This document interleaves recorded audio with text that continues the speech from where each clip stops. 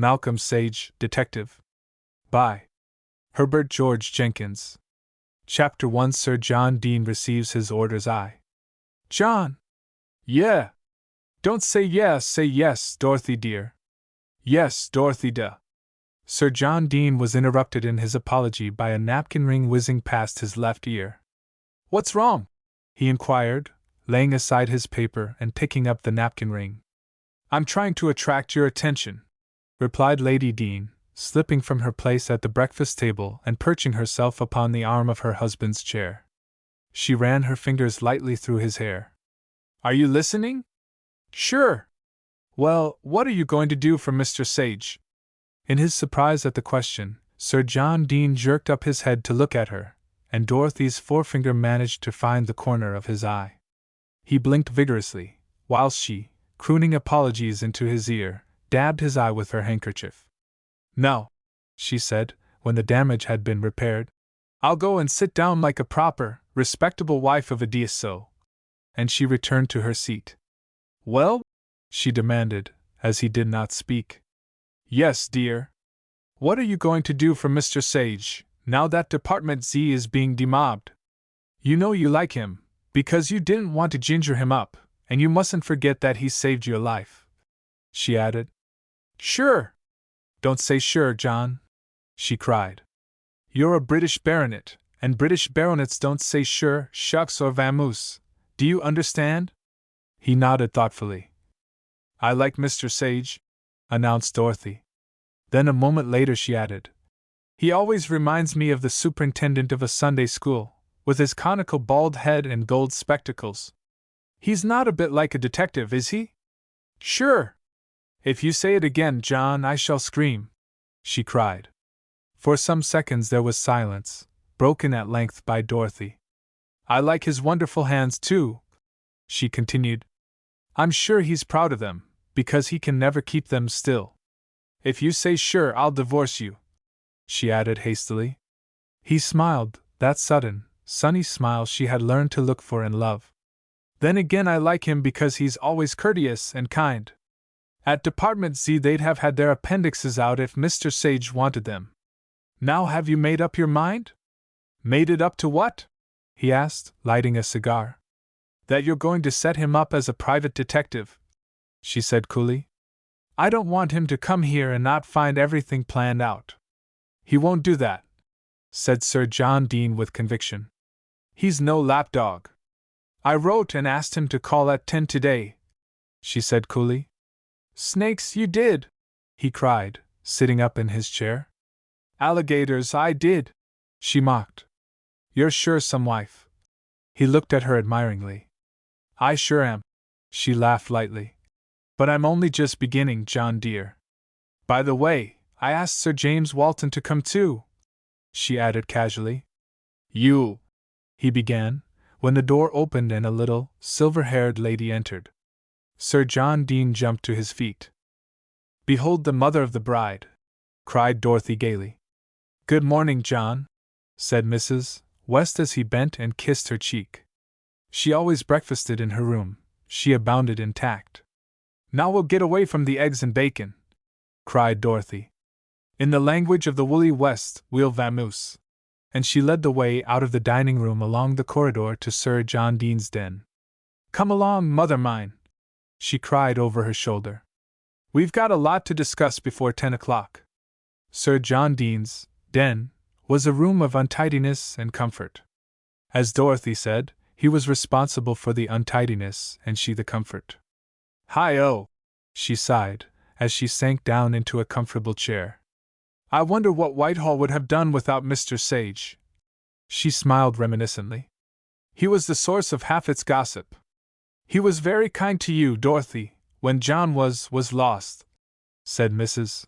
West gently, referring to the time when Sir John Dean had disappeared and a reward of £20,000 had been offered for news of him. Sure, Sir John Dean acquiesced. He's a white man, clean to the bone. It was very wonderful that an accountant should become such a clever detective, said Mrs. West. It shows. She paused. You see, he wasn't a success as an accountant, said Dorothy. He was always finding out little wangles that he wasn't supposed to see. So when they wouldn't have him in the army, he went to the Ministry of Supply and found out a great, big wangle, and Mr. Llewellyn John was very pleased.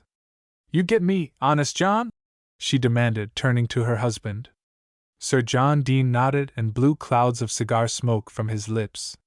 He liked nothing better than to sit listening to his wife's reminiscences of Whitehall, despite the fact that he had heard most of them before. Poor Mr. Sage, continued Dorothy. Nobody liked him, and he's got such lovely down on his head, just like a baby, she added, with a faraway look in her eyes. Perhaps no one understood him, suggested Mrs. West, with instinctive charity for the Ishmaels of the world. Isn't that like her? Cried Dorothy. But this time she's right.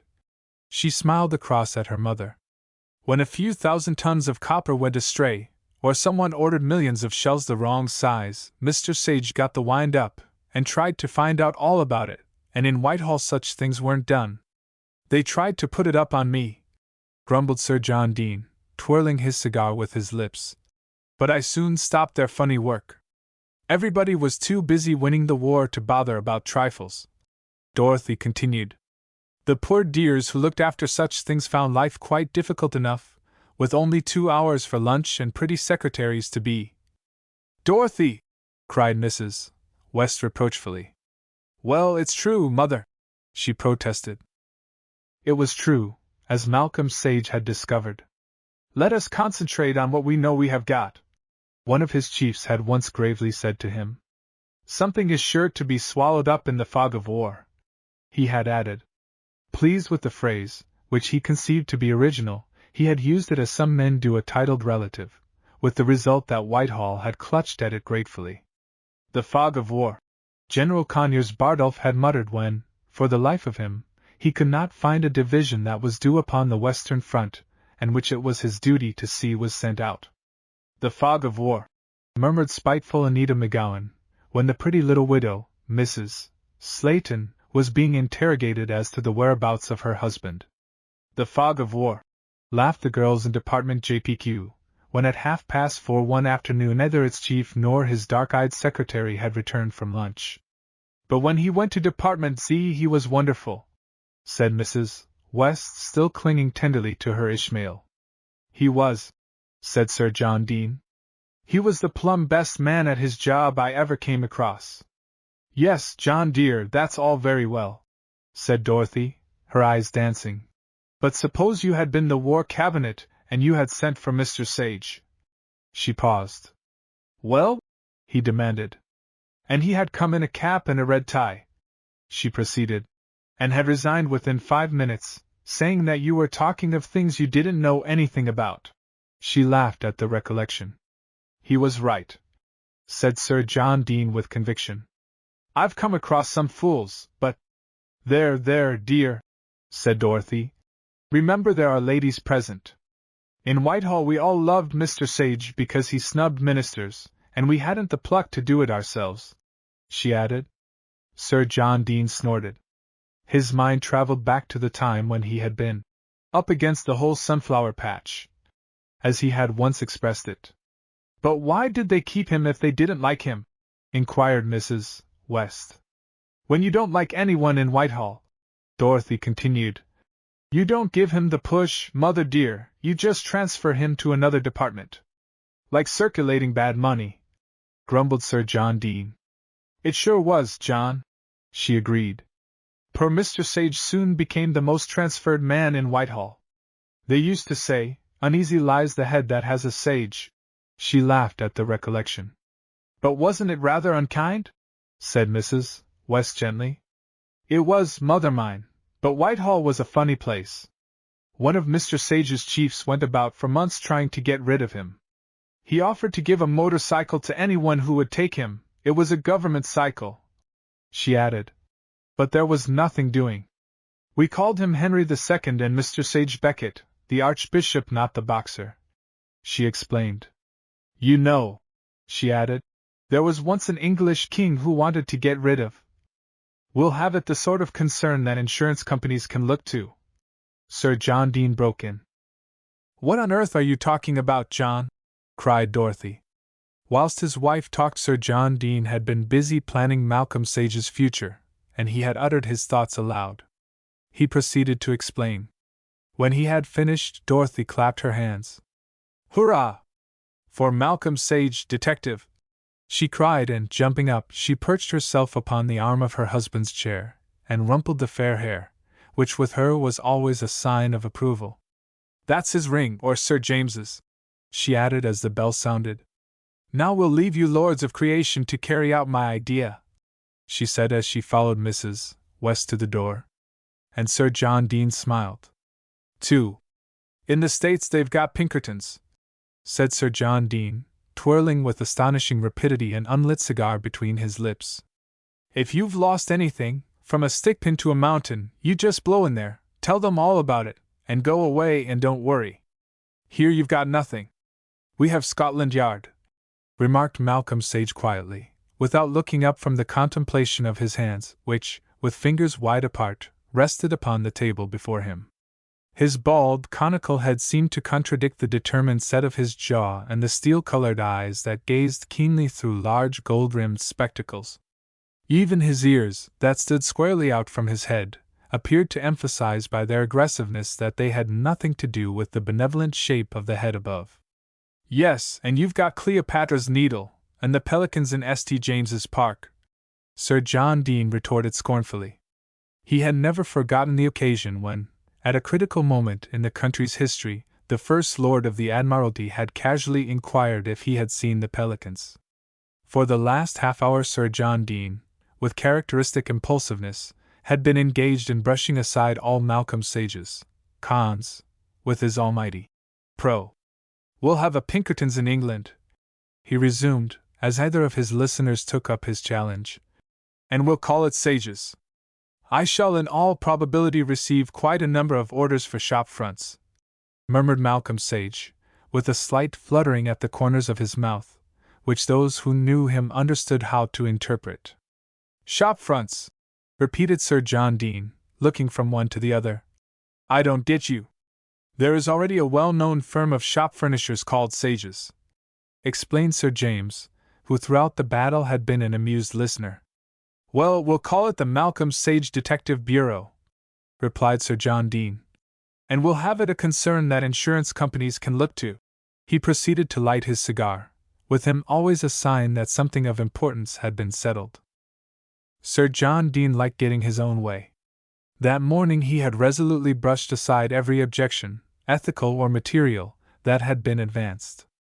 To Malcolm Sage he considered that he owed a lot, and with all the aggressiveness of his nature, he overwhelmed and engulfed objection and protest alike.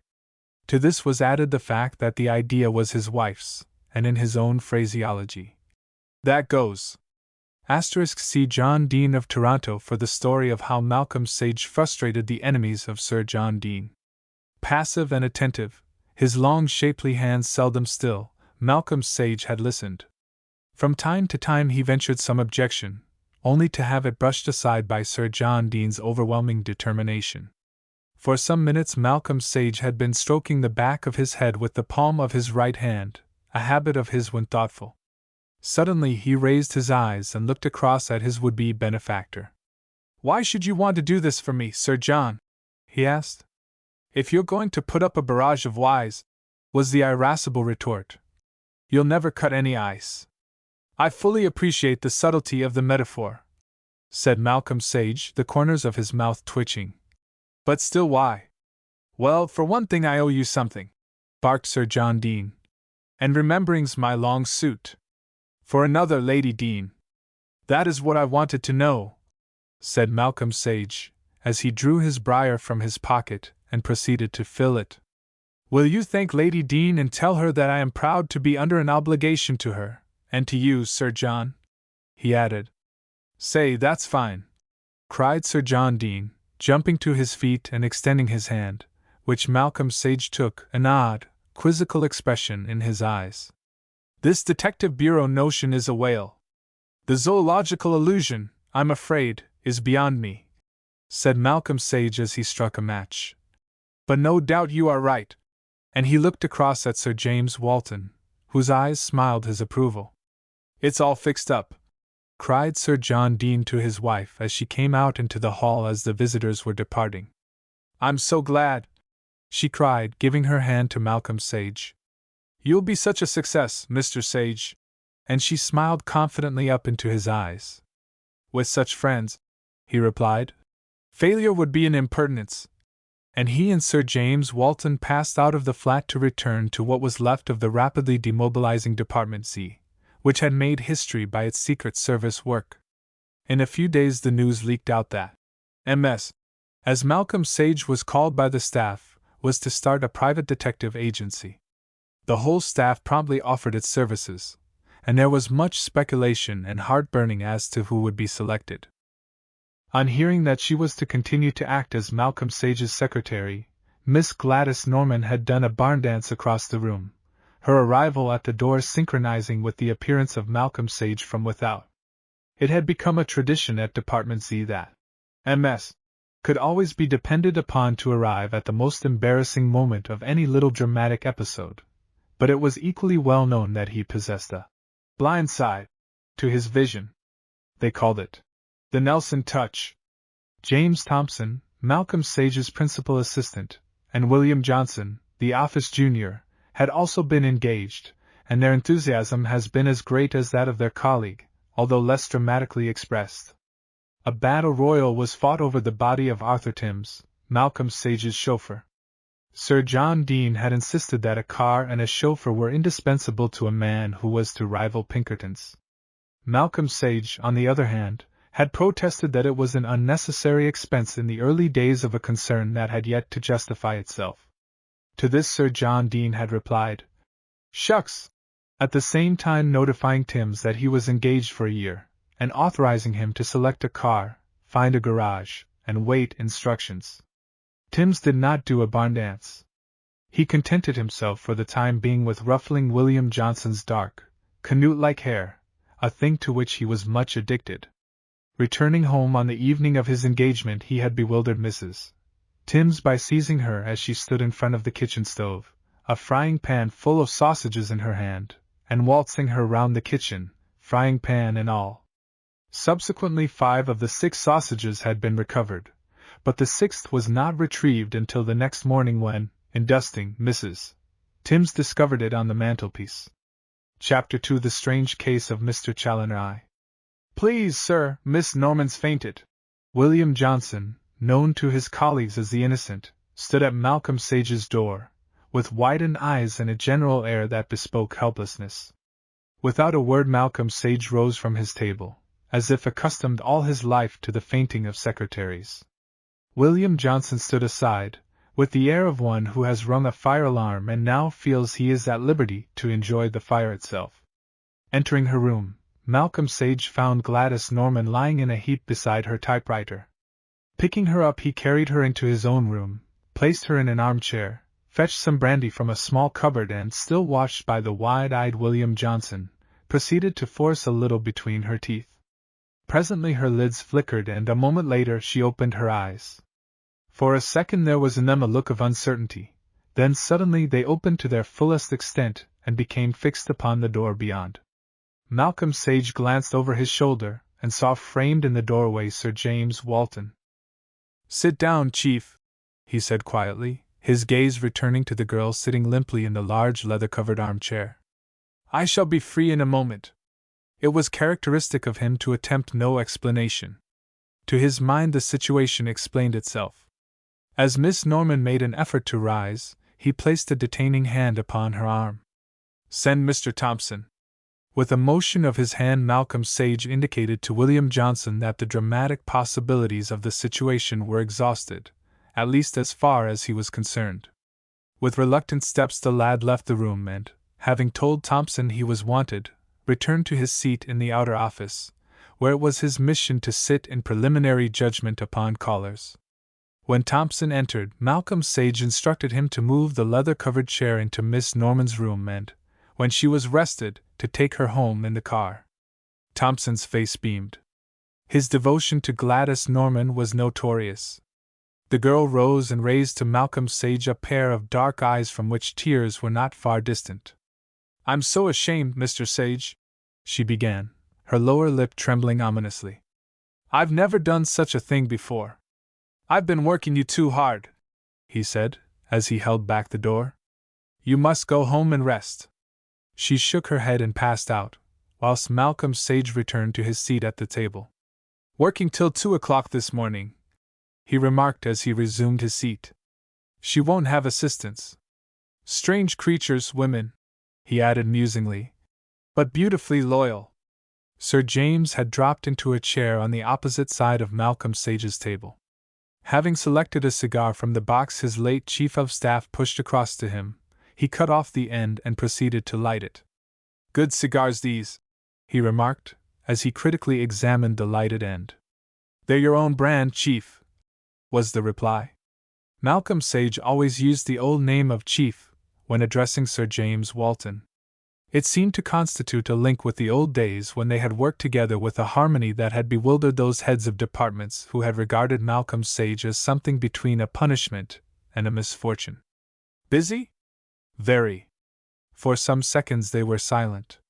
It was like old times to be seated one on each side of a table, and both seemed to realize the fact. "I've just motored up from Hurst Church," began Sir James at length, having assured himself that his cigar was drawing as a good cigar should draw. "Been staying with an old friend of mine, Geoffrey Challoner." Malcolm Sage nodded. "He was shot last night. That's why I'm here." He paused, but Malcolm Sage made no comment. His whole attention was absorbed in an ivory paper knife, which he was endeavoring to balance upon the handle of the silver inkstand. More than one client had been disconcerted by Malcolm Sage's restless hands, which they interpreted as a lack of interest in their affairs. "At 7:30 this morning," continued Sir James, "Peters, the butler, knocked at Challoner's door with his shaving water.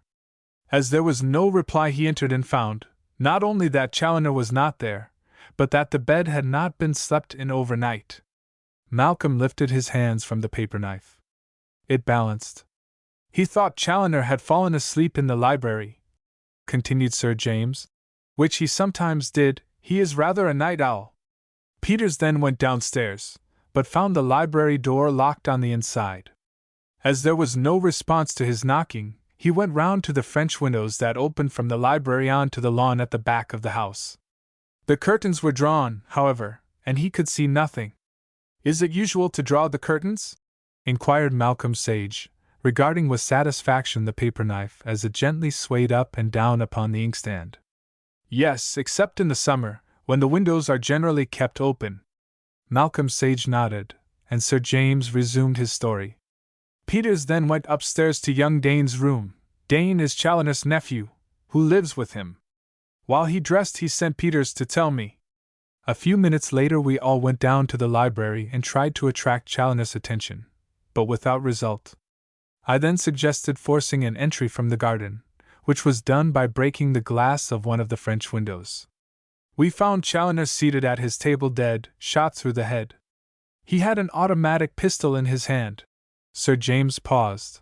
His voice had become husky with emotion. Presently he resumed. "We telephoned for the police and a doctor, and I spent the time until they came in a thorough examination of the room. The French windows had been securely bolted top and bottom from within, by means of a central handle. All the panes of glass were intact, with the exception of that we had broken. The door had been locked on the inside, and the key was in position. It was unlocked by Peters when he went into the hall to telephone. It has a strong mortise lock and the key did not protrude through to the outer side, so that there was no chance of manipulating the lock from without. In the fireplace there was an electric stove, and from the shower of soot that fell when I raised the trap, it was clear that this had not been touched for some weeks at least. The doctor was the first to arrive. At my urgent request he refrained from touching the body. He said death had taken place from 7 to 10 hours previously as the result of the bullet wound in the temple. He had scarcely finished his examination when an inspector of police, who had motored over from Lewes, joined us. It took him very few minutes to decide that poor Challoner had shot himself. In this he was confirmed by the doctor. Still, I insisted that the body should not be removed. "Why did you do that, Chief?" inquired Malcolm Sage, who had discarded the paper knife and was now busy drawing geometrical figures with the thumbnail of his right hand upon the blotting pad before him. "Because I was not satisfied," was the reply. "There was absolutely no motive for suicide. Challoner was in good health and, if I know anything about men, determined to live as long as the gods give." Again Malcolm Sage nodded his head meditatively. "The jumping to hasty conclusions," he remarked, "has saved many a man his neck." "Whom did you leave in charge?" he queried. "The inspector. I locked the door. Here is the key," he said, producing it from his jacket pocket. "I told him to allow no one into the room." "Why were you there?" Malcolm Sage suddenly looked up, flashing that keen, steely look through his gold-rimmed spectacles that many men had found so disconcerting. "Ordinary visit?" he queried. "No." Sir James paused, apparently deliberating something in his own mind. He was well acquainted with Malcolm Sage's habit of asking apparently irrelevant questions. "There's been a little difficulty between Challoner and his nephew," he said slowly. "Some days back the boy announced his determination of marrying a girl he had met in London, a typist or secretary. Challoner was greatly upset, and threatened to cut him out of his will if he persisted. There was a scene, several scenes in fact, and eventually I was sent for as Challoner's oldest friend." "To bring the nephew to reason," suggested Malcolm Sage. "To give advice ostensibly, but in reality to talk things over," was the reply. "You advised?" When keenly interested, Malcolm Sage's questions were like pistol shots. "That Challoner should wait and see the girl." "Did he?" Malcolm Sage was intent upon outlining his hand with the point of the paper knife upon the blotting pad. Again Sir James hesitated, only for a fraction of a second, however. "Yes, but unfortunately with the object of endeavoring to buy her off. Yesterday afternoon Dane brought her over. Challoner saw her alone. She didn't stay more than a quarter of an hour. Then she and Dane left the house together, he to see her to the station. An hour later he returned. I was in the hall at the time. He was in a very excited state. He pushed past me, burst into the library, banging the door behind him. That evening at dinner Challoner told me there had been a very unpleasant scene. He had warned the boy that unless he apologized today he would telephone to London for his lawyer, and make a fresh will entirely disinheriting him. Soon after the interview Dane went out of the house, and apparently did not return until late, as a matter of fact, after I had gone to bed. I was feeling tired and said good night to Challoner about 10:30 in the library. For some time Malcolm Sage gazed upon the outline he had completed, as if in it lay the solution of the mystery. "It's a pity you let the butler unlock the door," he remarked regretfully. Sir James looked across at his late chief of staff keenly. He detected something of reproach in his tone. "Did you happen to notice if the electric light was on when you entered the library?" "No," said Sir James, after a slight pause. "It was not." Malcolm Sage reached across to the private telephone and gave the 3 on the buzzer. That always galvanized Miss Gladys Norman into instant vitality. "Miss Norman," said Sage as she entered, "can you lend me the small mirror I have seen you use occasionally?" "Yes, Mr. Sage." And she disappeared, returning a moment later with the mirror from her handbag. She was accustomed to Malcolm Sage's strange requests. "Feeling better?" he inquired as she turned to go. "I'm all right now," she smiled. "And please don't send me home, Mr. Sage," she added, and she went out before he had time to reply. A quarter of an hour later the two men entered Sir James's car, whilst Thompson and Dawkins, the official photographer to the bureau, followed in that driven by Timms. Malcolm Sage would cheerfully have sacrificed anybody and anything to serve his late chief. "And how am I to keep the shine off my nose without a looking-glass, Johnny?" asked Miss Norman of William Johnson, as she turned to resume her work. "He won't mind if it shines," said the youth seriously, and Miss Norman gave him a look, which only his years prevented him from interpreting. 2. As the car drew up, the hall door of the Cedars was thrown open by the butler, a fair-haired, clean-shaven man of about 45, with grave, impassive face, and eyes that gave the impression of allowing little to escape them. As he descended the flight of stone steps to open the door of the car, a young man appeared behind him. A moment later, Sir James was introducing him to Malcolm Sage as Mr. Richard Dane. Dark, with smoothly brushed hair and a toothbrush mustache, he might easily have been passed over in a crowd without a second glance. He was obviously and acutely nervous. His fingers moved jerkily, and there were twitchings at the corners of his mouth that he seemed unable to control. It was not a good-tempered mouth. He appeared unconscious of the presence of Malcolm Sage. His eyes were fixed upon the second car, which had just drawn up, and from which Thompson and Dawkins were removing the photographic paraphernalia. Peters conducted Sir James and Malcolm Sage to the dining room, where luncheon was laid. "Shall I serve luncheon, Sir James?" he inquired, ignoring Dane, who was clearly unequal to the strain of the duties of host. Sir James looked across at Malcolm Sage, who shook his head. "I'll see the library first," he said. "Sir James will show me." "Fetch Dawkins," he said to Thompson, and he followed Sir James through the house out onto the lawn. As they entered the library by the French windows, a tall, sandy man rose from the armchair in which he was seated. He was Inspector Gorton of the Sussex County Constabulary. Malcolm Sage nodded a little absently. His eyes were keenly taking in every detail of the figure sprawling across the writing table. The head rested on the left cheek, and there was an ugly wound in the right temple from which blood had dripped and congealed upon the table. In the right hand was clutched a small, automatic pistol. The arm was slightly curved, the weapon pointing to the left.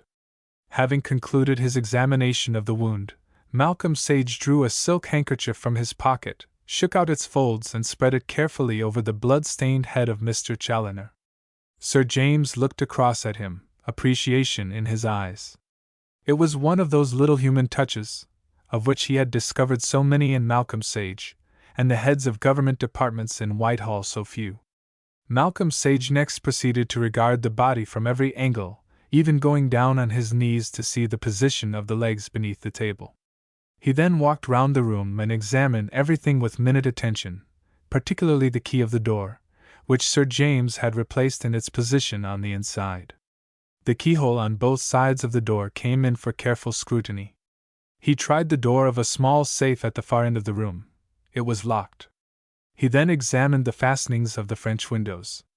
Finally he returned to the table, where, dropping on one knee on the left-hand side of the body, he drew a penknife from his pocket, and proceeded with great care and deliberation to slit up the outer seam of the trousers so that the pocket lay exposed.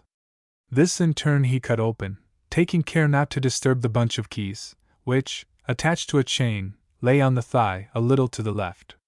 The others watched him with wide-eyed interest, the inspector breathing heavily.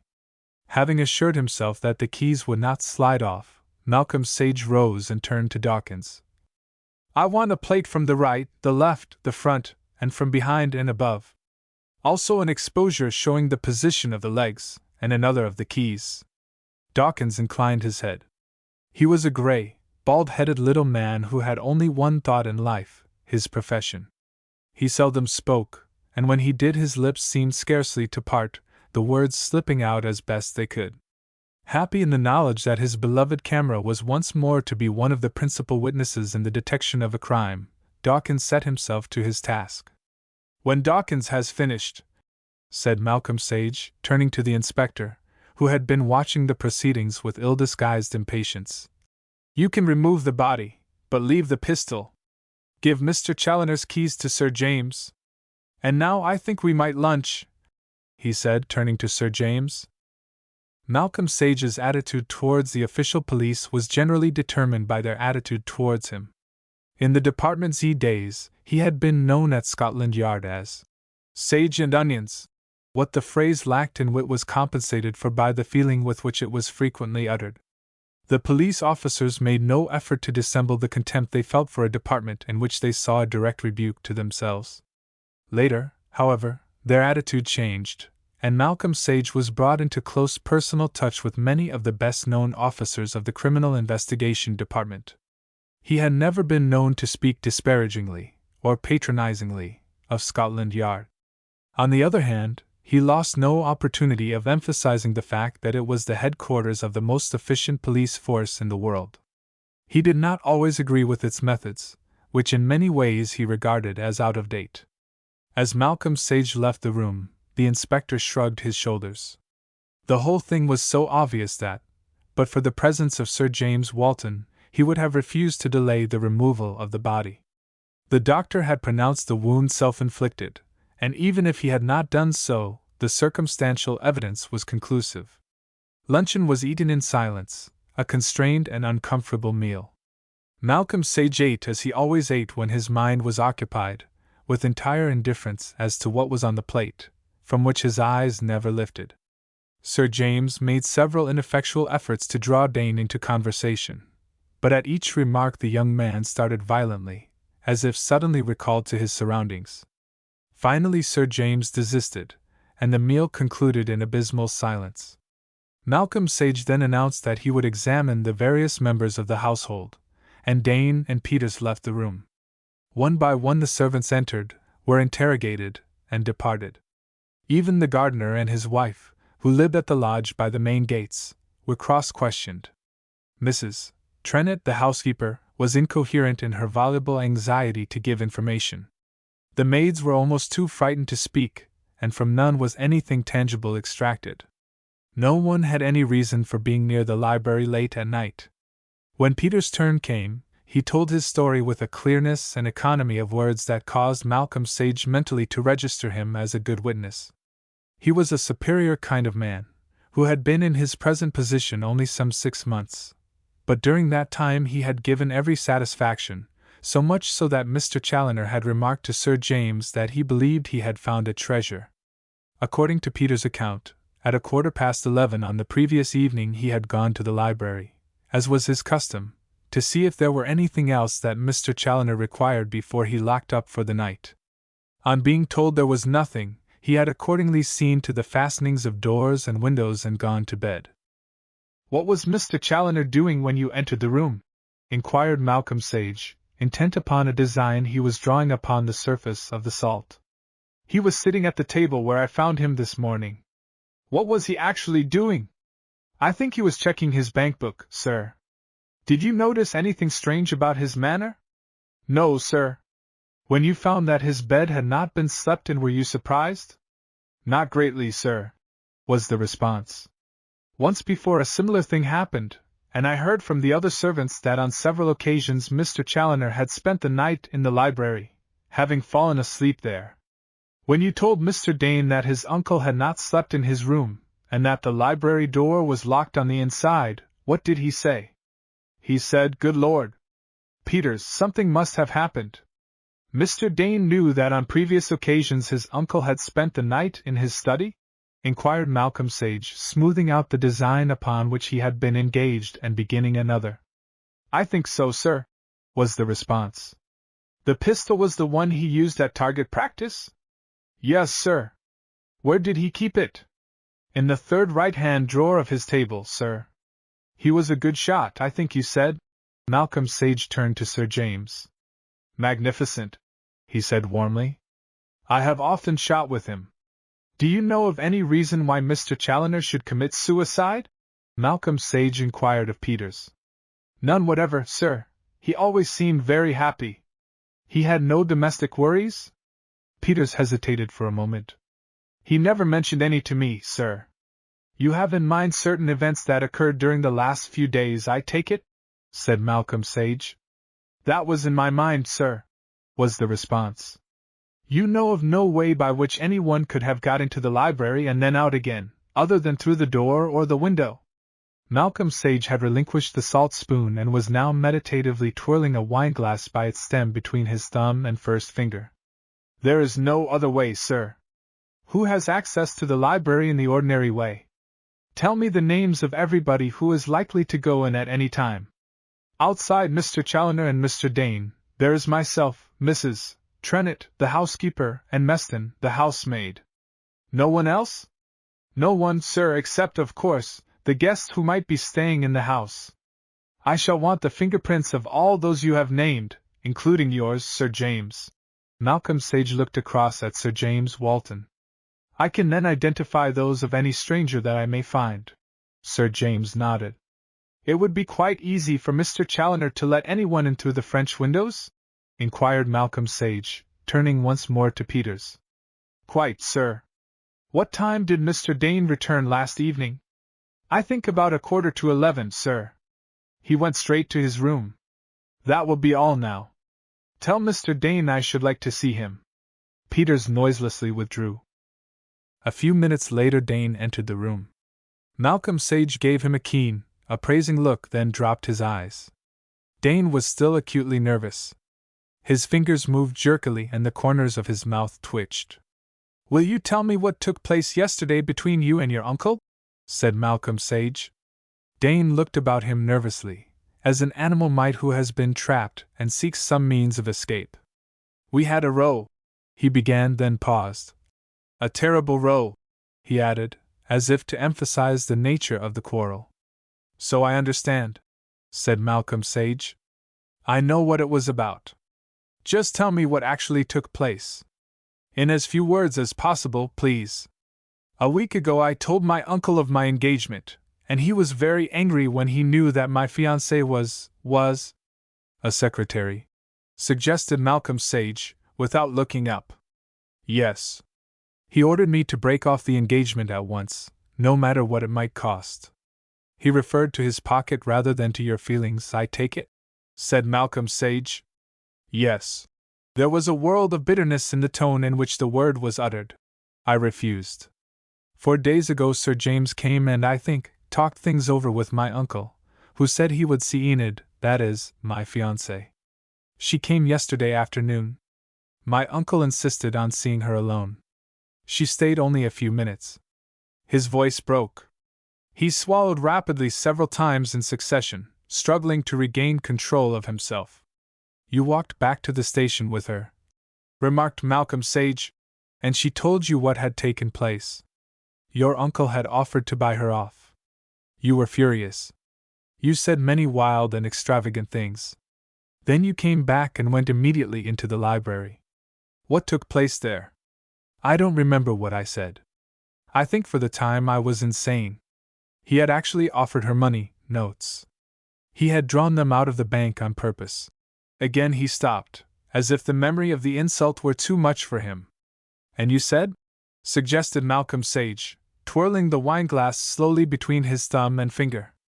I probably said what any other man would have said under similar circumstances. There was a quiet dignity about the way in which he uttered these words, although his fingers still continued to twitch. Did he threaten you or you him? I don't remember what I said, but my uncle told me that, unless I wrote to Enid today giving her up and apologized to him, he would telephone for his lawyer and make a fresh will, cutting me out of it entirely. I was to have until the next morning to decide, that is, today. Malcolm Sage still kept his eyes averted. He contended that to look fixedly into the eyes of anyone undergoing interrogation was calculated to confuse him and render the replies less helpful. And what would your decision have been? He asked. I told him that if he gave me 10 years it would be the same. That you would not do as he wished? Certainly not. Until this episode you were on good terms with each other? Malcolm Sage had got a dessert spoon and fork to balance on the blade of a knife. Yes. You know of no reason why your uncle should take his life? None whatever. This episode in itself would not be sufficient to cause him to commit suicide? Certainly not. Sir James will tell you that he was a man of strong character. Do you believe he shot himself? Malcolm Sage seemed absorbed in the rise and fall of the balancing silver. But for the locked door I should have said no. What were you proposing to do in the light of your refusal to break the engagement? I had everything packed up ready. I meant to go away this morning. By the way, where did your uncle bank? Inquired Malcolm Sage casually. At the Southern Counties and Brown's Bank, Lewis, was the reply. Thank you. That will do, I think, for the present. You had better run round to your doctor and get him to give you something to steady your nerves, said Malcolm Sage, with eyes that had lost their professional glint. They are all on edge. Dane glanced at him in surprise, but there was only a cone of baldness visible. Thank you, he said. I think I will. and he turned and left the room. He still seemed dazed and incapable of realizing what was taking place. Malcolm Sage rose and, walking over to the door, removed the key, examined the wards intently, then replaced it, and, opening the door, walked across to the library. Chapter 3: Malcolm Sage's Mysterious Movements. Malcolm Sage found that Dawkins had completed his work, and the body of Mr. Challoner had been removed. Seating himself at the table, he took the automatic pistol in his hand and deliberately removed the cartridges. Then, placing the muzzle against his right temple, he turned his eyes momentarily on Dawkins, who, having anticipated his wishes, had already adjusted the camera. He removed the cap, replaced it, and then quickly reversed the plate. Pulling the trigger, Malcolm Sage allowed his head to fall forward, his right hand, which held the pistol, dropping on the table before him. Dawkins took another photograph. "Now," said Malcolm Sage to Sir James, "you shoot me through the right temple, approaching from behind. Grip my head as if you expected me to resist." Sir James did as he was requested, Dawkins making another exposure. Malcolm Sage motioned Thompson to draw the curtains. Then, dropping onto his knees by the library door, he took the small mirror he had borrowed from Miss Norman and, placing it partly beneath the door, carefully examined the reflection by the aid of an electric torch. When he rose, it was with the air of a man who had satisfied himself upon some important point. He then turned to Sir James. "You might get those fingerprints," he said casually. "Get everyone together in the dining room. See that no one leaves it for at least a quarter of an hour. Thompson will go with you." "Then you think it was murder?" questioned Sir James. "I would sooner say nothing just at the moment," was the reply. Whilst Sir James, Walton, and Thompson were occupied with a room full of domestics, talking in whispers as if in the presence of death, Malcolm Sage was engaged in a careful examination of the bottoms of all the doors in the house by means of a mirror placed upwards beneath each. He also removed the keys and gave a swift look at the wards of each. He moved quickly, yet without haste, as if his brain had entire control of the situation. One door in particular appeared to interest him, so much so that he entered the room and proceeded to examine it with great thoroughness, taking the utmost care to replace everything as he found it. From the middle drawer of the chest of drawers he extracted from under a pile of clothes a thin steel object, some 5 or 6 inches in length, wound round with a fine, strong twine. This he slipped into his pocket, and going down into the hall, rang up the manager of the Lewis branch of the Southern Counties and Brown's Bank. Passing into the library, he searched the drawers of the table at which Mr. Challoner had been found. In one of them he discovered the passbook. Seating himself at the table, he proceeded to examine it carefully. Turning to the pockets at either end, where cancelled checks are usually placed, he found both were empty. When a few minutes later Sir James and Thompson entered with the fingerprints, Malcolm Sage was seated at the table smoking, his gaze concentrated upon the nail of the 4th finger of his right hand. With him a contemplation of his fingernails in general indicated thoughtful attention.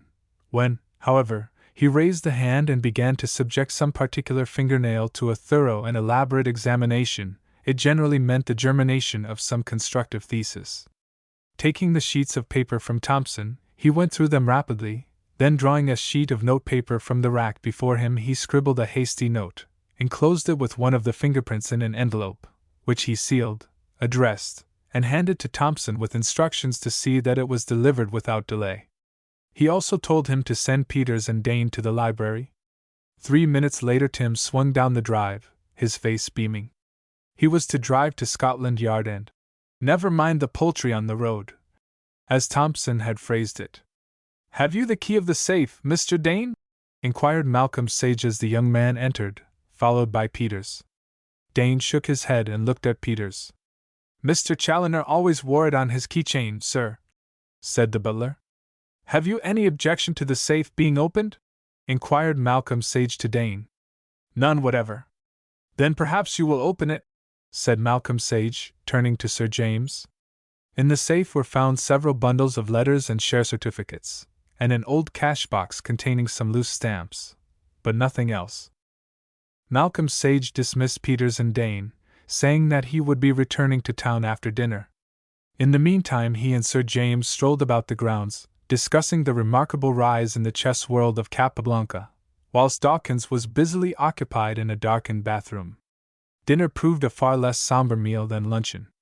Malcolm Sage and Sir James between them succeeded in placing young Dane more at his ease. The haunted, shell-shock look left his eyes, and the twitching disappeared from the corners of his mouth. It was nearly 9 o'clock when the distant moan of a hooter announced to Malcolm Sage's alert ears the return of Timms. He rose from the table and walked slowly to the door, where for some seconds he stood with his hand upon the knob. As the car drew up, he slipped into the hall, just as Peters opened the door. A moment later the butler started back. His right hand seemed to fly to his left breast pocket. At the same moment Malcolm Sage sprang forward. There was a flash, a report, and 2 bodies fell at the feet of Inspector Wensdale, of Scotland Yard, and another man standing beside him. In a second, however, they had thrown themselves upon the struggling heap, and when Malcolm Sage rose to his feet it was to look down upon Peters pinned to the floor by the inspector, with the strange man sitting on his legs. 2. There is no witness so sure as the camera, remarked Malcolm Sage as he gazed from one to the other of 2 photographs before him, one representing him holding an automatic pistol to his own head, and the other in which Sir James was posing as a murderer. It is strange that it should be so neglected at Scotland Yard, he added. Silent and absorbed when engaged upon a problem, Malcolm Sage resented speech as a sick man resents arrowroot. At other times he seemed to find pleasure in lengthy monologues, invariably of a professional nature. But we use it a lot, Mr. Sage, protested Inspector Wensdale. For recording the features of criminals, was the retort. No, Wensdale, you are obsessed by the fingerprint heresy, quite regardless of the fact that none but an amateur ever leaves such a thing behind him, and the amateur is never difficult to trace. He paused for a moment, but the inspector made no comment. The 2 greatest factors in the suppression of crime, continued Malcolm Sage, are photography and fingerprints. Both are in use at Scotland Yard, but each in place of the other. Fingerprints are regarded as clues, and photography is a means of identification, whereas fingerprints are of little use except to identify past offenders, and photography is the greatest aid to the actual tracing of the criminal. Malcolm Sage never failed to emphasize the importance of photography in the detection of crime. He probably used it more than all other investigators put together. He contended that a photographic print established for all time what the eye could only dimly register for the moment, with the consequent danger of forgetfulness. As the links in a chain multiplied, it was frequently necessary to refer to the scene of a crime, or tragedy, and then probably some important point would crop up, which the eye had not considered of sufficient importance to dwell upon. By then, in the case of a murder, the body would have been removed, and everything about it either reordered or obliterated. Malcolm Sage proceeded to stuff his pipe with tobacco which he drew from the left-hand pocket of his jacket. He had discovered that a rubber-lined pocket was the best and safest pouch. He picked up a 3rd photograph and laid it beside the others. It was a print of Mr. Challoner's head, showing, marked in ink, the course of the bullet towards the left of the frontal bone. A man shooting himself, began Malcolm Sage, places the pistol in a position so that the muzzle is directed towards the back of the head.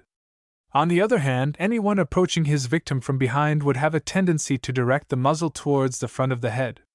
That is why I got Dawkins to take a photograph of me holding the pistol to my head and of you holding it from behind. These photographs will constitute the principal evidence at the trial.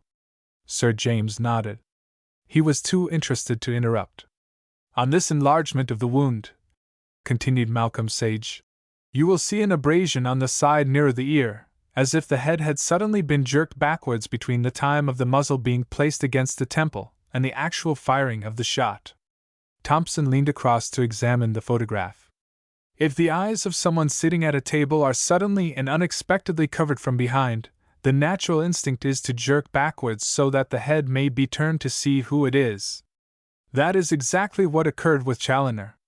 He jerked backwards, and the barrel of the pistol grazed the skin and was deflected still more towards the frontal bone. Sir James and Thompson exchanged glances. Dawkins stood by, a look of happiness in his eyes. His beloved camera was justifying itself once more. Inspector Wensdale breathed heavily. Apart from all this, the position of the head on the table, and the way in which the hand was holding the pistol, not to speak of the curve of the arm, were unnatural. You get some idea of this from the photograph that Dawkins took of me, although I could only simulate death by relaxing the muscles. Again, the head would hardly be likely to twist onto its side. The doctor ought to have seen that, said the inspector. Another thing against the theory of suicide was that the second joint of the first finger was pressing against the trigger. Mr. Challoner was an expert shot, and would instinctively have used the pad of the finger, not the second joint. The next step, continued Malcolm Sage, was how could anyone get into the room and approach Challoner without being heard or sensed? He must have been very much absorbed in what he was doing, suggested Sir James. Malcolm Sage shook his head, and for a few seconds gazed at the photographs before him. You will remember there was nothing on the table in front of him. I shall come to that presently. It is very unlikely that a man sitting at a table would not be conscious of someone approaching him from behind, no matter how quietly he stepped, unless that man's presence in the room were quite a normal and natural thing. That gave me the clue to Peters. He is the only person who could be in the library without Challoner taking any notice of him. Consequently, it was easy for him to approach his master and shoot him. But the locked door, sir, said Thompson. That is a very simple matter. An ordinary lead pencil, with a piece of string tied to one end, put through the ring of the key to act as a lever, the cord being passed beneath the door, will lock any door in existence. The pencil can then be drawn under the door. This will show how it's done. Malcolm Sage reached across for a sheet of paper and drew a rough sketch. Illustration. That is why you examined the underedge of the door? Suggested Sir James. Malcolm Sage nodded. The marks of the cord were clearly defined and reflected in the mirror. Had the key not been touched, it would have helped. How? Asked Inspector Wensdale. By means of the string, the key is turned only just to the point where the lever falls through the hole to the floor. The fingers would turn beyond that point, not being so delicate. Mr. Sage, you're a wonder, burst out the inspector. I then, proceeded Malcolm Sage, examined all the other doors in the house, and I found that of one room, which I after discovered to be Peters', was heavily scored at the bottom. He had evidently practiced fairly extensively before putting the plan into operation. He had also done the same thing with the library door, as there were marks of more than one operation. Furthermore, he was wiser than to take the risk of so clumsy a tool as a lead pencil. He used this. Malcolm Sage drew from his pocket the roll of twine with the thin steel instrument down the center. It was a canvas needle, to the eye of which the cord was attached. This was absolutely safe, he remarked. Another thing I discovered was that one lock, and only one lock in the house, had recently been oiled, that of the library door. Sir James nodded his head several times. There was something of self-reproach in the motion. Now, continued Malcolm Sage, we come back to why a man should be sitting at a table absorbed in gazing at nothing, and at a time when most of the household are either in bed or preparing for bed. Peters said that he was checking his passbook, suggested Sir James. That is undoubtedly what he was doing, continued Malcolm Sage. And Peters removed the passbook, put it in a drawer, first destroying the cancelled checks. He made a blunder in not replacing the passbook with something else. That was the last link in the chain, he added. I don't quite see, began Sir James. Perhaps you did not read of a case that was reported from New York some 18 months ago. It was very similar to that of Mr. Challoner. A man was found shot through the head, the door being locked on the inside, and a verdict of suicide was returned, but there was absolutely no reason why he should have taken his life. What actually happened was that Mr. Challoner went to his bank to draw £500 with which he hoped to bribe his nephew's fiancée. He trusted to the temptation of the actual money rather than a check. When he was at the bank, the manager once more asked him to return his passbook, which had not been balanced for several months. He was very dilatory in such matters. That is true, said Dane, speaking for the first time. That evening he proceeded to compare it with his checkbook. I suspect that Peters had been forging checks, and he saw here what would lead to discovery. Furthermore, there was a considerable sum of money in the safe, and the quarrel between uncle and nephew to divert suspicion. This, however, was mere conjecture. That trouser pocket photo, Dawkins, said Malcolm Sage, turning to the photographer, who handed it across to him. Now notice the position of those keys. They are put in head foremost, and do not reach the bottom of the pocket. They had obviously been taken away and replaced in the pocket as Challoner sat there. Had he gone to the safe himself and walked back to his chair, the position of the keys would have been quite different. Instinctively each man felt in his trousers pocket, and found in his own bunch of keys a verification of the statement. The whole scheme was too calculated and deliberate for an amateur, said Malcolm Sage, knocking the ashes out of his pipe onto a brass ashtray. That is what prompted me to get the fingerprints of Peters, so that I might send them to Scotland Yard to see if anything was known of him there. The result you have seen. We've been on the lookout for him for more than a year, said Inspector Wensdale. The New York police are rather interested in him about a forgery stunt that took place there some time ago. I am confident that when Challoner's affairs are gone into there will be certain checks which it will be difficult to explain. Then, again, there was the electric light, proceeded Malcolm Sage. A man about to blow out his brains would certainly not walk across the room, switch off the light, and then find his way back to the table. That's true enough, said Inspector Wensdale. On the other hand, a murderer, who has to stand at a door for at least some seconds, would not risk leaving on the light, which would attract the attention of anyone who might by chance be in the hall, or on the stairs. Inspector Wensdale caught Thompson's left eye, which deliberately closed, and then reopened. There was a world of meaning in the movement. Well, I'm glad I didn't get you down on a fool's errand, Sage, said Sir James, rising. I wonder what the local inspector will think. He won't, remarked Malcolm Sage. That is why he assumed it was suicide. Did you suspect Peters was armed? Inquired Sir James. I saw the pistol under his left armpit, said Malcolm Sage. It's well known with American gunmen as a most convenient place for quick drawing.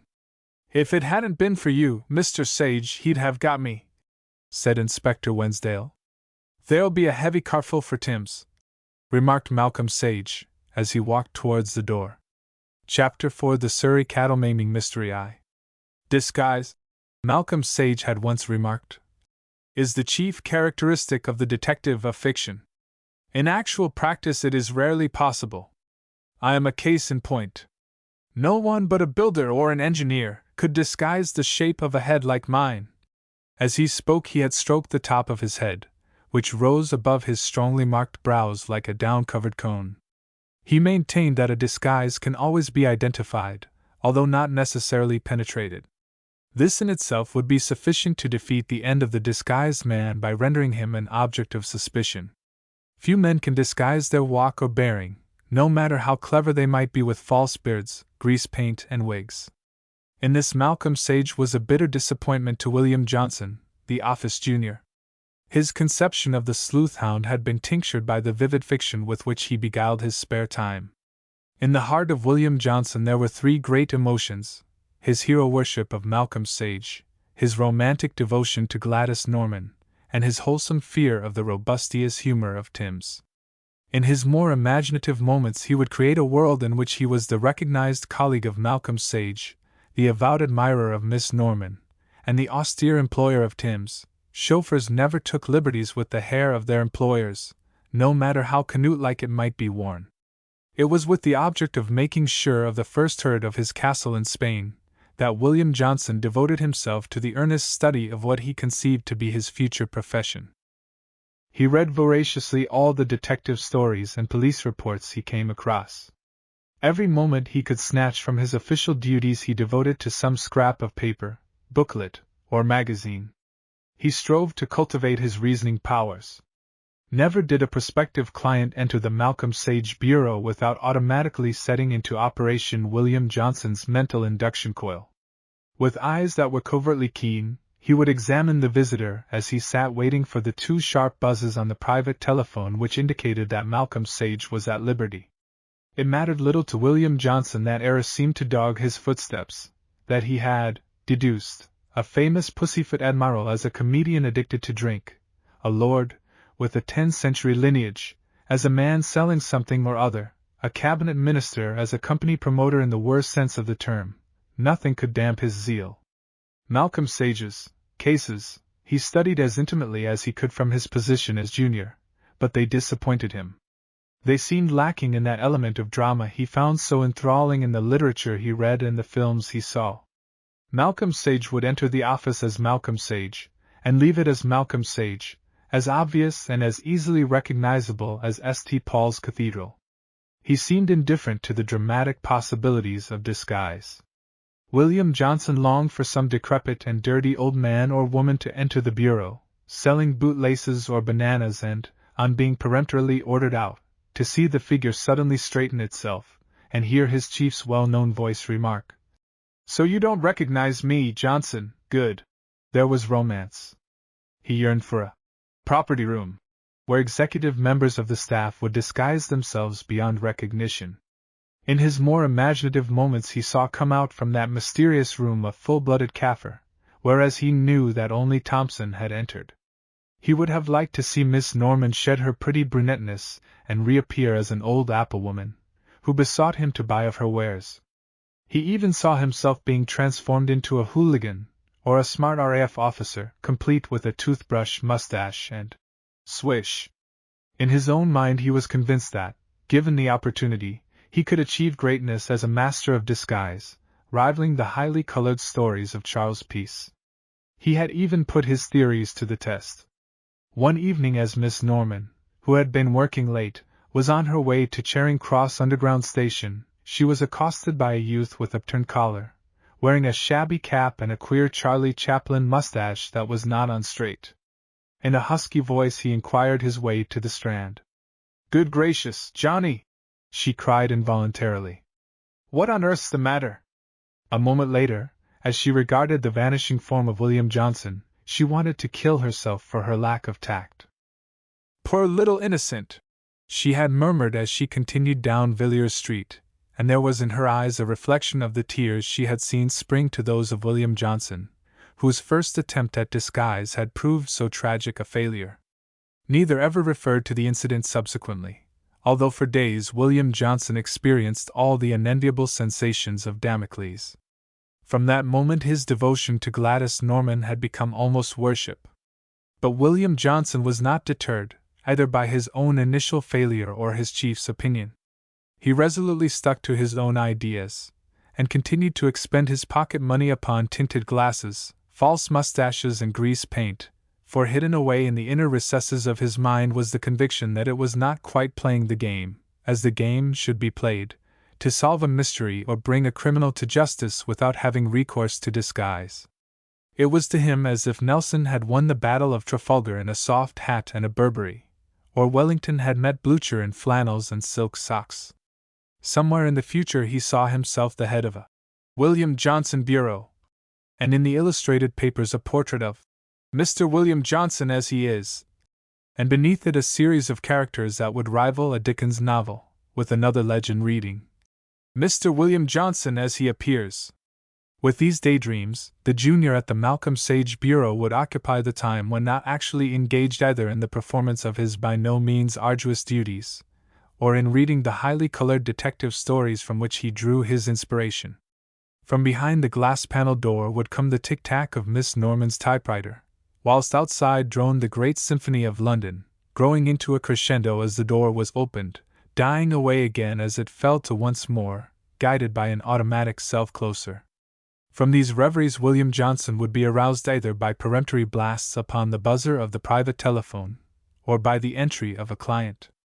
One morning, as he was hesitating between assuming the disguise of a naval commander and a street hawker, a florid little man with purple jowl and a white, bristling mustache hurtled through the swing door, followed by a tall, spare man, whose clothing indicated his clerical calling. "Mr. Sage in?" demanded the little man fiercely. "Mr. Sage is engaged, sir," said the junior, his eyes upon the clergyman, in whose appearance there was something that caused William Johnson to like him on the spot. "Take my card in to him," said the little, bristly man. "Tell him that General Sir John Hackblock wishes to see him immediately." The tone was suggestive of the parade ground rather than a London office. At that moment Gladys Norman appeared through the glass-paneled door. The clergyman immediately removed his hat. The general merely turned as if changing front to receive a new foe. "Mr. Sage will be engaged for about a quarter of an hour. I am his secretary," she explained. She also looked at the general's companion, wondering what sort of teeth were behind that gentle, yet firm mouth. "Perhaps you will take a seat," she added. This time the clergyman smiled, and Gladys Norman knew that she too liked him. Sir John looked about him aggressively, blew out his cheeks several times, then flopped into a chair. His companion also seated himself, and appeared to become lost in a fit of abstraction. William Johnson returned to his table and became engrossed, ostensibly in the exploits of an indestructible trailer of men, but really in a surreptitious examination of the two callers. He had just succeeded in deducing from their manner that they were father and son, and from the boots of the younger that he was low church and a bad walker, when two sharp blasts on the telephone buzzer brought him to his feet and halfway across the office in what was practically one movement. With Malcolm Sage there were two things to be avoided: delay in answering a summons and unnecessary words. "This way, sir," he said, and led them through the glass-paneled door to Malcolm Sage's private room. With a short, jerky movement of his head, Malcolm Sage motioned his visitors to be seated. In that one movement his steel-colored eyes had registered a mental photograph of the two men.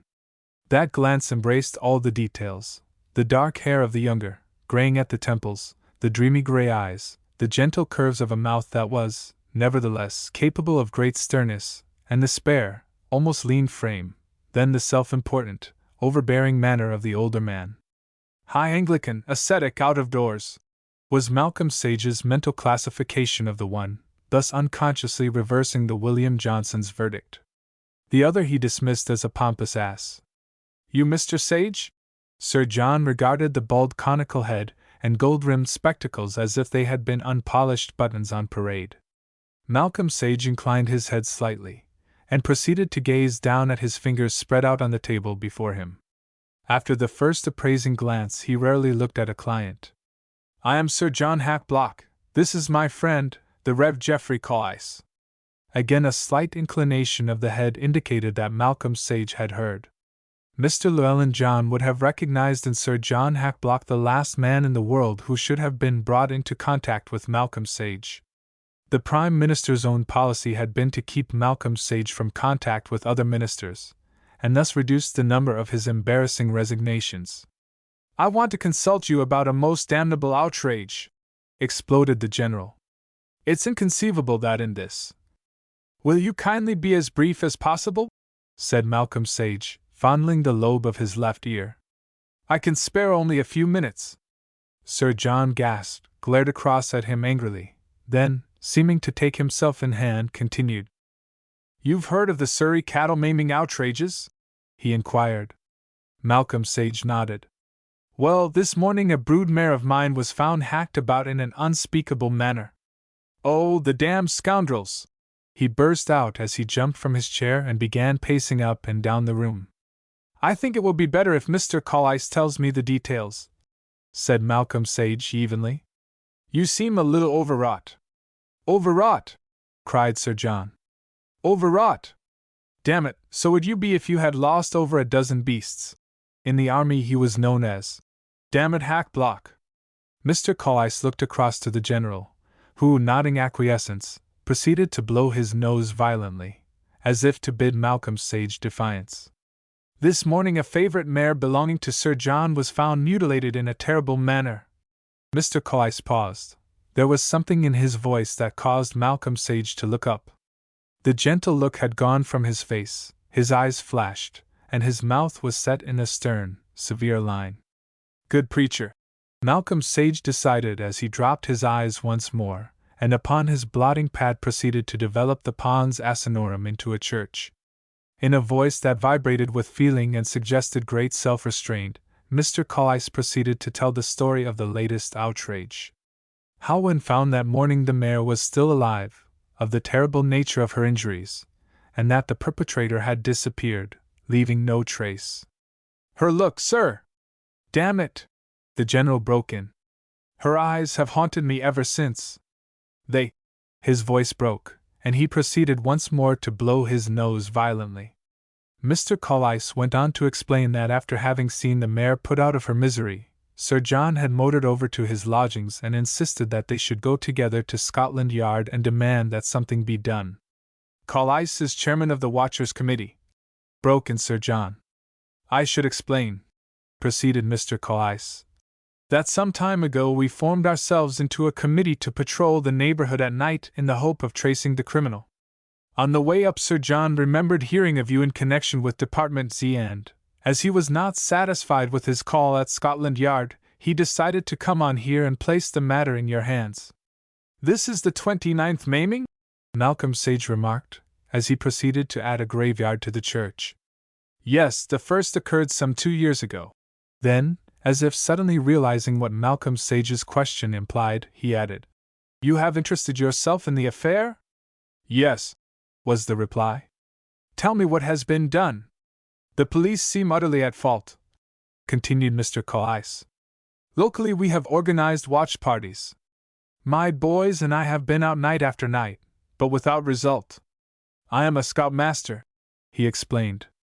The poor beast's sufferings are terrible, he continued after a slight pause. It is a return to barbarism. Again there was the throb of indignation in his voice. You have discovered nothing? Nothing, was the response, uttered in a tone of deep despondency. We have even tried bloodhounds, but without result. And now I want you to take up the matter, and don't spare expense, burst out Sir John, unable to contain himself longer. I will consider the proposal and let you know, said Malcolm Sage evenly. As it is, my time is fully occupied at present, but later. He never lost an opportunity of resenting aggression by emphasizing the democratic tendency of the times. Mr. Llewellyn John had called it incipient Bolshevism. Later, cried Sir John in consternation. Why, damn it, sir! There won't be an animal left in the county. This thing has been going on for 2 years now, and those damned fools at Scotland Yard. If it were not for Scotland Yard, said Malcolm Sage quietly, as he proceeded to shingle the roof of the church, the graveyard having proved a failure, we should probably have to sleep at night with pistols under our pillows. Sir John looked across at him with a startled expression. Scotland Yard is the headquarters of the most sufficient and highly organized police force in the world, was the quiet reply. But damn it! If they're so clever, why don't they put a stop to this torturing of poor dumb beasts? Cried the general indignantly. I've shown them the man. It's Hines, I know it. I've just been to see that fellow Wensdale. Why, damn it! He ought to be cashiered, and I told him so. Who is Hines? Malcolm Sage addressed the question to Mr. Callice. He used to be Sir John's head gamekeeper. And I discharged him, exploded the general. I'll shoot a poacher or his dog, but damn it, I won't set traps for them. And he puffed out his cheeks aggressively.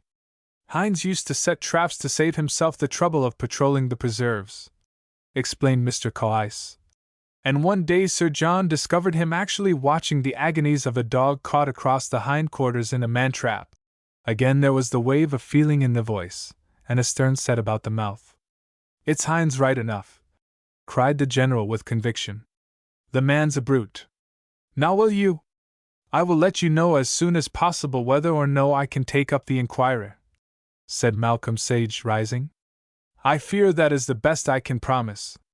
But, began Sir John, then he stopped and stared at Malcolm Sage as he moved towards the door. Damn it! I don't care what it costs, he spluttered explosively. It'll be worth £500 to the man who catches the scoundrel. Poor Betty, he added in a softer tone. I will write to you shortly, said Malcolm Sage.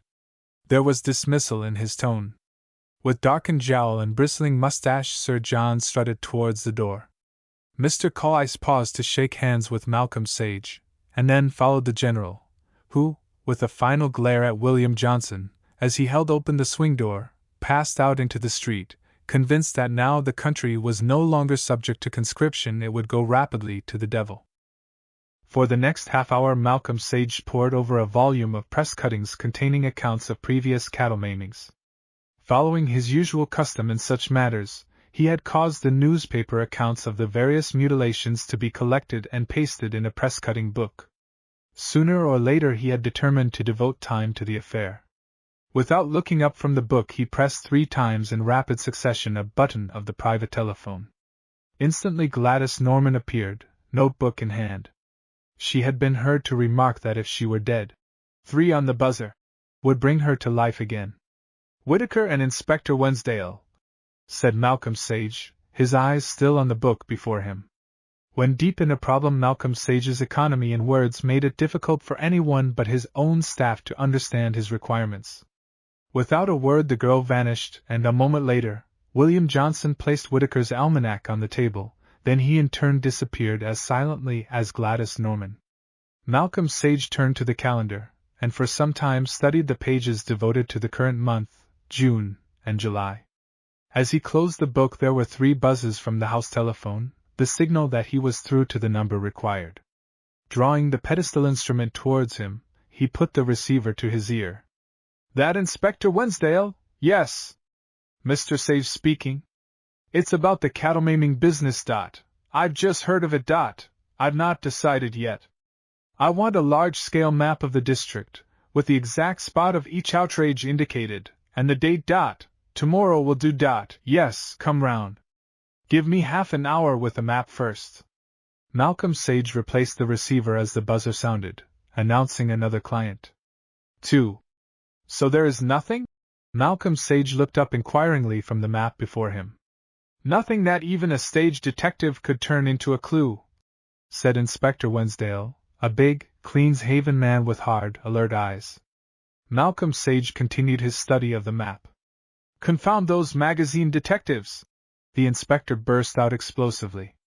"They've always got a dustpan full of clues ready-made for 'em. To say nothing of fingerprints," said Malcolm Sage dryly. He never could resist a sly dig at Scotland Yard's faith in fingerprints as clues instead of means of identification. "It's a bit awkward for me, too, Mr. Sage," continued the inspector, confidentially. "Last time the Daily Telegram went for us because—" "You haven't found a dustpan full of clues?" suggested Malcolm Sage, who was engaged in forming geometrical designs with spent matches. "They're getting a bit restive, too, at the Yard," he continued. He was too disturbed in mind for flippancy. "It was this cattle-maiming business that sent poor old Scott's number up," he added, referring to Detective Inspector Scott's failure to solve the mystery. "Now the General's making a terrible row. Threatens me with the Commissioner." For some seconds Malcolm Sage devoted himself to his designs. "Any theory?" he inquired at length, without looking up. "I've given up theorizing," was the dour reply. In response to a further question as to what had been done, the inspector proceeded to detail how the whole neighborhood had been scoured after each maiming, and how, night after night, watchers had been posted throughout the district, but without result. "I have had men out night and day," continued the inspector gloomily. "He's a clever devil, whoever he is. It's my opinion the man's a lunatic," he added. Malcolm Sage looked up slowly. "What makes you think that?" he asked. "His cunning, for one thing," was the reply. "Then it's so senseless." "No," he added with conviction. "He's no more an ordinary man than Jack the Ripper was." He went on to give details of his inquiries among those living in the district. There was absolutely nothing to attach even the remotest suspicion to any particular person. Rewards had been offered for information, but all without producing the slightest evidence or clue. "This man Hines?" inquired Malcolm Sage, looking about for more matches. "Oh, the General's got him on the brain. Absolutely nothing in it. I've turned him inside out. Why, even the Deputy Commissioner had a go at him, and if he can get nothing out of a man, there's nothing to get out." "Well," said Malcolm Sage, rising, "keep the fact to yourself that I am interested. I suppose, if necessary, you could arrange for 20 or 30 men to run down there?" he queried. The whole blessed yard if you like, Mr. Sage, was the feeling reply. We'll leave it at that for the present then. By the way, if you happen to think you see me in the neighborhood, you needn't remember that we are acquainted. The inspector nodded comprehendingly and, with a heart lightened somewhat of its burden, he departed. He had an almost childlike faith in Malcolm Sage. For half an hour Malcolm Sage sat engrossed in the map of the scene of the maimings. On it were a number of red ink crosses with figures beneath. In the left-hand bottom corner was a list of the various outrages, with the date and the time, as near as could be approximated, against each. The numbers in the bottom corner corresponded with those beneath the crosses. From time to time he referred to the 2 copies of Whitaker's Almanac open before him, and made notes upon the writing-pad at his side. Finally he ruled a square upon the map in red ink, and then drew 2 lines diagonally from corner to corner. Then, without looking up from the map, he pressed one of the buttons of the private telephone. "Timms," he said through the mouthpiece. 5 minutes later Malcolm Sage's chauffeur was standing opposite his chief's table, ready to go anywhere and do anything. "Tomorrow will be Sunday, Timms." "Yes, sir." "A day of rest." "Yes, sir." "We are going out to Hempdon, near Selford," Malcolm Sage continued, pointing to the map.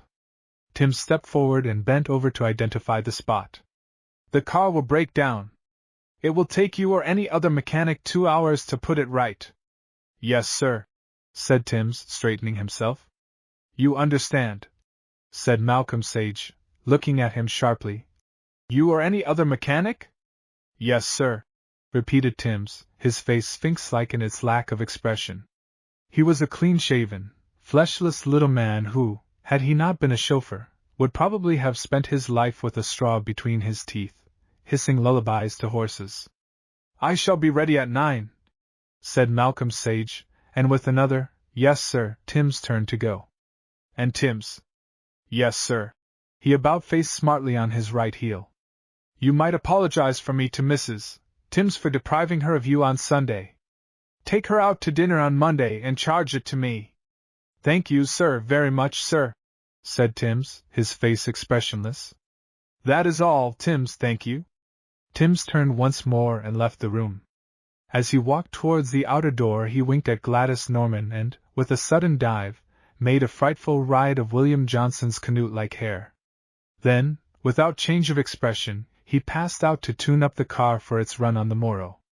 Malcolm Sage's staff knew that when the chief was what Timms called chatty, he was beginning to see light, so Timms whistled loudly at his work, for he, like all his colleagues, was pleased when the chief saw reason to be pleased.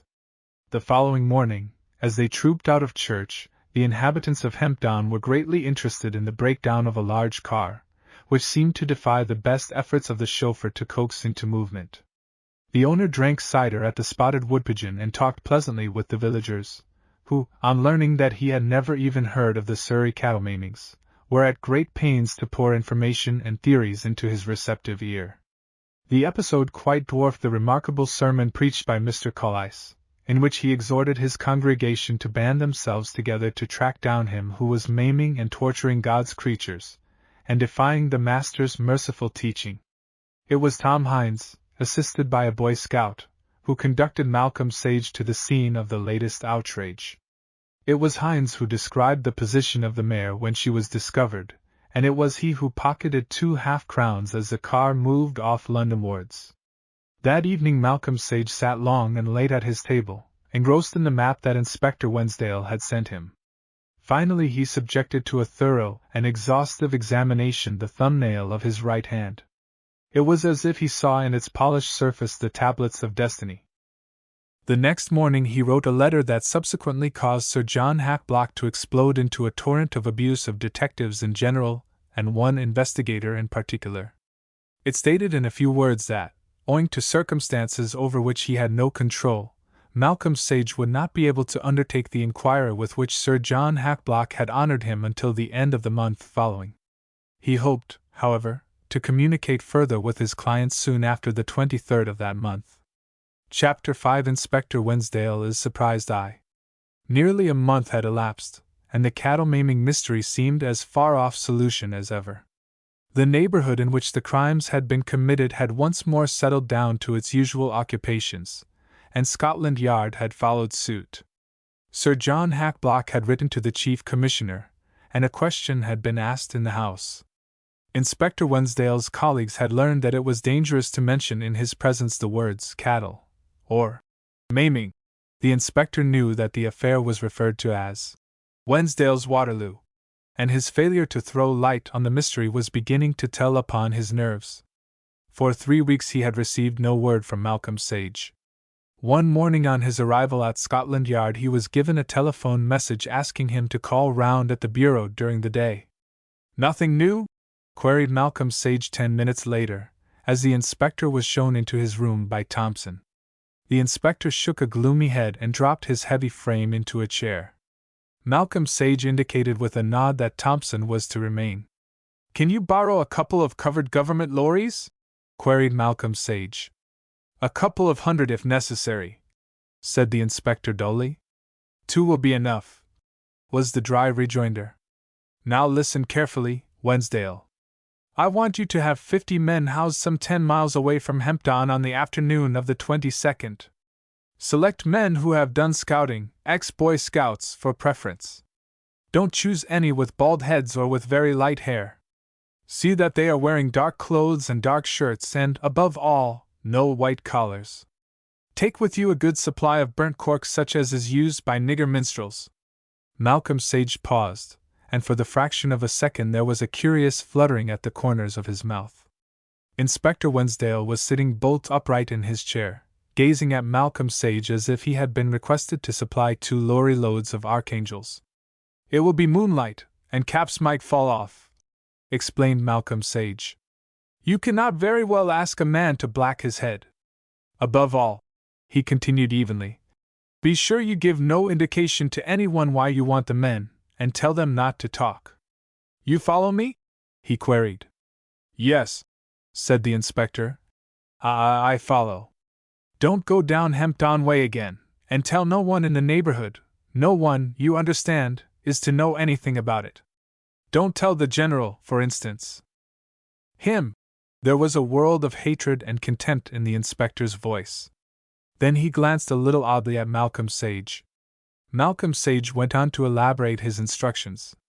The men were to be divided into 2 parties, one to form a line north of the scene of the last outrage, and the other to be spread over a particular zone some 3 miles the other side of Hempdon.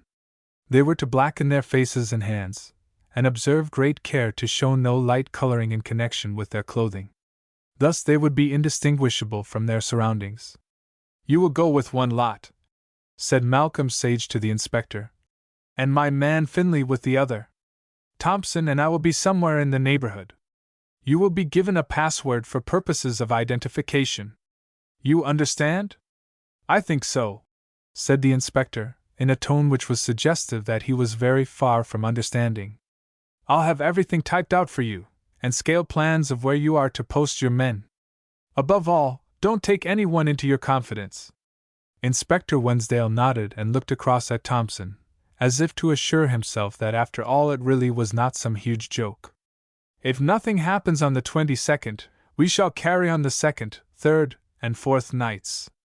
In all probability we shall catch our man on the 23rd. "Then you know who it is?" spluttered the inspector in astonishment.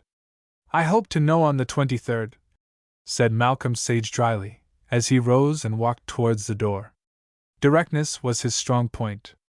Taking the hint, Inspector Wensdale rose also and, with the air of a man not yet quite awake, passed out of the room. "You had better see him tomorrow, Thompson," said Malcolm Sage, "and explain exactly how the men are to be disposed. Make it clear that none must show themselves. If they actually see anyone in the act, they must track him, not try to take him." Thompson nodded his head comprehendingly. "Make it clear that they are there to watch, but I doubt if they'll see anything," he added. 2. At 11 o'clock on the night of July the 23rd, 2 motor lorries glided slowly along some 3 miles distant from one another. From their interiors silent forms dropped noiselessly onto the moon-white road.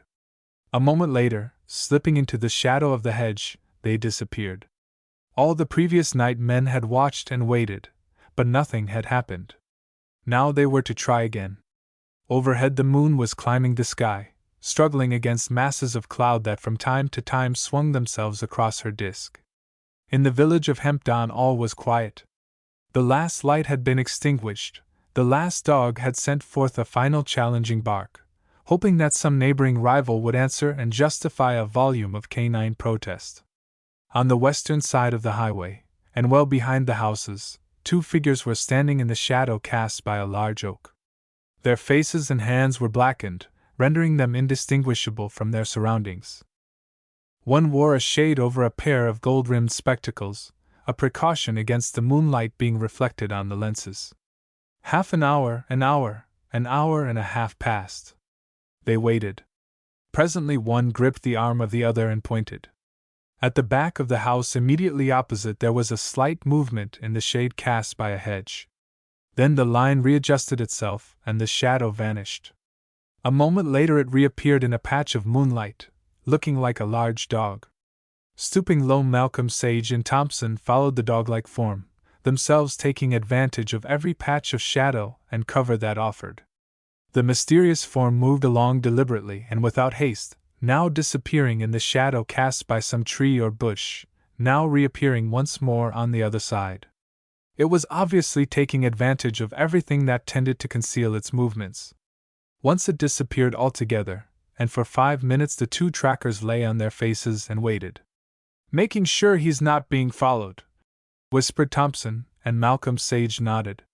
Presently the figure appeared once more and, as if reassured, continued its slow and deliberate way. Once a dog barked, a short, sharp bark of uncertainty. Again there was no sign of the figure for some minutes. Then it moved out from the surrounding shadows and continued its stealthy progress.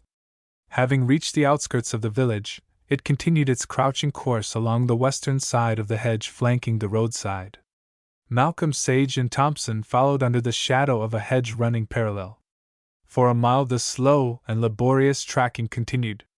Suddenly Malcolm Sage stopped. In the field on their right 2 horses were grazing in the moonlight. It was the scene of the tragedy of the month previous. For some minutes they waited expectantly. Suddenly Malcolm Sage gripped Thompson's arm and pointed. From under the hedge a dark patch was moving slowly towards the nearer of the two animals. It was apparently the form of a man, face downward, wriggling along inch by inch without bending a limb. "Get across. Cut off his retreat," whispered Sage. "Look out for the knife." Thompson nodded and slid away under cover of the hedge separating the field in which the horses were from that along which the watchers had just passed. Slowly the form approached its quarry. Once the horse lifted its head as though scenting danger, but the figure was approaching upwind. Suddenly it raised itself, appearing once more like a large dog. Then with a swift, panther-like movement it momentarily disappeared in the shadow cast by the horse. There was a muffled scream and a gurgle, as the animal collapsed, then silence. A minute later the form seemed to detach itself from the carcass and wriggled along towards the hedge, a dark patch upon the grass. Malcolm Sage was already halfway through the second field, keeping well under the shelter of the hedge. He reached a spot where the intersecting hedge joined that running parallel with the highroad. There was a hole sufficiently large for a man to crawl through from one field to the other. By this Malcolm Sage waited, a life preserver in his hand. At the sound of the snapping of a twig, he gripped his weapon. A moment later a round, dark shape appeared through the hole in the hedge. Without hesitating Malcolm Sage struck. There was a sound, half grunt, half sob, and Malcolm Sage was on his feet gazing down at the strangest creature he had ever encountered. Clothed in green, its face and hands smeared with some pigment of the same color, lay the figure of a tall man. Round the waist was a belt from which was suspended in its case a Gurkha's kukri. Malcolm Sage bent down to unbuckle the belt. He turned the man on his back. As he did so he saw that in his hand was a small, collapsible tin cup covered with blood, which also stained his lips and chin, and dripped from his hands, whilst the front of his clothing was stained in dark patches. "I wonder who he is," muttered Thompson, as he gazed down at the strange figure. "Locally he is known as the Rev. Geoffrey Callice," remarked Malcolm Sage quietly. And Thompson whistled. 3. And that damned scoundrel has been fooling us for 2 years. Sir John Hackblock glared at Inspector Wensdale as if it were he who was responsible for the deception. They were seated smoking in Sir John's library after a particularly early breakfast. I always said it was the work of a madman, said the inspector in self-defense. Callice is no more mad than I am, snapped Sir John.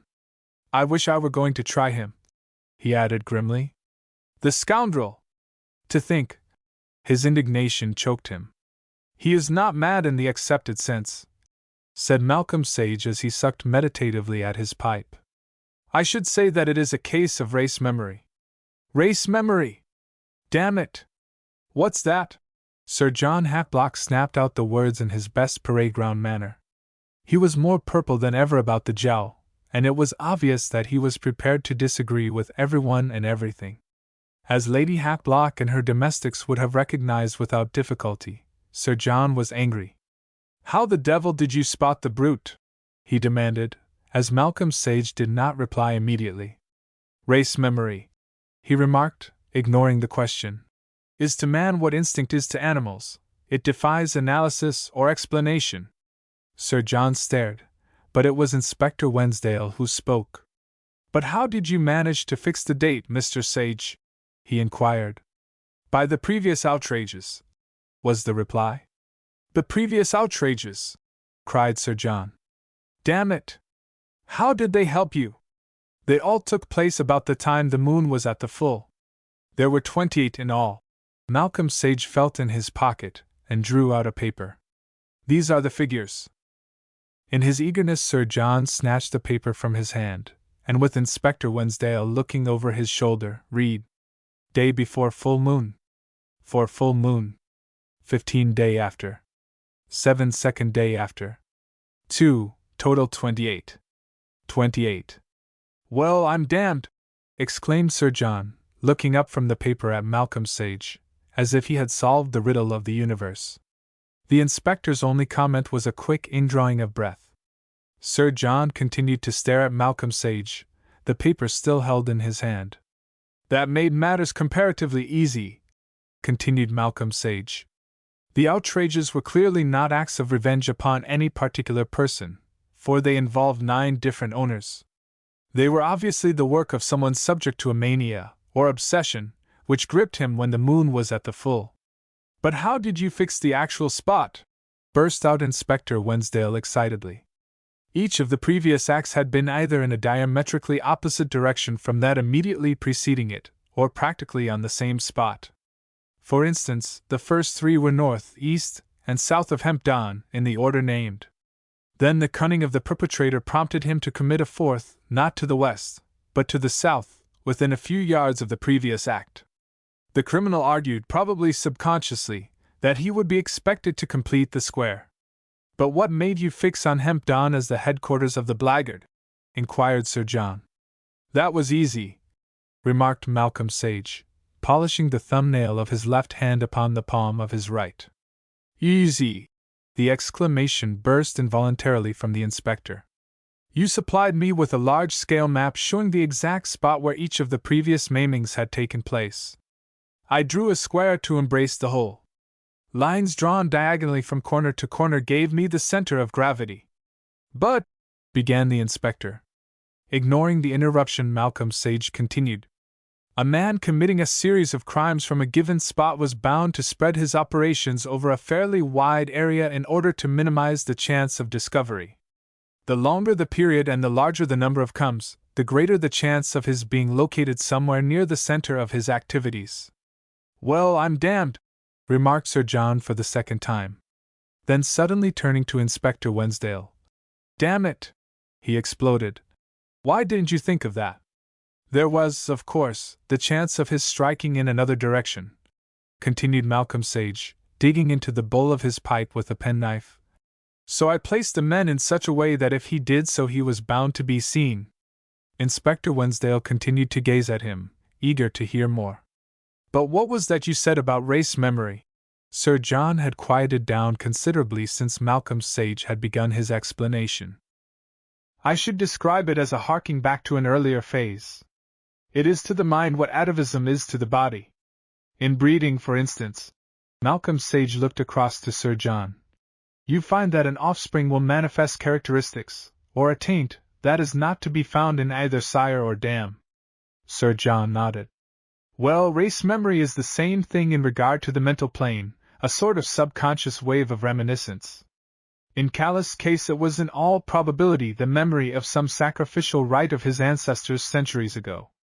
A case of heredity. Broadly speaking, yes. At the full moon this particular tribe, whose act Callice has reproduced, was in the habit of slaughtering some beast, or beasts, and drinking the blood, probably with the idea of absorbing their strength or their courage. Possibly the surroundings at Hempdown were similar to those where the act of sacrifice was committed in the past. It must be remembered that Callice was an ascetic, and consequently highly subjective. Therefore, when the wave of reminiscence is taken in conjunction with the surroundings, the full moon and his high state of subjectivity, it is easy to see that material considerations might easily be obliterated. That is why I watched the back entrance to his lodgings. And all the time we were telling him our plans, murmured the inspector half to himself. Yes, and he would go out hunting himself, said Sir John. Damn funny, I call it. Anyway, he'll get 7 years at least. When he awakens he will remember nothing about it. You cannot punish a man for a subconscious crime. Sir John snorted indignantly, but Inspector Wensdale nodded his head slowly and regretfully. Anyway, I owe you £500, said Sir John to Malcolm Sage. And, damn it, it's worth it, he added. Malcolm Sage shrugged his shoulders as he rose to go. I was sorry to have to hit him, he said regretfully, but I was afraid of that knife. A man can do a lot of damage with a thing like that. That's why I told you not to let your men attempt to take him, Wensdale. How did you know what sort of knife it was? Asked the inspector. Oh, I motored down here, and the car broke down. Incidentally, I made a lot of acquaintances, including Callus' patrol leader, a bright lad. He told me a lot of things about Callice and his ways. A remarkable product, the Boy Scout, he added. Kipling calls him the friend of all the world.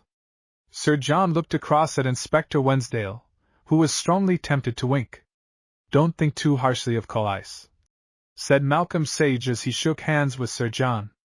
It might easily have been you or I, had we been a little purer in mind and thought. And with that he passed out of the room with Inspector Wensdale, followed by Sir John Hackblock, who was endeavoring to interpret the exact meaning of the remark. They said he was a clever devil, he muttered as he returned to the library after seeing his guests off. And damn it, they were right. Chapter 6: The Stolen Admiralty Memorandum. Well, cried Timms, one Saturday night, as he pushed open the kitchen door of the little flat he occupied over the garage. How's the cook, the stove, and the supper? I'm busy, said Mrs. Timms, a little, fair woman, with blue eyes, an impertinent nose, and the inspiration of neatness in her dress, as she altered the position of a saucepan on the stove and put 2 plates into the oven to warm. This was the invariable greeting between husband and wife. Timms went up behind her, gripped her elbows to her side, and kissed her noisily. I told you I was busy, she said. You did, Emelina, he responded. I heard you say so, and how's his nibs? The last remark was addressed to an object that was crawling towards him with incoherent cries and gurgles of delight. Stooping down, Timms picked up his 18-month-old son and held him aloft, chuckling and mouthing his glee. You'll drop him one of these days, said Mrs. Timms, and then there'll be a pretty hullabaloo. Well, he's fat enough to bounce, was the retort. Ain't you, Jimmy? Neither Timms nor Mrs. Timms seemed to be conscious that without variations these same remarks had been made night after night, week after week, month after month. How's Mr. Sage? Was the question with which Mrs. Timms always followed the reference to the bouncing of Jimmy. Like Johnny Walker, still going strong, glibly came the reply, just as it came every other night. He was asking about you today, added Timms. About me? Mrs. Timms turned, all attention, her cooking for the time forgotten. Yes, wanted to know when I was going to divorce you. Don't be silly, Jim, she cried. What did he say really now? She added as she turned once more to the stove. Oh, he just asked if you were well, replied Timms, more interested in demonstrating with the person of his son how an aeroplane left the ground than in his wife's question. Anything else? Inquired Mrs. Timms, prodding a potato with a fork to see if it was done. Timms was not deceived by the casual tone in which the question was asked. He was wont to say that, if his wife wanted his back teeth, she would get them. Nothing, my dear, only to ask if his nibs was flourishin'. And with a gurgle of delight the aeroplane soared towards the ceiling. Mrs. Timms had not forgotten the time when Malcolm Sage visited her several times when she was ill with pneumonia. She never tired of telling her friends of his wonderful knowledge of household affairs. He had talked to her of cooking, of childish ailments, of shopping, in a way that had amazed her. His knowledge seemed universal. He had explained to her among other things how cracknel biscuits were made and why croup was so swift in its action. Timms vowed that the chief had done her more good than the doctor, and from that day Malcolm Sage had occupied chief place in Mrs. Timms's Valhalla. Quaint sort o' chap, the chief, Timms would remark sometimes in connection with some professional episode. Pity you're not as quaint, would flash back the retort from Mrs. Timms, whose conception of loyalty was more literal than that of her husband. Supper finished and his nibs put to bed, Timms proceeded to enjoy his pipe and evening paper, whilst Mrs. Timms got out her sewing. From time to time Timms's eyes would wander over towards the telephone in the corner. Finally he folded up the paper, and proceeded to knock out the ashes from his pipe preparatory to going to bed. His eyes took a last look at the telephone just as Mrs. Timms glanced up. Don't sit there watching that telephone, she cried. Anyone would think you were wanting. Brrrrrrrrrrr, brrrrrrrrrr, brrrrrrrrr, went the bell. Now perhaps you're happy, cried Mrs. Timms as he rose to answer the call, whilst she put on the kettle to make hot coffee to fill the thermos flasks without which she never allowed the car to go out at night. It was her tribute to the chief. 2. In his more expansive moments Malcolm Sage would liken himself to a general practitioner in a diseased-infected district. It is true that there was no speaking tube, with its terrifying whistle, a few feet from his head, but the telephone by his bedside was always liable to arouse him from sleep at any hour of the night. As Timms had folded up his newspaper with a view to bed, Malcolm Sage was removing his collar before the mirror on his dressing table, when his telephone bell rang. Rogers, his man, looked interrogatingly at his master, who, shaking his head, passed over to the instrument and took up the receiver. Yes, this is Malcolm Sage, speaking, yes. Then for a few minutes he listened with an impassive face. I'll be off within 10 minutes. The Towers, Holdingham, near Guildford, I understand. While he was speaking, Rogers, a little sallow-faced man with fish-like eyes and expressionless face, had moved over to the other telephone and was droning in a monotonous, uninflected voice. Chief wants car in 5 minutes. It was part of Malcolm Sage's method to train his subordinates to realize the importance of intelligent and logical inference. Returning to the dressing table, Malcolm Sage took up another collar, slipped a tie between the fold, and proceeded to put it on. As he did so he gave instructions to Rogers, who, notebook in hand, and with an expression of indifference that seemed to say, Kismet, silently recorded his instructions. My address will be the Towers, Holdingham, near Guildford. Be on the lookout for messages. Without a word Rogers closed the book and picking up a suitcase, which was always ready for emergencies, he left the room. 2 minutes later Malcolm Sage followed and, without a word, entered the closed car that had just drawn up before his flat in the Adelphi. Rogers returned to the flat, switched the telephone on to his own room, and prepared himself for the night, whilst Malcolm Sage, having eaten a biscuit and drunk some of Mrs. Timms's hot coffee, lay back to sleep as the car rushed along the Portsmouth Road. 3. In the library at the Towers 3 men were seated, their faces lined and drawn as if some great misfortune had suddenly descended upon them, yet their senses were alert. They were listening. He ought to be here any minute now, said Mr. Llewellyn John, the Prime Minister, taking out his watch for the 100th time. Sir Lister Grain, First Lord of the Admiralty, shook his head. He should do it in an hour, said Lord Beamdale, the Secretary of War. If he's got a man who knows the road. Sage is sure, began Sir Lister, then he stopped abruptly, and turned in the direction of the further window. A soft tapping as of a fingernail upon a pane of glass was clearly distinguishable. It ceased for a few seconds, recommenced, then ceased again. Mr. Llewellyn John looked first at Sir Lister, and then on towards where Lord Beamdale sat, heavy of frame and impassive of feature. Sir Lister rose and walked quickly over to the window. As he approached, the tapping recommenced. Swinging back the curtain, he disappeared into the embrasure. The others heard the sound of the window being raised and then closed again. A moment later Malcolm Sage appeared, followed by Sir Lister, who once more drew the curtain. At the sight of Malcolm Sage, Mr. Llewellyn John's features relaxed from their drawn, tense expression. A look of relief flashed momentarily into Lord Beamdale's fish-like eyes. "Thank God you've come, Sage!" cried Mr. Llewellyn John, with a sigh of relief as he grasped Malcolm Sage's hand as if it had been a life-belt, and he a drowning man. "I think you have met Lord Beamdale," he added.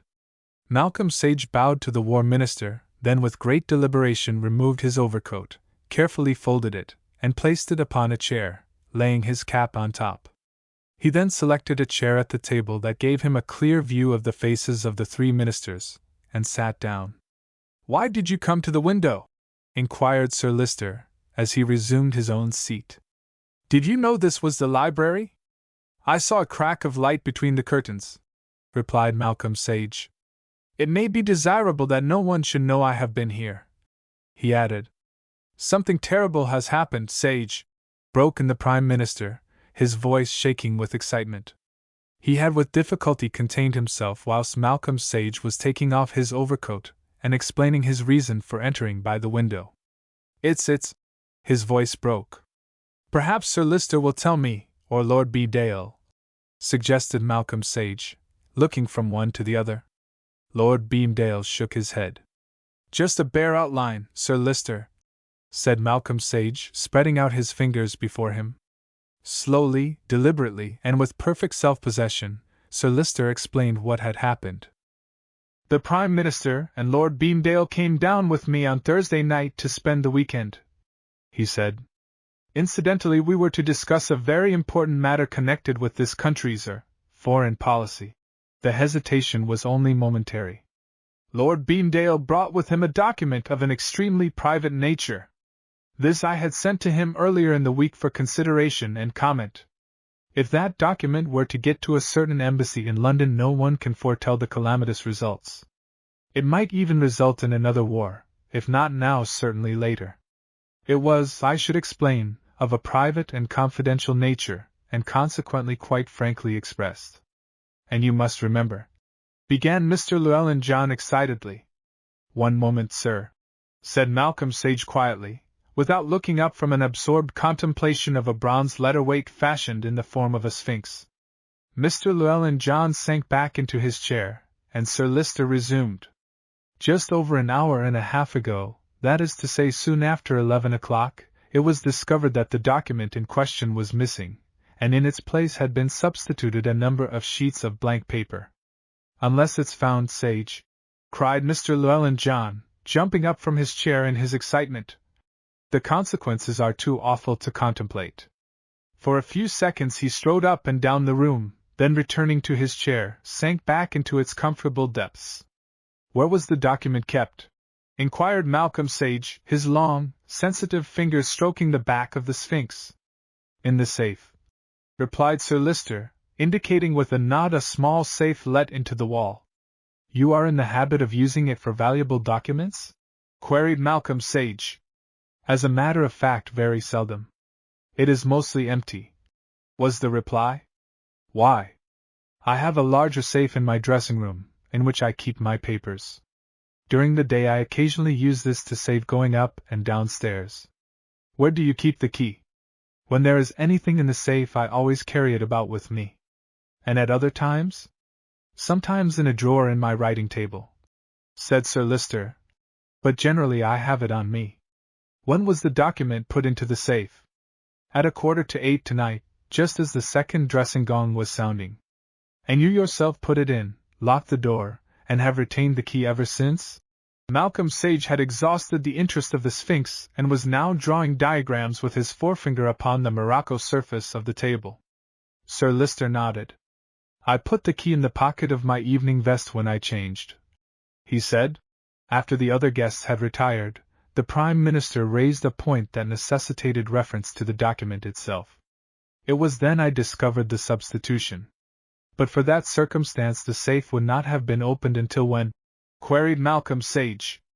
Late tonight, when I should have transferred the packet to the safe in my dressing room. Would you have examined the contents? No, it is my rule to cut adrift from official matters from dinner time on Saturday until after breakfast on Monday. It was only in deference to the Prime Minister's particular wish that we referred to the document tonight. I take it that the rule you mention is known to your guests and servants? Certainly. There is no doubt that it was the document itself that you put in the safe? None. The Prime Minister and Lord Beamdale saw me do it. No doubt whatever, corroborated Mr. Llewellyn-John, whilst Lord Beamdale wagged his head like a mandarin. Does anyone else know that it is missing? Asked Malcolm Sage after a short pause. Sir Lister shook his head. Only we three, and of course, the thief, he added. Malcolm Sage nodded. He had tired of the diagrams, and now sat stroking the back of his head.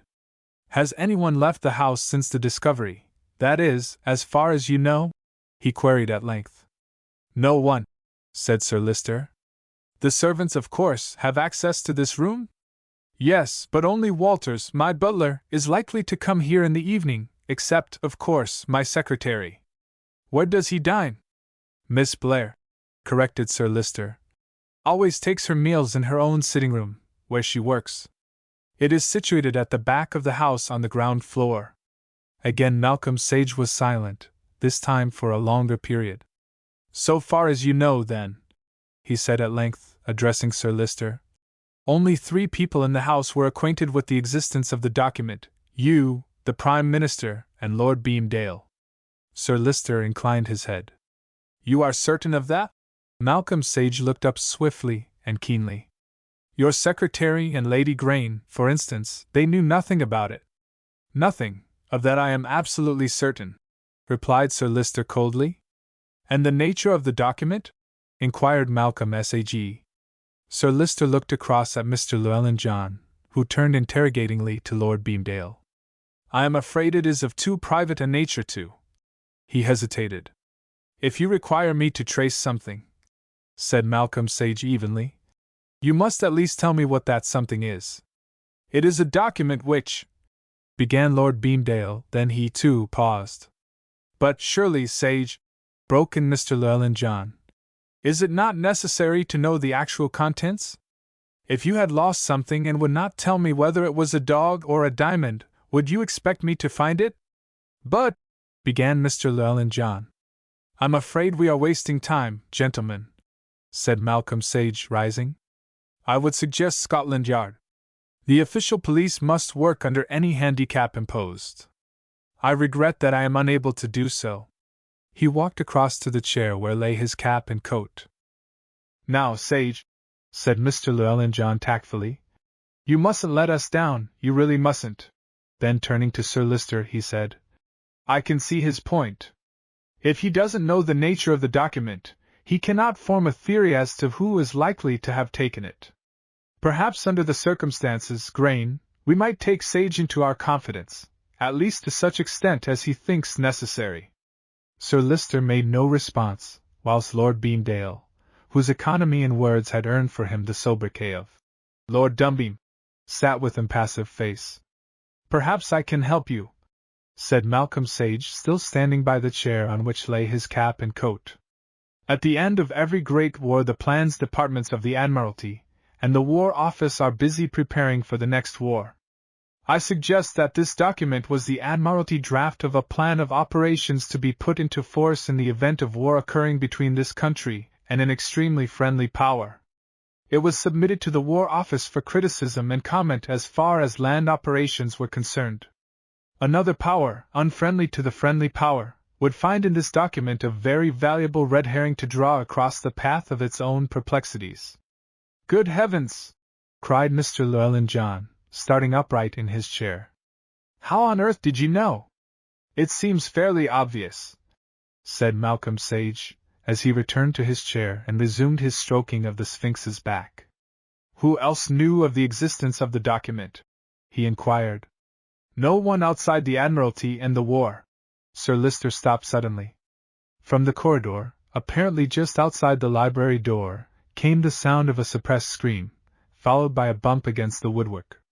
Rising and moving swiftly across the room, Sir Lister threw open the door, revealing a gap of darkness into which a moment later slid two figures, a pretty, fair-haired girl and a wizened little Japanese with large round spectacles and an automatic smile. I'm so sorry, Sir Lysier, faltered the girl, as she stepped timidly into the room. But I was frightened. Someone had switched off the lights and I ran into... She turned to the Japanese, who stood deprecating and nervous on the threshold. I lose my passage, he said, baring his teeth still further. I go to find cigarette case of my master. He leave it in billiard room. I go. With a motion of his hand, Sir Lister dismissed the man, who slipped away as if relieved at getting off so lightly. You are up late, Miss Blair, he said coolly, turning to the girl. I'm so sorry, she said. But Lady Grain gave me some letters, and there was so much copying for you that... She paused, then added nervously. I didn't know it was so late. You had better go to bed now, said Sir Lister. With a charming smile she passed out, Sir Lister closing the door behind her. As he turned into the room his eye caught sight of the chair in which Malcolm Sage had been sitting. Where is Mr. Sage? He looked from Mr. Llewellyn John to Lord Beamdale. As he spoke Malcolm Sage appeared from the embrasure of the window through which he had entered, and where he had taken cover as Sir Lister rose to open the door. You see, Sage is not supposed to be here, explained Mr. Llewellyn John. Your secretary has an expensive taste in perfume, remarked Malcolm Sage casually, as he resumed his seat. It often characterizes an intensely emotional nature, he added musingly. Emotional nature, repeated Sir Lister. As a matter of fact, she is extremely practical and self-possessed.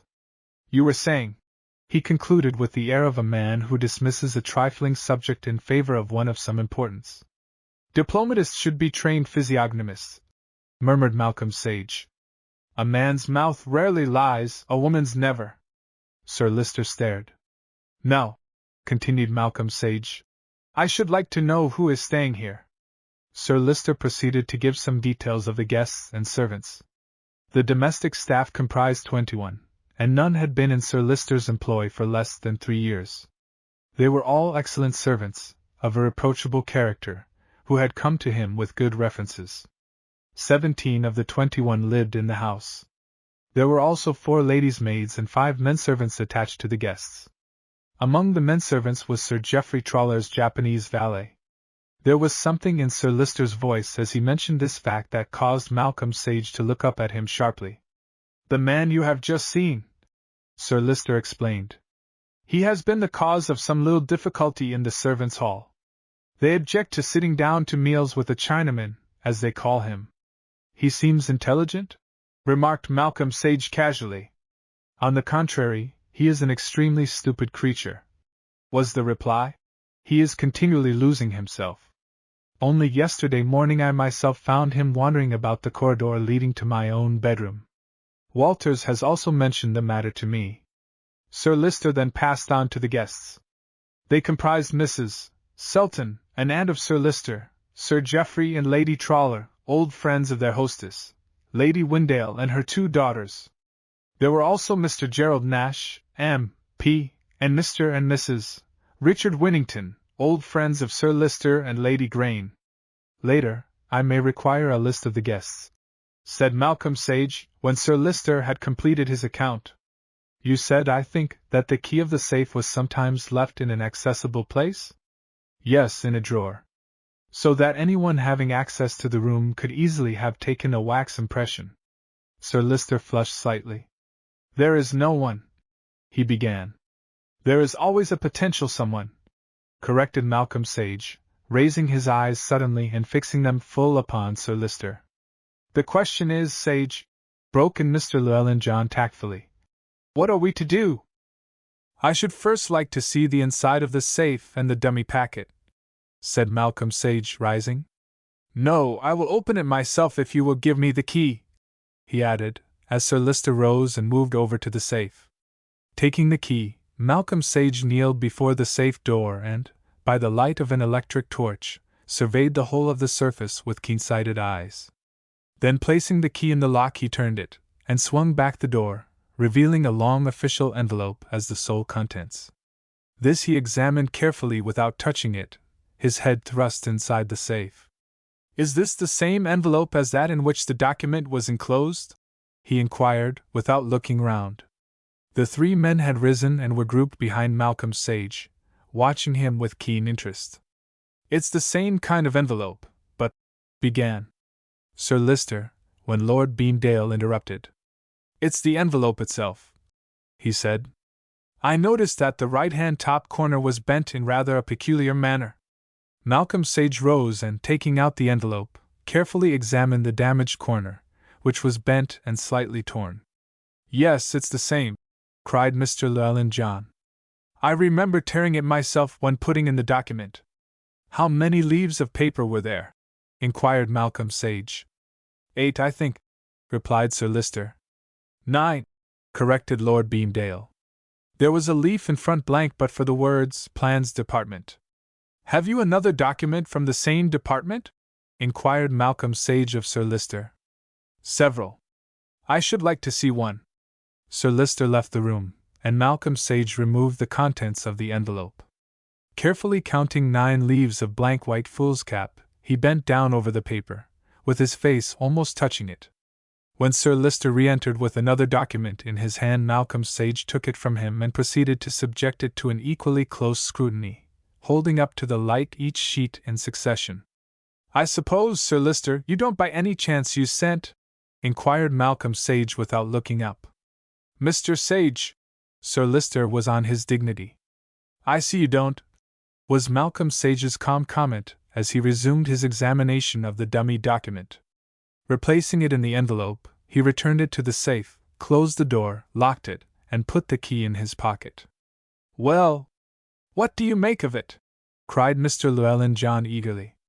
We shall have to take the Postmaster General into our confidence. Woldington! Cried Mr. Llewellyn John in astonishment. Why? Sir Lister looked surprised, whilst Lord Beamdale appeared almost interested. Because we shall probably require his help. How? Inquired Sir Lister. Well, it's rather dangerous to tamper with His Majesty's mails without the connivance of St. Martin's le Grand, was the dry retort. But, began Mr. Llewellyn John, when suddenly he stopped short. Malcolm Sage had walked over to where his overcoat lay, and was deliberately getting into it. You're not going, Mr. Sage? Sir Lister's granite-like control seemed momentarily to forsake him. What do you advise us to do? Get some sleep, was the quiet reply. But aren't you going to search for? He paused as Malcolm Sage turned and looked full at him. A search would involve the very publicity you are anxious to avoid, was the reply. But, began Mr. Llewellyn John, when Malcolm Sage interrupted him.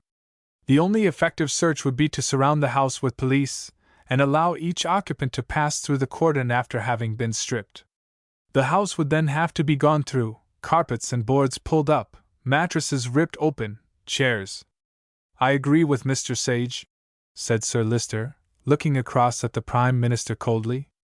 Had I been a magazine detective I should have known exactly where to find the missing document, said Malcolm Sage. As I am not, he turned to Sir Lister. It will be necessary for you to leave a note for your butler telling him that you have dropped somewhere about the house the key of this safe, and instructing him to have a thorough search made for it. You might casually mention the loss at breakfast, and refer to an important document inside the safe which you must have on Monday morning. Perhaps the Prime Minister will suggest telephoning to town for a man to come down to force the safe should the key not be found. Malcolm Sage paused. The others were gazing at him with keen interest. Leave the note unfolded in a conspicuous place where anyone can see it, he continued. I'll put it on the hall table, said Sir Lister. Malcolm Sage nodded. It is desirable that you should all appear to be in the best of spirits. There was a fluttering at the corners of Malcolm Sage's mouth, as he lifted his eyes for a second to the almost lugubrious countenance of Lord Beamdale. Under no circumstances refer to the robbery, even amongst yourselves. Try to forget it. But how will that help? Inquired Mr. Llewellyn John, whose nature rendered him singularly ill-adapted to a walking-on part. I will ask you, sir, said Malcolm Sage, turning to him, to give me a letter to Mr. Woldington, asking him to do as I request. I will give him the details. But why is it necessary to tell him? Demanded Sir Lister. That I will explain to you tomorrow. That will be Monday, explained Malcolm Sage. Earlier if possible. A few lines will do, he added, turning to Mr. Llewellyn John. I suppose we must, said the Prime Minister, looking from Sir Lister to Lord Beamdale. I hope to call before lunch, said Malcolm Sage, but as Mr. Le Sage from the Foreign Office, you will refuse to discuss official matters until Monday.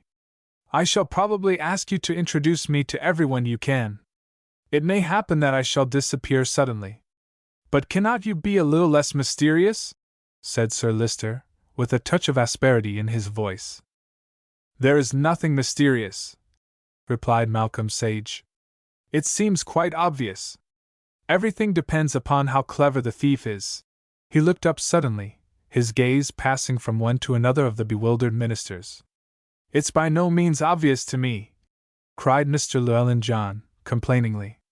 By the way, Sir Lister, how many cars have you in the garage? Inquired Malcolm Sage. In case we want them, he added. I have 2, and there are. He paused for a moment. 5 others, he added. 7 in all. Any carriages or dog carts? No, we have no horses. Bicycles? A few of the servants have them, replied Sir Lister, a little impatiently. The bicycles are also kept in the garage, I take it? They are. This time there was no mistaking the note of irritation in Sir Lister's voice.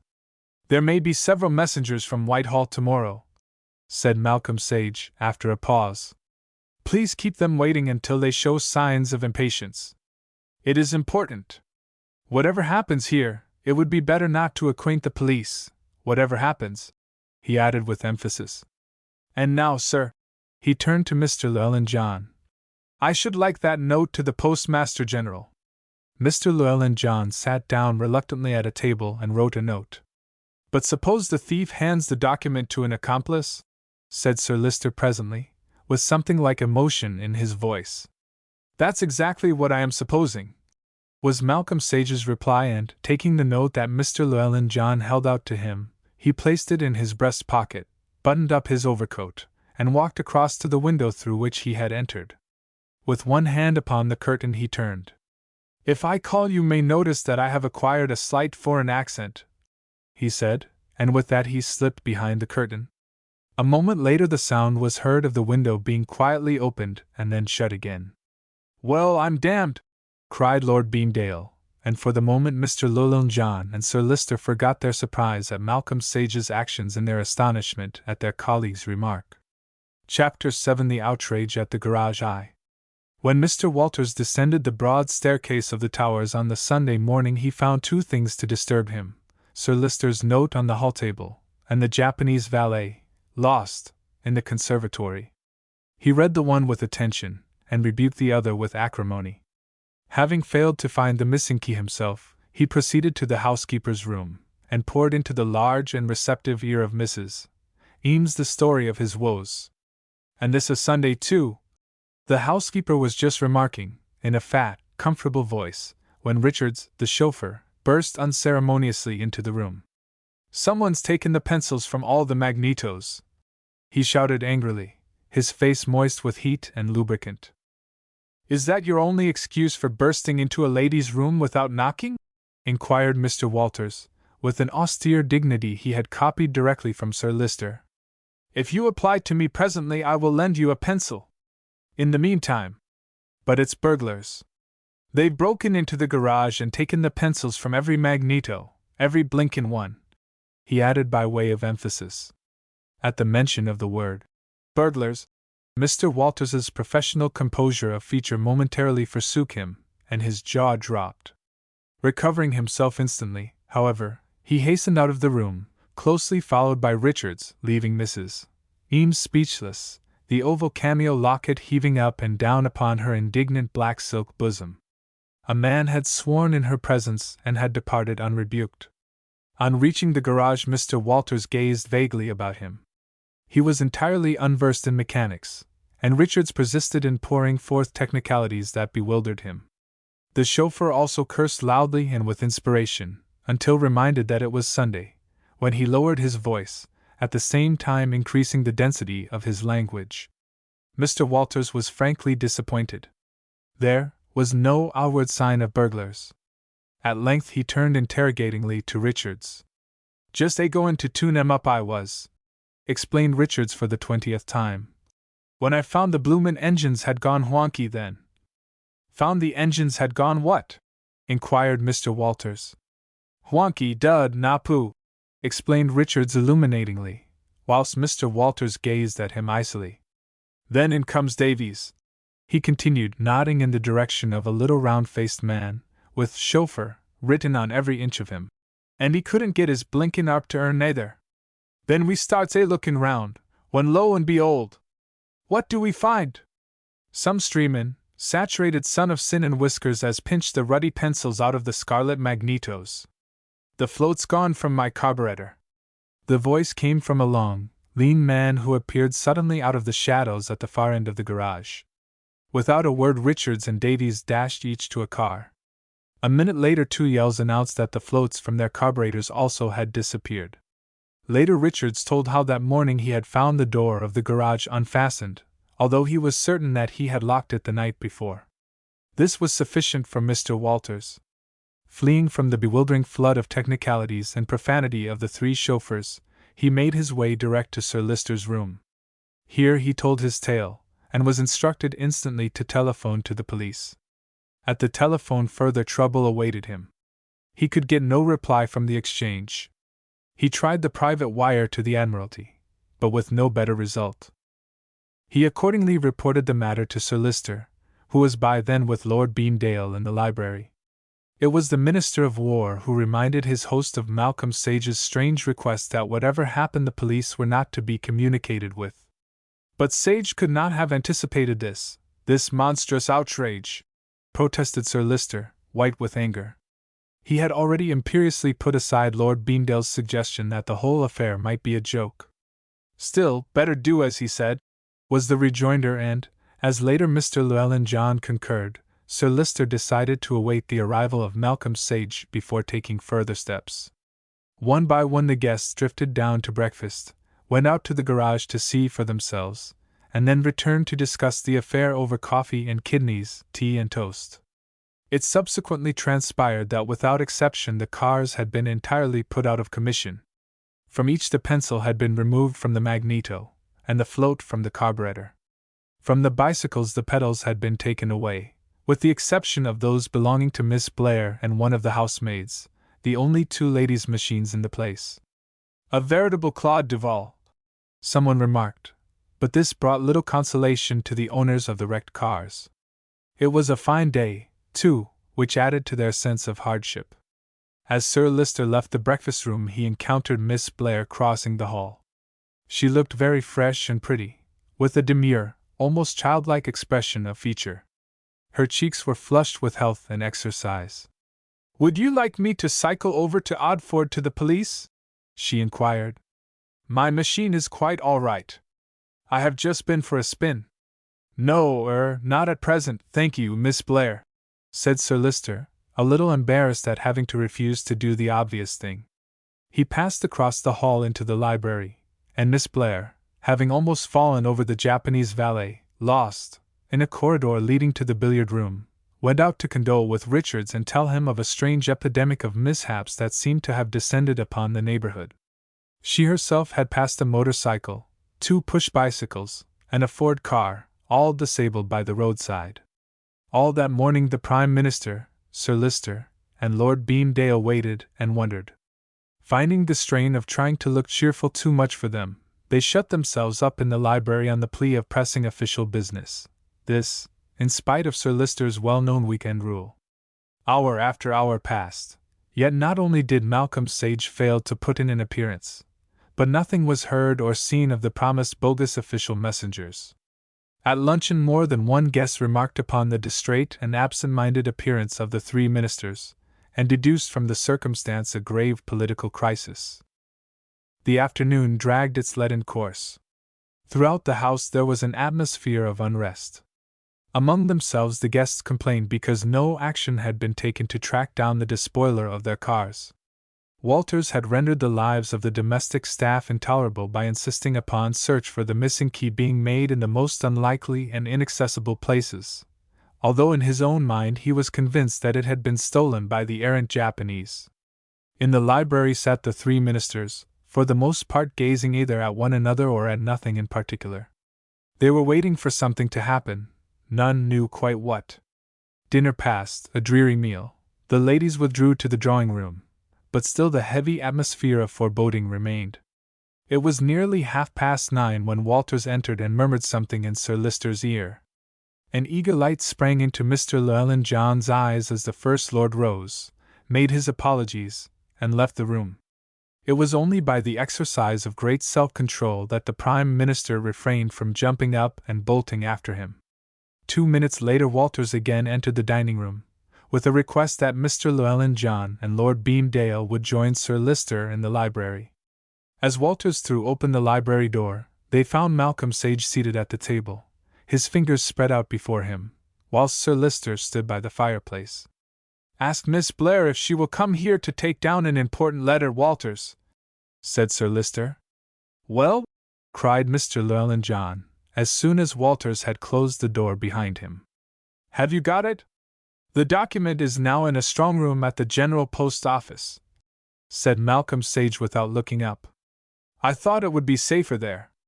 "Thank God!" cried Mr. Llewellyn John, collapsing into a chair. Malcolm Sage glanced across at him, and half rose. "I'm all right, Sage," said Mr. Llewellyn John. "But coming after this awful day of anxiety, the news was almost too much for me."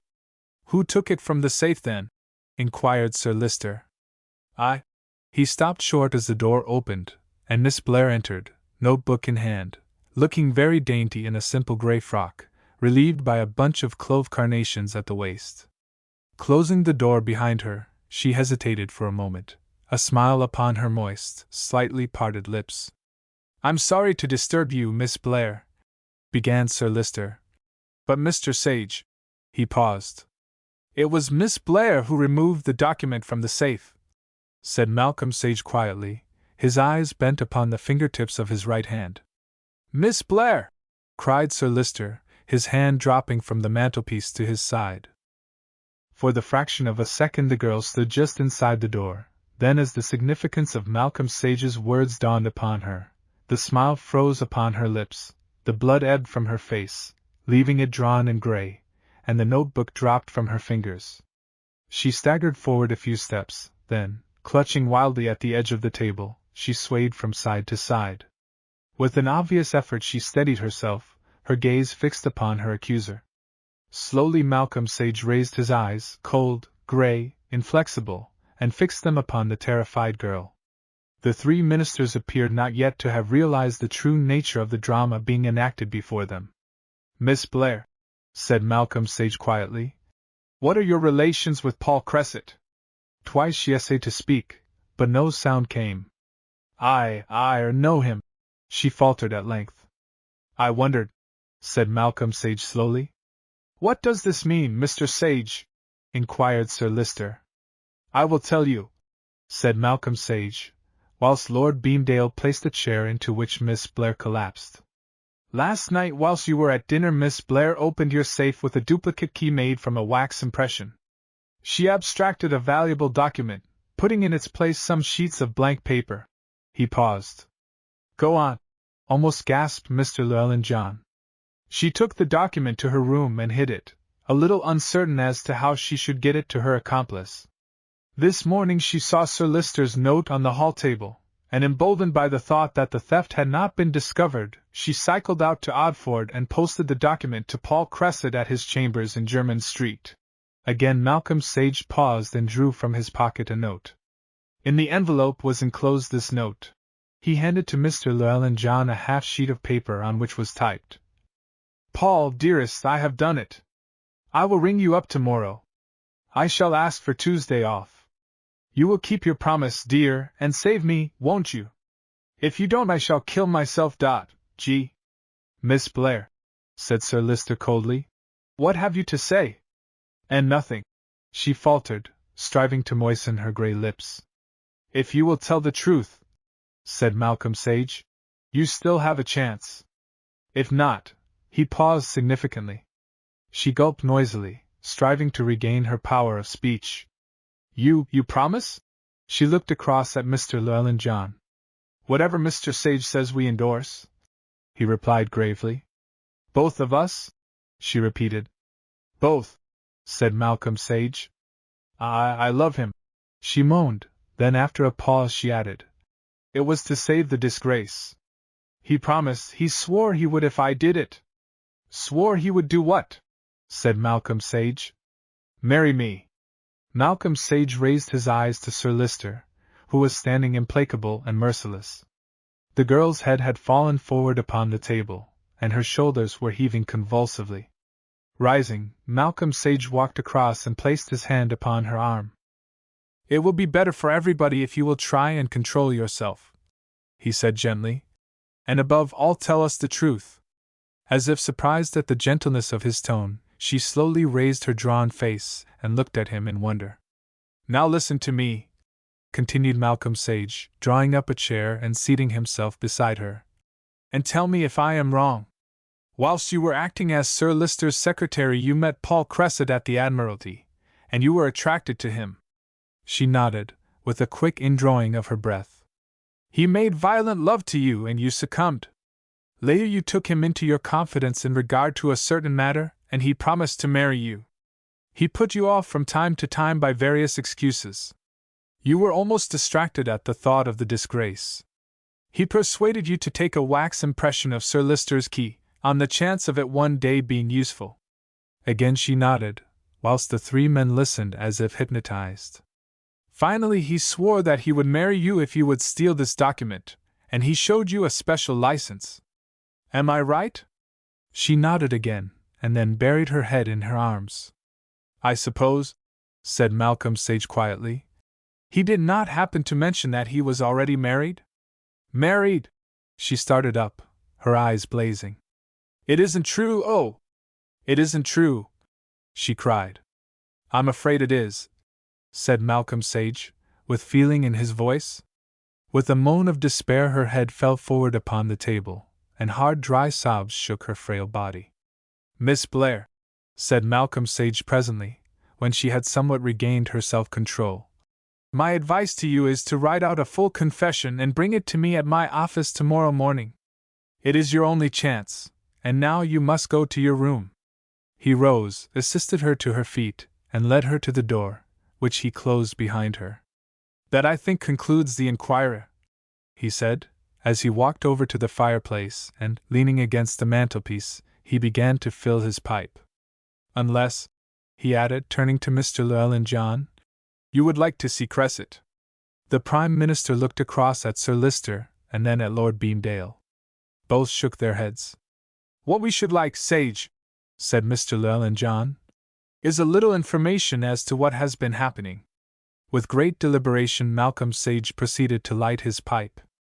When it was drawing to his entire satisfaction, he turned to Mr. Llewellyn John and, with the suspicion of a fluttering at the corners of his mouth, remarked, I hope you have not been inconvenienced about the telephone. We could get no reply from the Exchange, said Sir Leicester, and the wire to the Admiralty is out of order. I had to disconnect you after I left this morning. said Malcolm Sage quietly. My chauffeur swarmed up one of the standards. Incidentally, he wrecked an almost new pair of breeches. They'll have to go in the naval estimates, cried Mr. Llewellyn John, who was feeling almost jovial now the tension of the past 24 hours had been removed. From the first, proceeded Malcolm Sage, it was obvious that this theft was planned either at the Admiralty or at the War Office. That is absurd, cried Sir Lyster with heat, whilst Lord Beamdale leaned forward, his usually apathetic expression of indifference giving place to one of keen interest. I accepted the assurance that only 3 people in this house knew of the existence of the document, Malcolm Sage proceeded, as if there had been no interruption. There was no object in any of those 3 persons stealing that to which they had ready access. Lord Beamdale nodded his agreement with the reasoning. Therefore, continued Malcolm Sage, the theft must have been planned by someone who knew about the document before it came here, and furthermore knew that it was to be here at a certain time. To confirm this hypothesis, we have the remarkable circumstances that the blank paper substituted for the original document was, in quality and the number of sheets, identical with that of the document itself. Good! Ejaculated Lord Beamdale, himself a keen mathematician. Mr. Llewellyn John and Sir Lyster exchanged glances. It was almost, but not quite, obvious that the exchange had been effected by a woman. How obvious? Inquired Mr. Llewellyn John. Few women pass unperfumed to the grave, quoted Malcolm Sage. I think it was Craddock who said that, he added, and Mr. Llewellyn John made a mental note of the phrase. The handle of the safe door was corrugated, and the lacquer had worn off, leaving it rough to the touch. When I kneeled down before the safe, it was not to examine the metalwork, but to see if the thief had left a scent. A scent? Repeated Sir Lyster. On the handle of the door there was a distinct trace of perfume, very slight, but I have a keen sense of smell, although a great smoker.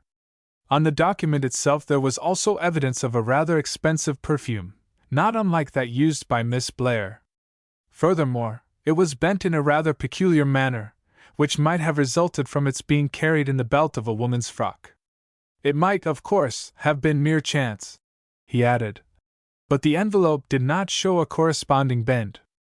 Again Lord Beamdale nodded appreciatively. Although several people have had an opportunity of taking a wax impression of the key, the most likely were Miss Blair and Walters. That, however, was a side issue. How? Inquired Sir Lyster. Because primarily we were concerned with making the criminal himself or herself divulge the secret. That's why you would not allow the loss to be made known, broke in Mr. Llewellyn John. The thief, continued Malcolm Sage, with a slight inclination of his head, would in all probability seize the first safe opportunity of getting rid of the plunder. But did you not suspect the Japanese? Broke in Lord Beamdale. For the moment I ruled him out, said Malcolm Sage, as I could not see how it was possible for him to know about the existence of the document in question, and furthermore, as he had been in the house less than 2 days, there was no time for him to get a duplicate key. What did you do then? Queried Sir Lyster. I motored back to town, broke in upon the Postmaster General's first sleep, set on foot inquiries at the Admiralty and War Office, in the meantime arranging for the towers to be carefully watched. Malcolm Sage paused for a moment, then as none of his hearers spoke he continued. I had a number of people in the neighborhood, motorists, cyclists, and pedestrians. No one could have left the house and grounds without being seen. Miss Blair found the morning irresistible, and took an early spin on her bicycle to Odford, where she posted a packet in a pillar box situated in a street that was apparently quite empty. And you secured it? Inquired Mr. Llewellyn John, leaning forward eagerly. I'm afraid I quite spoilt the local postmaster's Sunday by requesting that a pillar box should be specially cleared, and producing an authority from the Postmaster General. After he had telegraphed to headquarters and received a reply confirming the letter, he reluctantly acquiesced. And it was addressed to this man Cresset? Inquired Sir Lyster. Yes. He is a temporary staff clerk in the Plans Department. Incidentally, he is something of a Don Juan, and the cost of living has increased considerably, as you know, sir, he added, turning to the Prime Minister. Mr. Llewellyn John smiled wanly. It was his political cross, this cost of living problem. And what shall we do with him? Inquired Sir Lister. The scoundrel. He added. I have almost done with him as a matter of fact, said Malcolm Sage. Done with him? Exclaimed Lord Beamdale. I sent him a telegram in Miss Blair's name to be at Odford Station tonight at 7, then I kidnapped him. Good heavens, Sage, what do you mean? Cried Mr. Llewellyn John, with visions of the Habeas Corpus Act and possible questions in the House, which he hated. We managed to get him to enter my car, and then we went through him. That is a phrase from the crook world. We found upon him the marriage certificate, and later I induced him to confess. I am now going to take him back to my office, secure his fingerprints and physical measurements, which will be of interest at Scotland Yard. But we are not going to prosecute, said Mr. Llewellyn John anxiously. Mr. Paul Cresset will have 48 hours in which to leave the country, said Malcolm Sage evenly. He will not return, because Scotland Yard will see that he does not do so. There will probably be an application to you, sir, Malcolm Sage continued, turning to Mr. Llewellyn John, to confirm what I tell them. Excellent, cried Mr. Llewellyn John. I congratulate you, Sage. You have done wonders. But I failed to understand your saying that you would be here this morning, said Sir Lister, and under an assumed name with a foreign accent, suggested Malcolm Sage. The thief might have been an old hand at the game, and too clever to fall into a rather obvious trap. In that case I might have been forced, as a foreigner, to salute the hands of all the ladies in the house. I learnt to click my heels years ago in Germany. Again there was a suspicious movement at the corners of Malcolm Sage's mouth. But, began Sir Lister. To identify the scent? Broke in Mr. Llewellyn John. Malcolm Sage inclined his reed slightly. The Foreign Office messengers? Queried Lord Beamdale. I decided that pedestrians and cyclists would do as well. I merely wanted the house watched. There were quite a number of casualties to cars and bicycles in the neighborhood, he added dryly. But why did you cut us off from the telephone? Inquired Mr. Llewellyn John. The accomplice might have got through, and I could afford to take no risks. Well, you have done splendidly, Sage, said Mr. Llewellyn John heartily. And we are all greatly obliged. By the way, there's another little problem awaiting you. Someone broke into the garage last night and wrecked all the cars and bicycles. Except 2, said Malcolm Sage. Then you've heard. Mr. Llewellyn John looked at him in surprise. The man who did it is in my car outside with Cresset. You've got him as well? Cried Mr. Llewellyn John excitedly. Sage, you're a miracle of sagacity, he added, again mentally noting the phrase. The missing pencils, floats, and pedals you will find on the left-hand side of the drive about halfway down, under a laurel bush, said Malcolm Sage quietly. And who is this fellow who did this scandalous thing? Demanded Sir Lister. My chauffeur. Your chauffeur? I could not risk the thief having access to a fast car. But what if this fellow Cresset refuses to go? Inquired Lord Beamdale. He won't, said Malcolm Sage grimly. DORA is still in operation. I had to remind him of the fact. Malcolm Sage picked up his hat and coat and walked towards the door. I must be going, he said. I have still several things to attend to. You won't forget about the plunder from the garage? He added. But what am I to do about Miss Blair? Asked Sir Lister. That's a question I think you will find answered in the Gospel of St. Luke, the 7th chapter, and I think the 47th verse. And with that he was gone, leaving 3 ministers gazing at one another in dumb astonishment. Had a cynic been peeping into the library of the Towers a few minutes later, he would have discovered 3 cabinet ministers bending over a New Testament, which Sir Lister had fetched from his wife's boudoir, and the words they read were, Wherefore I say unto thee, her sins, which are many, are forgiven, for she loved much. Strange, murmured Lord Beamdale. Very strange. And the others knew that he was referring not to the text, or to the unhappy girl, but to Malcolm Sage. We are always surprised when we find Saul among the prophets, remarked Mr. Llewellyn John, and he made a mental note of the phrase. It might do for the We freeze. Chapter 8 Gladys Norman dines with Thompson I. Tommy, remarked Miss Gladys Norman one day as Thompson entered her room through the glass-paneled door. Have you ever thought what I shall do 50 years hence? Darn my socks, replied the practical Thompson. I mean, she proceeded with withering deliberation, what will happen when I can't do the 110 seconds? Thompson looked at her with a puzzled expression. My cousin will says that if you can't do the 100 yards in 10 seconds you haven't an earthly, she explained. It's been worrying me. What am I to do when I'm old and rheumaticy and the chief does 3 on the buzzer? He's bound to notice it and he'll look. Malcolm Sage's look was a slight widening of the eyes as he gazed at a delinquent. It was his method of conveying rebuke.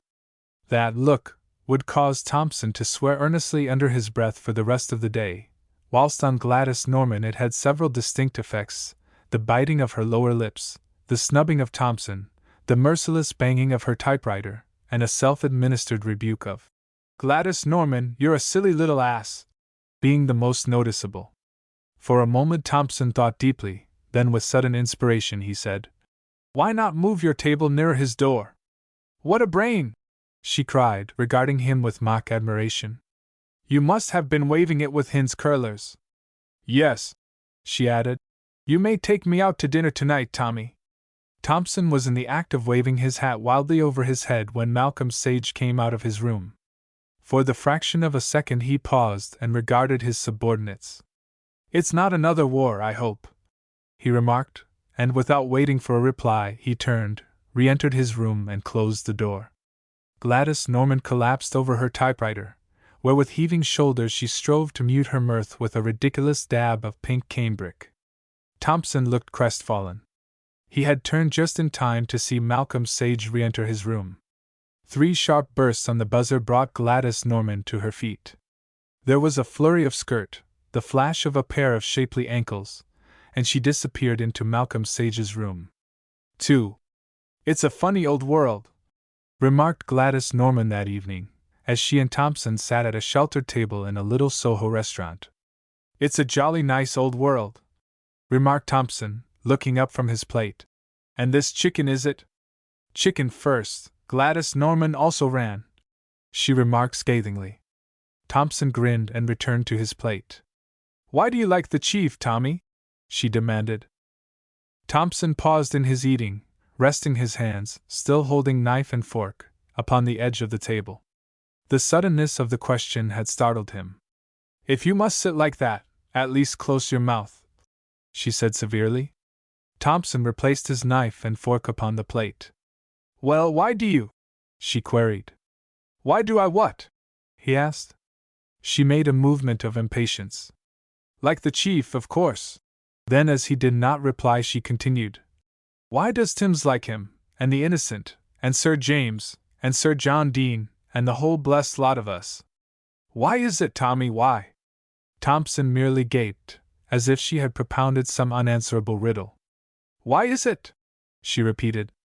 Then, as he still remained silent, she added, There's no hurry, Tommy dear, just go on listening with your mouth.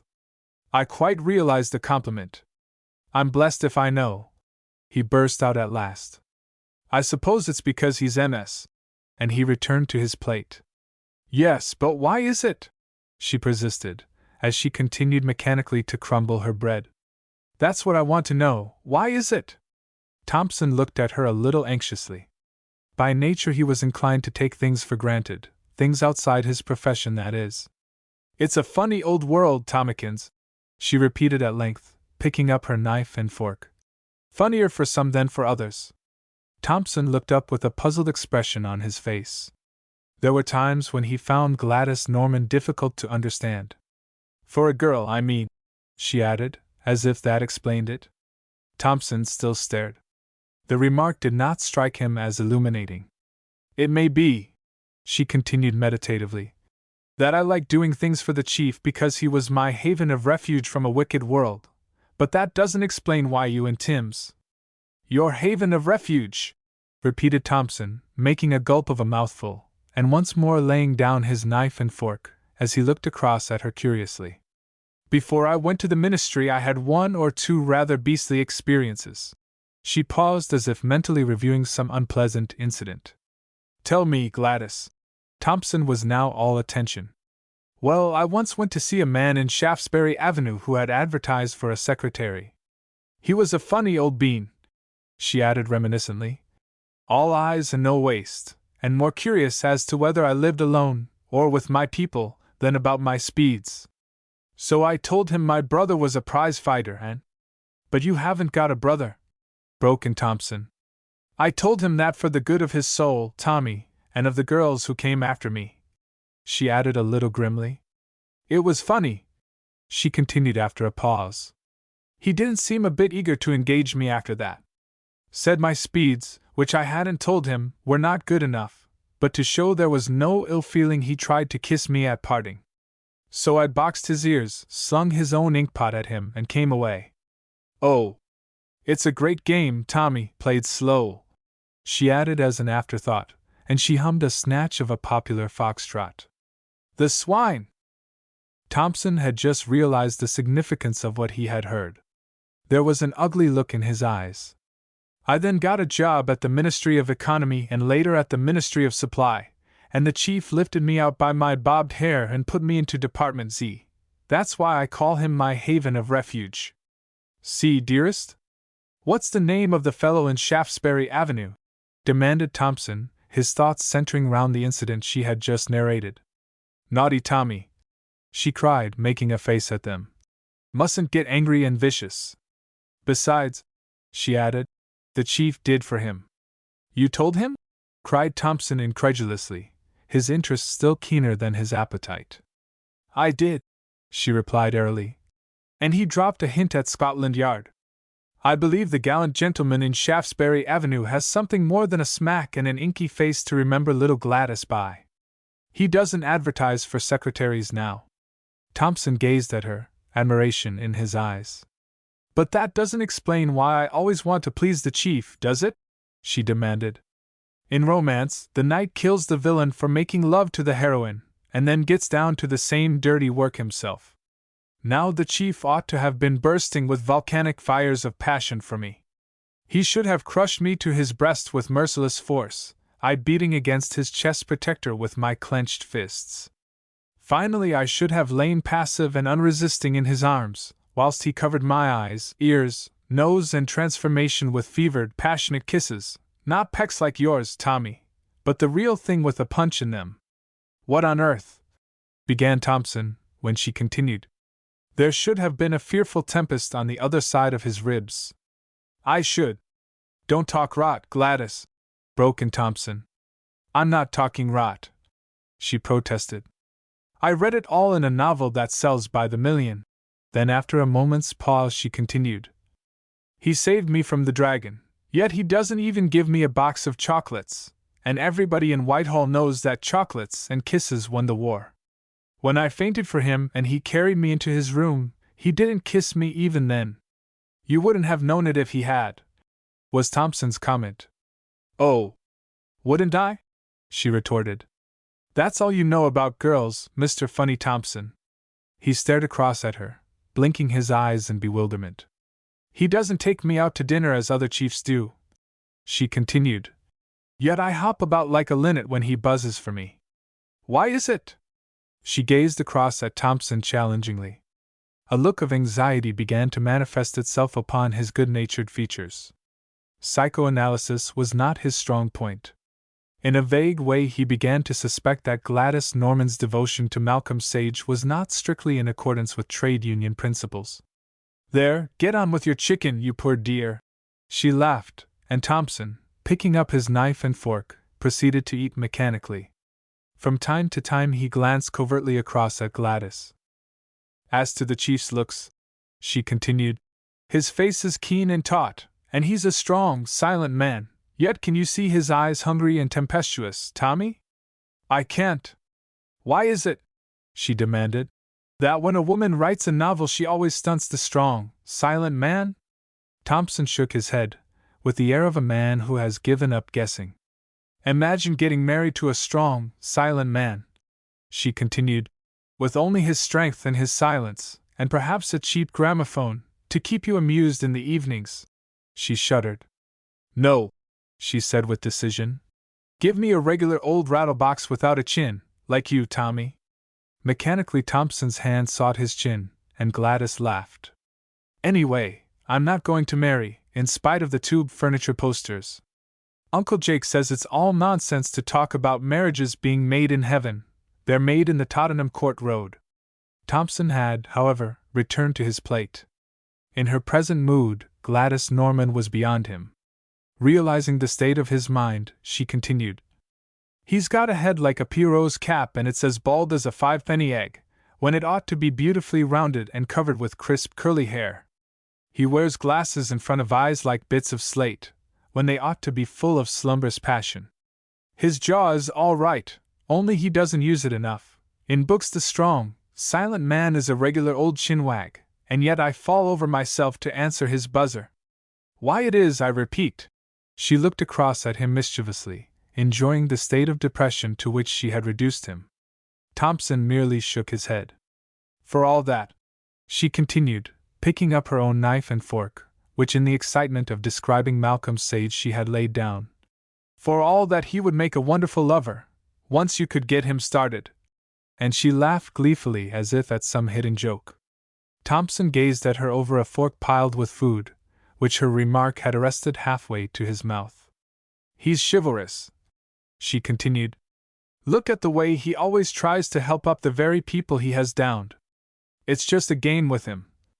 "No, it's not," burst out Thompson, through a mouthful of chicken and sautéed potato. She gave him a look of disapproval that caused him to swallow rapidly. "The chief doesn't look on it as a game," he persisted. "He's out to stop crime. But that's not the point," she interrupted. "What I want to know is, why do I bounce off my chair like an India rubber ball when he buzzes?" she demanded relentlessly. "Why do I want to please him? Why do I want to kick myself when I make mistakes? Why, oh, Tommy," she broke off, "if you only had a brain as well as a stomach." And she looked across at him reproachfully. "Perhaps it's because he never complains," suggested Thompson, as he placed his knife and fork at the all clear angle and leaned back in his chair with a sigh of contentment. "You don't complain, Tommy," she retorted. "But you could buzz yourself to blazes without getting me even to look up." For fully a minute there was silence. Gladys Norman continued to gaze down at the debris to which she had reduced her roll. "No," she continued presently. "There is something else. I've noticed the others. They're just the same." She paused, then suddenly looking across at him she inquired, "What is loyalty, Tommy?" "Standing up and taking off your hat when they play God Save the King," he replied glibly. She laughed, and deftly flicked a bread pill she had just manufactured, catching Thompson beneath the left eye and causing him to blink violently. "You're a funny old thing," she laughed. "You know quite well what I mean, only you're too stupid to realize it. Look at the innocent. For him the chief is the only man in all the world. Then there's Timms. He'd get up in the middle of the night and drive the chief to blazes and hang the petrol. Then there's you and me." Thompson drew a cigarette case from his pocket. "I think I know why it is," she said, nodding her pretty head wisely. She paused, and as Thompson made no comment she continued. "It's because he's human, warm flesh and blood." "But when I'm warm flesh and blood," objected Thompson, with corrugated brow, "you tell me not to be silly. Your idea of warmth, my dear man, was learned on the upper reaches of the Thames after dark," was the scathing retort. "Yes, but," he began, when she interrupted him. "Look what he did for Miss Blair. Had her at the office and then, looked after her. And afterwards got her a job," remarked Thompson. "But that's just like the chief," he added. "Where did you meet him first, Tommy?" she inquired, as she leaned forward slightly to light her cigarette at the match he held out to her. "In a bath," was the reply, as Thompson proceeded to light his own cigarette. "You're not a bit funny," she retorted. "But it was," he persisted. "Was what?" "In a bath. He hadn't had one before and—" "Not had a bath?" she cried. If you try to pull my leg like that, Tommy, you'll ladder my stockings. But I'm not, protested Thompson. I met the chief in a Turkish bath, and he went into the hottest room and crumpled, so I looked after him, and that's how I got to know him. Of course, you couldn't have happened to mention that it was a Turkish bath, Tommy, could you? She said. That wouldn't be you at all. But what makes him do things like he did for Miss Blair? I suppose because he's the chief, was Thompson's reply. Gladys Norman sighed elaborately. There are moments, James Thompson, she said, when your conversation is almost inspiring. And she relapsed into silence. For the last half hour Thompson had been conscious of a feeling of uneasiness. It had first manifested itself when he was engaged upon a lightly grilled cutlet, had developed as he tackled the lower joint of a leg of chicken, and become an alarming certainty when he was halfway through a plate of apple tart and custard.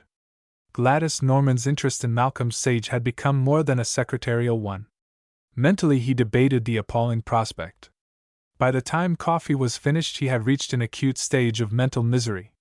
Suddenly life had become, not only tinged, but absolutely impregnated with wretchedness. It was not until they had left the restaurant, and were walking along Shaftesbury Avenue, that he summoned up courage to speak. Gladys, he said miserably, you're not. Then he paused, not daring to put into words his thought. He's so magnetic, so compelling, she murmured dreamily. He knows so much. Any girl might. She did not finish the sentence, but stole a glance at Thompson's tragic face.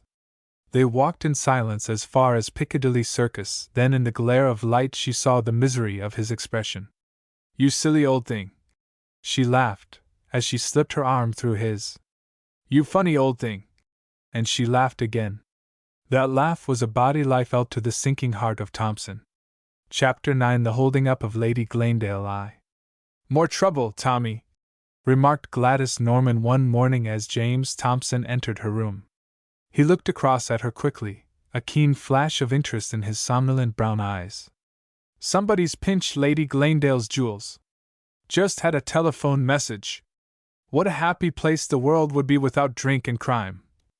And women, added Thompson, alert of eye, and prepared to dodge anything that was coming. Tommy, you're a beast. Get thee hence. And bending over her typewriter, she became absorbed in rattling words onto paper. Thompson had just reached the third line of, I'm sorry I made you cry, when his quick eye detected Malcolm Sage as he entered the outer office.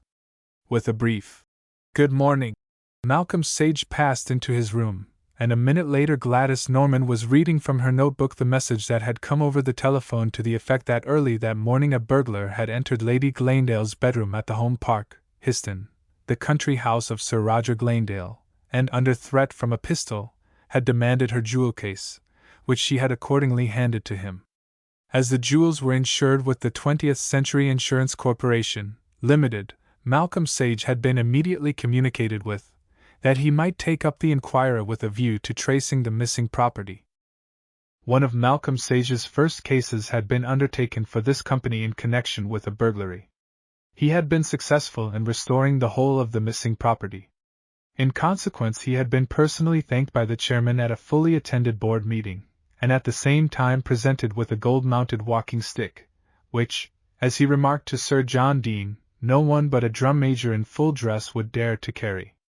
Having listened carefully as she read her notes, Malcolm Sage dismissed Gladys Norman with a nod, and for some minutes sat at his table drawing the inevitable diagrams upon his blotting pad. Presently he rose, and walked over to a row of shelves filled with red-backed volumes, lettered on the back. Records, with a number and a date. Every crime or curious occurrence that came under Malcolm Sage's notice was duly chronicled in the pages of these volumes, which contained miles of press cuttings. They were rendered additionally valuable by an elaborate system of cross-reference indexing. After referring to an index volume, Malcolm Sage selected one of the folios, and returned with it to his table.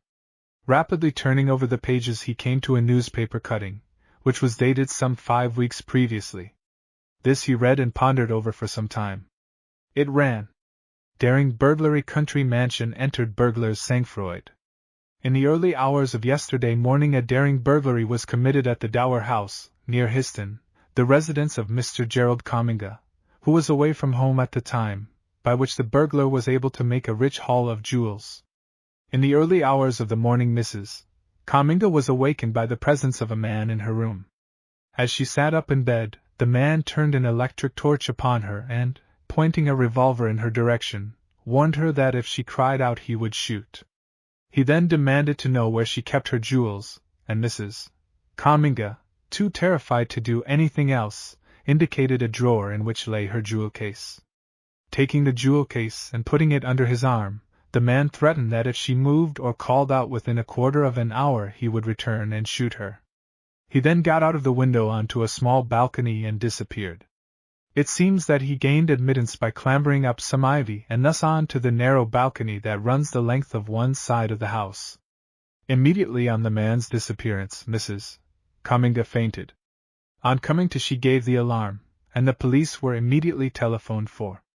Although the man's footprints are easily discernible upon the mold and the soft turf, the culprit seems to have left no other clue. The description that Mrs. Comminga is able to give of her assailant is rather lacking in detail, owing to the shock she experienced at his sudden appearance. It would appear that the man is of medium height and slight of build. He wore a cap and a black handkerchief tied across his face just beneath his eyes, which entirely masked his features. With this very inadequate description of the ruffian, the police have perforce to set to work upon the very difficult task of tracing him. For some time Malcolm Sage pondered over the cutting. Then rising he replaced the volume and rang for Thompson. An hour later Timms was carrying him along in the direction of Sir Roger Glanedale's house at a good 35 miles an hour. The home park was an Elizabethan mansion that had been acquired by Sir Roger Glanedale out of enormous profits made upon the sale of margarine. As Timms brought the car up before the front entrance with an impressive sweep, the hall door was thrown open by the butler, who habitually strove by an excessive dignity of demeanor to remove from his mental palate the humiliating flavor of margarine. Malcolm Sage's card considerably mitigated the impression made upon Mr. Hibbs's mind by the swing with which Timms had brought the car up to the door. Malcolm Sage was shown into the morning room and told that her ladyship would see him in a few minutes. He was busy in the contemplation of the garden when the door opened and Lady Glanedale entered. He bowed and then, as Lady Glanedale seated herself at a small table, he took the nearest chair. She was a little woman, some 8 inches too short for the air she assumed, fair, good-looking, but with a hard, set mouth. No one had ever permitted her to forget that she had married margarine. "You have called about the burglary?" she inquired, in a tone she might have adopted to a plumber who had come to see to a leak in the bath. Malcolm Sage bowed. "Perhaps you will give me the details," he said. "Kindly be as brief as possible." His incipient Bolshevism manifesting itself in his manner. Lady Glanedale elevated her eyebrows, but, as Malcolm Sage's eyes were not upon her, she proceeded to tell her story. "About 1 o'clock this morning I was awakened to find a man in my bedroom," she began. "He was standing between the bedstead and the farther window, his face masked.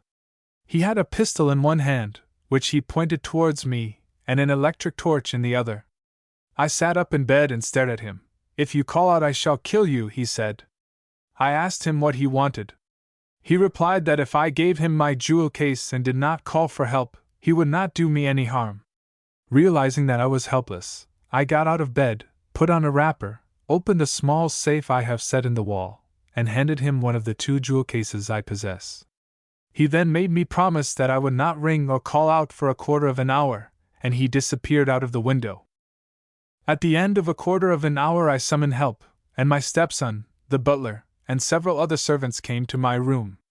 We telephoned for the police, and after breakfast we telephoned to the insurance company. For fully a minute there was silence. Malcolm Sage decided that Lady Glanedale certainly possessed the faculty of telling a story with all the events in their proper sequence. He found himself with very few questions to put to her. "Can you describe the man?" he asked as he mechanically turned over the leaves of a book on a table beside him. "Not very well," she replied. "I saw little more than a silhouette against the window. He was of medium height, slight of build, and I should say young, That seems to agree with the description of the man who robbed Mrs. Kaminga, he said as if to himself. That is what the inspector said, remarked Lady Glanedale. His voice was rather husky, as if he were trying to disguise it. Was it the voice of a man of refinement, or otherwise? I should describe it as middle class, was the snobbish response. The mask? It looked like a silk handkerchief tied across his nose. It was dark in tone, but I could get only a dim impression. Malcolm Sage inclined his head comprehendingly. You know Mrs. Kaminga? Intimately. You mentioned 2 jewel cases, he said. The one stolen contained those I mostly wear, replied Lady Glanedale. In the other I keep some very valuable family jewels. What was the value of those stolen? About £8,000, she replied. Possibly more. I should explain, perhaps, that Sir Roger was staying in town last night, and so far I have not been able to get him on the telephone. He was to have stayed at the Ritz-Tun, but apparently he found them full and went elsewhere. You have no suspicion as to who it was that entered your room? None whatever, said Lady Glanedale. The police have already been? He inquired, as he examined with great intentness a rose he had taken from a bowl beside him. Yes, they came shortly after we telephoned. They gave instructions that nothing was to be touched in the room, and no one was to go near the ground beneath the windows. Malcolm Sage nodded approvingly, and returned the rose to the bowl. And now, he said, I think I should like to see the room. By the way, I take it that you keep your safe locked? Always, said Lady Glanedale. Where do you keep the key? In the bottom right-hand drawer of my dressing table, under a pile of handkerchiefs. As soon as you can I should like to see a list of the jewels, said Malcolm Sage, as he followed Lady Glanedale towards the door. My maid is copying it out now, she replied, and led the way up the staircase, along a heavily carpeted corridor, at the end of which she threw open a door giving access to a bedroom. Malcolm Sage entered and gave a swift look about him, seeming to note and catalogue every detail. It was a large room, with 2 windows looking out onto a lawn. On the right was a door, which, Lady Glanedale explained, led to Sir Roger's dressing room. He walked over to the window near the dressing room and looked out. That is the window he must have entered by. He went out that way, explained Lady Glanedale. You spoke of a stepson, said Malcolm Sage. He is a man, I presume? He is 23. Lady Glanedale elevated her eyebrows as if surprised at the question. Can you send for him? Certainly, if you wish it. She rang the bell, and a moment later requested the maid who answered it to ask Mr. Robert to come immediately. Do you sleep with lowered blinds? Inquired Malcolm Sage. The one nearest my bed I always keep down, the other I pull up after putting out my light. Did you awaken suddenly, or gradually, as if it were your usual time to awaken? It was gradual, said Lady Glanedale, after a pause for thought. I remember having the feeling that someone was looking at me. Was the light from the torch shining on your face? No, it was turned to the opposite side of the room, on my right as I lay in bed. At that moment a young man in tweeds entered. You want me, mater? He inquired, then, looking across at Malcolm Sage with a slightly troubled shadow in his eyes, he bowed. This is Mr. Sage from the insurance company, said Lady Glanedale coldly. He wishes to see you. Again there was the slightly troubled look in young Glanedale's eyes. Perhaps you will place Mr. Glanedale in the exact position in which the man was standing when you first saw him, said Malcolm Sage. Without a word Lady Glanedale walked over to the spot she had indicated, young Glanedale following. When she had got him into the desired position she turned interrogatingly to Malcolm Sage. Now, he said, will you be so kind as to lie on your bed in the same position in which you were when you awakened? For a moment Lady Glanedale's eyebrows indicated surprise. She used her eyebrows more than any other feature for the purpose of expressing emotion. Without comment, however, she lay down upon the bed on her right side, closed her eyes, then a moment later sat up and gazed in the direction where Glanedale stood looking awkward and self-conscious. Perhaps you will repeat every movement you made, said Malcolm Sage. Try to open the safe door exactly as you did then, and leave it at the same angle. Every detail is important. Lady Glanedale rose, picked up a wrapper that was lying over a chair back, put it on, and walking over to the safe, turned the key that was in the lock, and opened it. Then, standing between the safe and Glanedale, she took out a jewel case and closed the door. Finally she walked over to where her stepson stood, and handed him the jewel case. "Thank you," said Malcolm Sage. "I wanted to see whether or not the man had the opportunity of seeing into the safe. I took care to stand in front of it," she said. "So I observed." "You allowed the quarter of an hour to elapse before you raised the alarm?" "Certainly, I had promised," was the response. "But a promise extorted by threats of violence is not binding," he suggested as he pulled meditatively at his right ear. "It is with me," was the cold retort. He inclined his head slightly. "I noticed that the ground beneath the windows has been roped off. The inspector thought it had better be done, as there were footprints. I will not trouble you further for the present, Lady Glanedale," said Malcolm Sage, moving towards the door. "I should like to spend a little time in the grounds. Later I may require to interrogate the servants."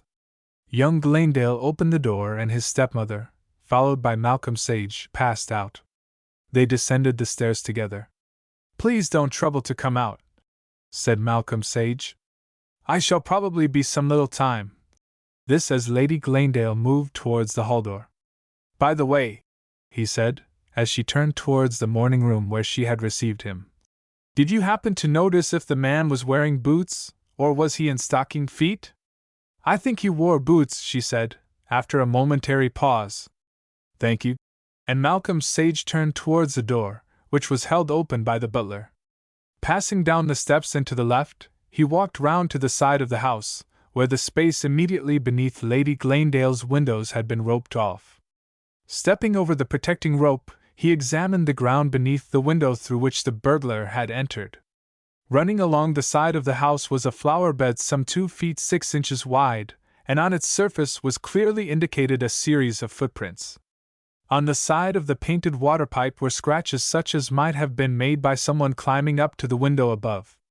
Drawing a spring metal rule from his pocket, he proceeded to take a series of measurements, which he jotted down in a notebook. He next examined the water pipe up which the man presumably had climbed, and presently passed on to a similar pipe farther to the left. Every inch of ground he subjected to a careful and elaborate examination, lifting the lower branches of some evergreens and gazing beneath them. Finally, closing his notebook with a snap, Malcolm Sage seated himself upon a garden seat and carefully filling and lighting his pipe, he became absorbed in the polished pinkness of the third fingernail of his left hand. A quarter of an hour later he was joined by young Glanedale. "Found anything?" he inquired. "There are some footprints," said Malcolm Sage, looking at him keenly. "By the way, what did you do when you heard of the robbery?" "I went to the mater's room." "And after that?" "I rushed downstairs and started looking about." "You didn't happen to come anywhere near this spot, or walk upon the mold there?" He nodded at the place he had just been examining. "No, as a matter of fact I avoided it. The mater warned me to be careful." Malcolm Sage nodded his head. "Did the butler join you in your search?" he inquired. "About 5 minutes later he did. He had to go back and put on some things. He was rather sketchy when he turned up in the mater's room." Glanedale grinned at the recollection. "And you?" Malcolm Sage flashed on him that steel-gray look of interrogation. For a moment the young man seemed embarrassed, and he hesitated before replying. "As a matter of fact, I hadn't turned in," he said at length. "I see," said Malcolm Sage, and there was something in his tone that caused Glanedale to look at him quickly. "It was such a rippin' night that I sat at my bedroom window smoking," he explained a little nervously. "Which is your bedroom window?" Glanedale nodded in the direction of the farther end of the house. "That's the governor's dressing room," he said, indicating the window on the left of that through which the burglar had escaped. "And the next is mine." "Did you see anything?" inquired Malcolm Sage, who, having unscrewed the mouthpiece of his pipe, proceeded to clean it with a blade of grass. Again there was the slightest suggestion of hesitation before Glanedale replied. No, nothing. You see, he added hastily, I was not looking out of the window, merely sitting at it. As a matter of fact, I was facing the other way. You heard no noise? Glanedale shook his head. So that the first intimation you had of anything being wrong was what? He asked. I heard the mater at her door calling for assistance, and I went immediately. Malcolm Sage turned and regarded the water pipe speculatively. I wonder if anyone really could climb up that, he said. I'm sure I couldn't. Nothing easier, said Glanedale. I could chin up in 2 ticks. And he made a movement towards the pipe. No, said Malcolm Sage, putting a detaining hand upon his arm. If you want to demonstrate your agility, try the other. There are marks on this I want to preserve. Right-o, cried Glanedale with a laugh, and a moment later he was shinning up the further pipe with the agility of a South Sea Islander after coconuts. Malcolm Sage walked towards the pipe, glanced at it, and then at the footprints beneath. You were quite right, he remarked casually. Then a moment later he inquired. Do you usually sit up late? We're not exactly early birds, Glanedale replied a little irrelevantly. The mater plays a lot of bridge, you know, he added. And that keeps you out of bed? Yes and no, was the reply. I can't afford to play with the mater's crowd, but I have to hang about until after they've gone. The governor hates it. You see, he added confidentially, when a man's had to make his money, he knows the value of it. True, said Malcolm Sage, but from the look in his eyes his thoughts seemed elsewhere. By the way, what time was it that you had a shower here last night? A shower? Repeated Glanedale. Oh, yes, I remember. It was just about 12 o'clock. It only lasted about 10 minutes. I'll think things over, said Malcolm Sage, and Glanedale, taking the hint, strolled off towards the house. Malcolm Sage walked over to where an old man was trimming a hedge. Could you lend me a trowel for half an hour? He inquired. No, dang it, I can't, growled the old fellow. I ain't going to lend no more trowels or anything else. Why? Inquired Malcolm Sage. There's my best trowel gone out of the tool house, he grumbled, and I ain't going to lend no others. How did it go? How should I know? He complained.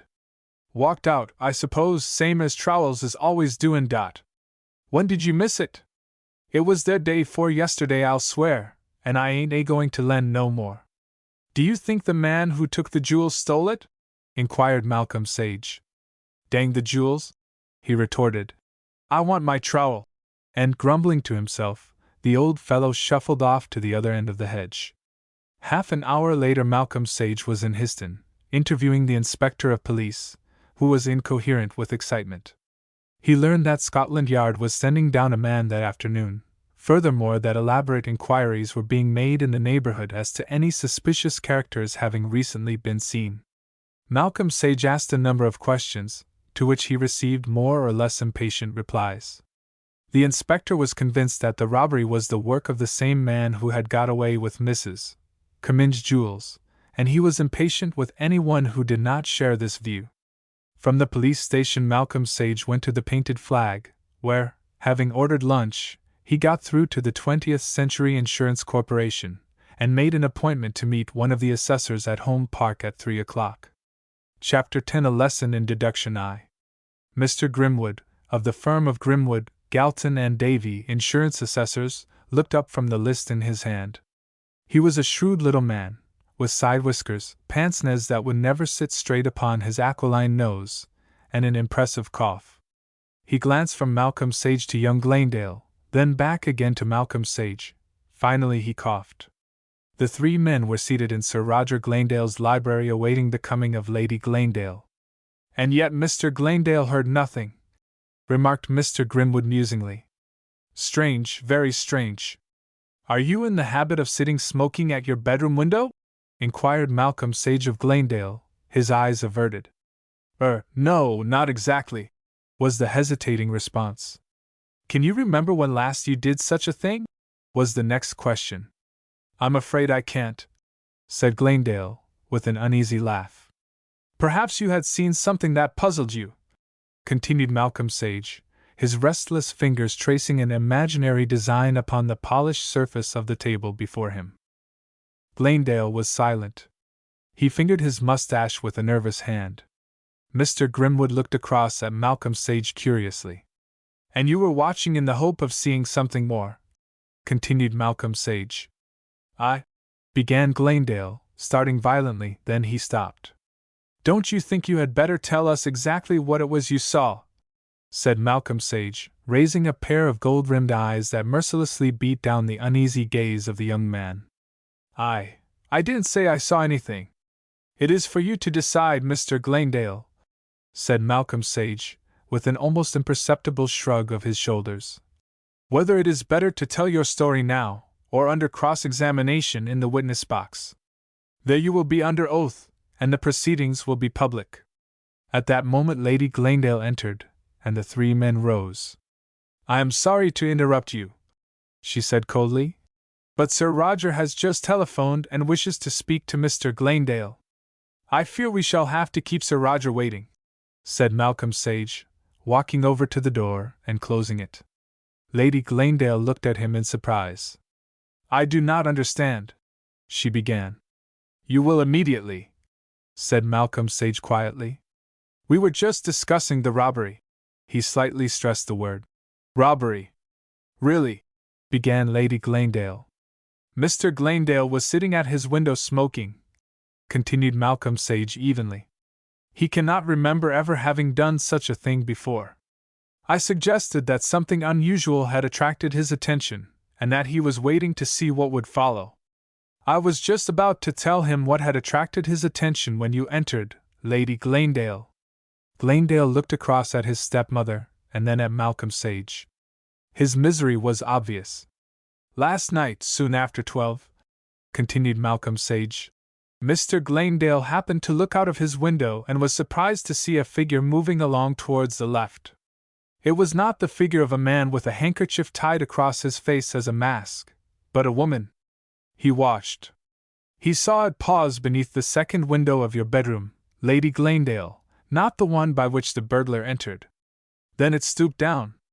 Malcolm Sage's fingers seemed to be tracing each movement of the mysterious figure upon the surface of the table. Lady Glanedale gazed at his long, shapely hands as if hypnotized. "Presently," he continued, "it returned to the first window, where it was occupied for some minutes. Mr. Glanedale could not see this, but the figure was engaged in making footprints and marking the sides of the water pipe with a shoe or boot as high up as it could reach. It— How dare you make such an accusation?" cried Lady Glanedale, making an effort to rise, but she sank back again in her chair, her face plaster white.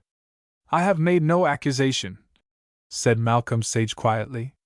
"I am telling what Mr. Glanedale saw." A hunted look sprang to Lady Glanedale's eyes. She tore her eyes from those magnetic fingers and gazed about her wildly as if meditating flight. Her throat seemed as if made of leather. "Would you be prepared to deny all this in the witness box under oath, Mr. Glanedale?" inquired Malcolm Sage. Glanedale looked at him with unseeing eyes, then across at his stepmother. "The woman had put on a pair of men's boots that the footprints might be masculine. They were so much too large for her that she had to drag her feet along the ground. The boots were those of a man weighing, say, about 11.5 stone. The weight inside those boots shown by the impression in the mold was little more than 7 stone. Lady Glanedale put out her hand as if to ward off a blow, but Malcolm Sage continued mercilessly, addressing Glanedale. "The length of a man's stride is 30 inches. Between these steps the space was less than 15 inches. Skirts are worn very narrow." He paused, then, as Lady Glanedale made no reply, he turned to Glanedale. "I asked you this morning," he said, "to climb the other pipe for the double purpose of examining the impress of your boots on the mold as you left the ground and when you dropped back again onto the mold. Also to see what sort of marks a pair of leather boots would make upon the weather-worn paint of the pipe. As you sprang from the ground and clutched the pipe, there was a deep impress on the mold of the soles of both boots, deep at the toes and tapering off towards the heel. On your return you made distinct heel marks as well." Lady Glanedale had buried her face in her hands. She must blot out the sight of those terrible hands. Glanedale sat with his eyes upon Malcolm Sage as if hypnotized. There was a shower of rain last night about 12, an hour before the alleged burglar arrived, yet the footprints were made before the rain fell. In 2 cases leaves had been trodden into the footprints, yet on these leaves were drops of rain just as they had fallen.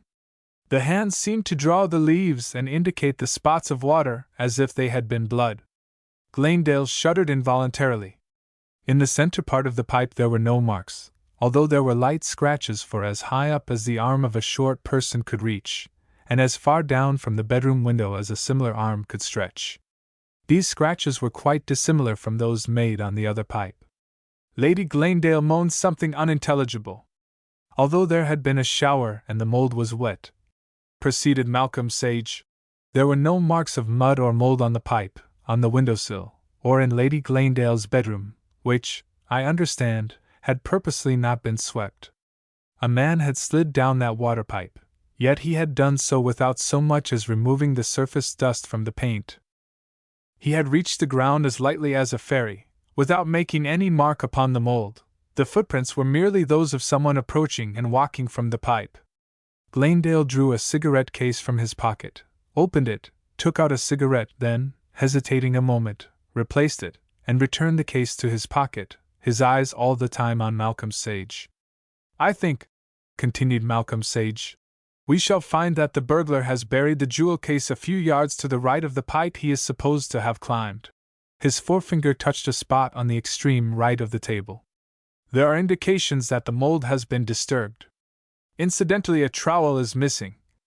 Glanedale suddenly sprang to his feet. Just as Lady Glanedale fell forward in her chair, she had fainted. 2. "It's a very unpleasant business," remarked Mr. Googe, the general manager of the 20th Century Insurance Company, as he looked up from reading a paper that Malcolm Sage had just handed to him. In it Lady Glanedale confessed the fraud she had sought to practice upon the corporation.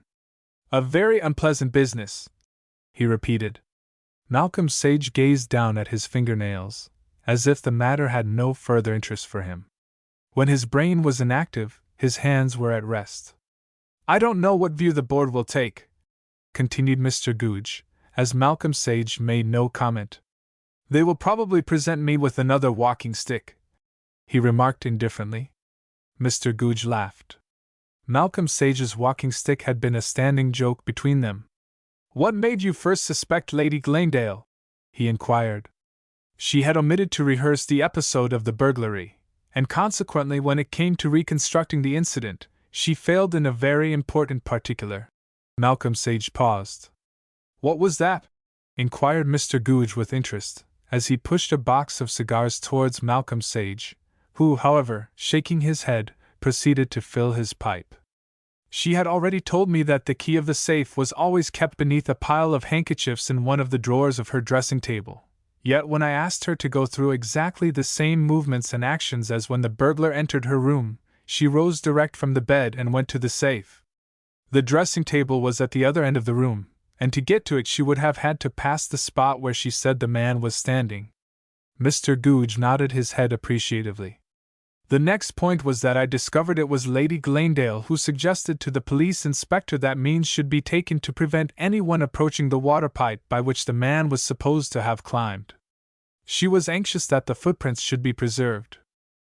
Another point was that young Glanedale happened to remark that his stepmother was much addicted to bridge, and that the stakes were too high to admit of his joining in. Also that men who have themselves accumulated their wealth know the value of money. Sir Roger disliked bridge and probably kept his lady short." "Most likely," agreed Mr. Googe. "He has the reputation of being a bit shrewd in money matters." "When did you begin to suspect Lady Glanedale?" "From the first," was the reply. "Everything rang false. Lady Glanedale's story suggested that it had been rehearsed until she had it by heart," continued Malcolm Sage. "It was too straightforward, too clearly expressed for the story of a woman who had just lost £8,000 worth of jewels. When I put questions to her she hesitated before replying, as if mentally comparing her intended answer with what she had already told. Then she was so practical in preparing a list of the lost jewels at once, and in warning her stepson not to go near the spot beneath her window, as there might be footprints. This at a time when she was supposed to be in a state of great excitement. "Did you suspect young Glanedale at all?" queried Mr. Grimwood. "No," said Malcolm Sage, "but to make quite sure I cast doubt upon the possibility of anyone climbing the pipe. If he had been concerned he would not have volunteered to prove I was wrong." "True," said Mr. Googe as he examined critically the glowing end of his cigar.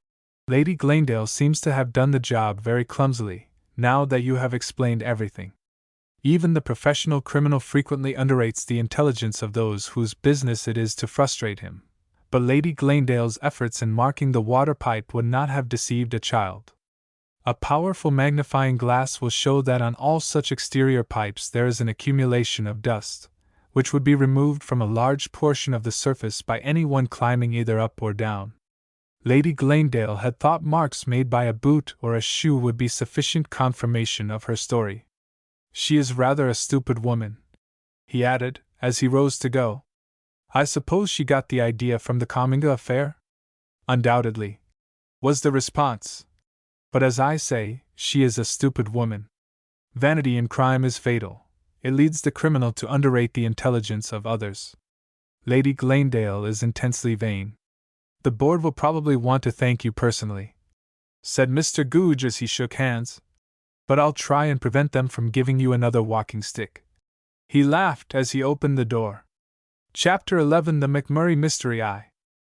Of the many problems upon which Malcolm Sage was engaged during the early days of the Malcolm Sage Bureau, that concerning the death of Professor James McMurray, the eminent physiologist, was perhaps the most extraordinary. It was possessed of several remarkable features. For one thing, the murderer had disappeared, leaving no clue. For another, the body when found seemed to have undergone a strange change, many of the professor's 65 years appearing to have dropped from him in death, as leaves from an autumn tree. It was one of those strange crimes for which there is no apparent explanation, consequently the strongest weapon the investigator has, that of motive, was absent. As far as could be gathered, the dead professor had not an enemy in the world. He was a semi-recluse, with nothing about him to tempt the burglar. Yet he had been brutally done to death in his own laboratory, and the murderer had made good his escape without leaving anything likely to prove helpful to the police. One day, as Gladys Norman, like panting time, toiled after her work in vain, striving to tap herself up to date with an accumulation of correspondence, the telephone bell rang for what seemed to her the umpteenth time that morning. She seized the receiver as a dog seizes a rat, listened, murmured a few words in reply, then banged it back upon its rest. "Oh dear!" she sighed. "I wish they'd let him alone. The poor dear looks tired out." She turned to William Johnson, who had just entered. "Why don't you hurry up and become a man, Innocent?" she demanded, "so that you can help the chief?" William Johnson looked vague and shuffled his feet. His admiration of Malcolm Sage's secretary rendered him self-conscious in her presence. "Sir John Deane and Sir Jasper Chambers to see the chief," he announced, obviously impressed by the social importance of the callers. "Sure it's not the Shah of Persia and Charlie Chaplin?" she asked wearily as she rose from her table and, walking over to the door marked "Private," passed into Malcolm Sage's room. Reappearing a moment later, she instructed William Johnson to show the visitors in at once. As the two men passed through Miss Norman's room, they formed a striking contrast. Sir John Deane short, thick-set, alert, with the stamp of the West End upon all he wore. Sir Jasper Chambers tall, gaunt, arid, dingy, with a forehead like the bulging eaves of an Elizabethan house, and the lower portion of his face a rind of short grizzled grey hair that seemed to know either coercion nor restraint. His neck appeared intent on thrusting itself as far as possible out of the shabby frock coat that hung despairingly from his narrow shoulders. "I wonder," murmured Gladys Norman, as she returned to her typing, "how many geraniums he had to give for those clothes." "Morning, Mr. Sage," cried Sir John Deane. Malcolm Sage rose. There was an unwonted cordiality in the way in which he extended his hand. "This is Sir Jasper Chambers." Sir John Deane turned to his companion. "You'll be able to place him." And he twirled the unlit cheroot between his lips with bewildering rapidity. Sir Jasper bowed with an old-world courtliness and grace that seemed strangely out of keeping with his lank and unpicturesque bearing. Malcolm Sage, however, held out his hand with the air of one wishing to convey that a friend of Sir John Deane merited special consideration. He motioned the two men to seats and resumed his own. Both declined the box of cigars he proffered, Sir John Deane preferring the well-chewed cheroot between his lips, whilst Sir Jasper drew a pipe from the tail-pocket of his frock-coat, which with long fleshless fingers he proceeded to fill from a chamois leather tobacco pouch. "I've brought Sir Jasper along," said Sir John Deane. "You've heard about the murder of his friend Professor McMurray. He didn't want to come, but I told him you'd be tickled to death, and that you'd get it all figured out for him in 2 wags of a chipmunk's tail." Malcolm Sage looked across at the eminent philanthropist, whose whole attention seemed absorbed in the filling of his well-worn briar. Sir Jasper's wise charities and great humanitarianism were world-famous. It was Will Blink, the Labour demagogue, who had said that of all the honours conferred during the century, Sir Jasper Chambers' OM had alone been earned, the others had been either bought or wangled. The McMurray murder was the sensation of the hour. The newspapers had stunted it, and the public, always eager for gruesome sensation, had welcomed it as if it had been a Mary Pickford film. 4 days previously, Professor James McMurray of Gorling, in Essex, had been found dead in his laboratory, his head fearfully battered in by some blunt instrument. It was the professor's custom, when engaged upon important research work, to retire, sometimes for days at a time, to a laboratory he had built in his own grounds. Meals were passed through a small wicket, specially constructed for that purpose in the laboratory wall, and the professor's servants had the most explicit instructions on no account to disturb him. A fortnight previously Professor McMurray had retired to his laboratory to carry out an important series of experiments. He informed his butler that Sir Jasper Chambers, his lifelong friend, would visit him on the 3rd day, and that dinner for 2 was to be supplied in the usual way, through the wicket. On the evening in question, Sir Jasper Chambers had arrived and stayed until a little past 9. He then left the laboratory and proceeded to the house, where he told the butler that his master was quite well, and that in all probability his researches would occupy him another week. 8 days later, when the butler took the professor's luncheon down to the laboratory, he noticed that the breakfast tray had not been removed from the shelf just inside the wicket. Convinced that the professor had been so absorbed in his researches that he had forgotten the meal, the butler placed the luncheon tray beside that containing the breakfast, thinking it better to leave the earlier meal as a reminder to the professor of his forgetfulness. At dinner-time the butler was greatly surprised to find that both breakfast and luncheon had remained as he had left them. Still, remembering how definite and insistent the professor had been that he was not to be disturbed, the butler had, after consulting with the housekeeper, decided to do nothing for the moment, and contented himself with ringing several times the electric bell that was the signal of another meal. An hour later he went once more to the wicket, only to discover that nothing had been touched. Hurrying back to the house with all speed he had conferred with Mrs. Graham, the housekeeper, and on her insistence, he had telephoned to the police. Sergeant Crudden of the Essex County Constabulary immediately bicycled over to the Hollows, Professor McMurray's residence, and after hearing the butler's story, he had decided to force the door. There are no windows, the laboratory being lighted from above, in order to secure entire privacy. To the officer's surprise the door yielded readily, having apparently been previously forced. Entering the laboratory he was horrified to discover the body of the professor lying in the center of the floor, his head literally smashed by a terrible blow that had obviously been delivered from behind. Acting on the instructions of the police sergeant, the butler had telephoned the news to the police station at Strinton, with the result that shortly afterwards Inspector Broit arrived with a doctor. The police had made no statement, but there were some extraordinary rumors current in the neighborhood. One was to the effect that it was not Professor McMurray's body that had been discovered, but that of a much younger man who bore a striking resemblance to him. "You have seen the accounts of my friend's terrible end?" inquired Sir Jasper, as he took the box of matches Malcolm Sage handed him and proceeded to light his pipe. Malcolm Sage nodded. His gaze was fixed upon Sir Jasper's grey worsted socks, which concertinaed up his legs above a pair of strangely fashioned black shoes. He was about to enter upon a series of experiments with a serum he had discovered, his object being to lengthen human life. Sir Jasper spoke in a gentle, well-modulated voice, in which was a deep note of sadness. He and Professor McMurray had been lifelong friends, their intimacy appearing to become strengthened by the passage of years. "You were the last to see him alive, I understand." Malcolm Sage picked up his fountain pen and began an elaborate stippled design of a serpent upon the blotting pad. 8 days before he was found I dined with him," said Sir Jasper, his voice a little unsteady. "What happened?" Malcolm Sage inquired without looking up. "I arrived at 7 o'clock," continued Sir Jasper. "From then until 1:30 we talked upon things of general interest, after which we dined. Later he told me he was about to enter upon a final series of experiments, the result of which would, in all probability, either be fatal to himself, or mean the lengthening of human life." He paused, gazing straight in front of him, ejecting smoke from his lips in staccatoed puffs. Then he continued. "He said that he had recently made a will, which was lying with his solicitor, and he gave me certain additional instructions as to the disposal of his property."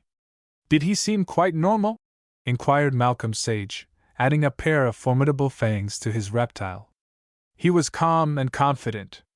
At parting he told me I should be the first to know the result." "Have you any reason to believe that Professor McMurray had enemies?" Malcolm Sage inquired.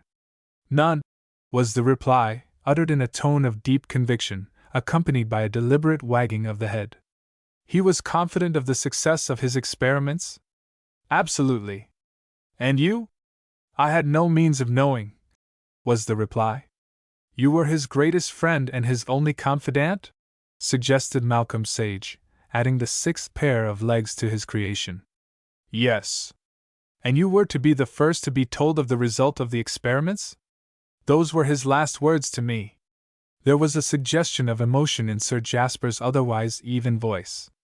"Can you remember his actual words?" "Yes, I remember them," he replied sadly. "As we shook hands he said, 'Well, Chambers, you will be the first to know the result.'"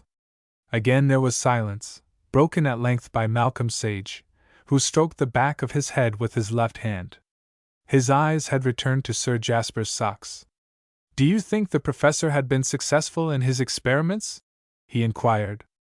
"I cannot say."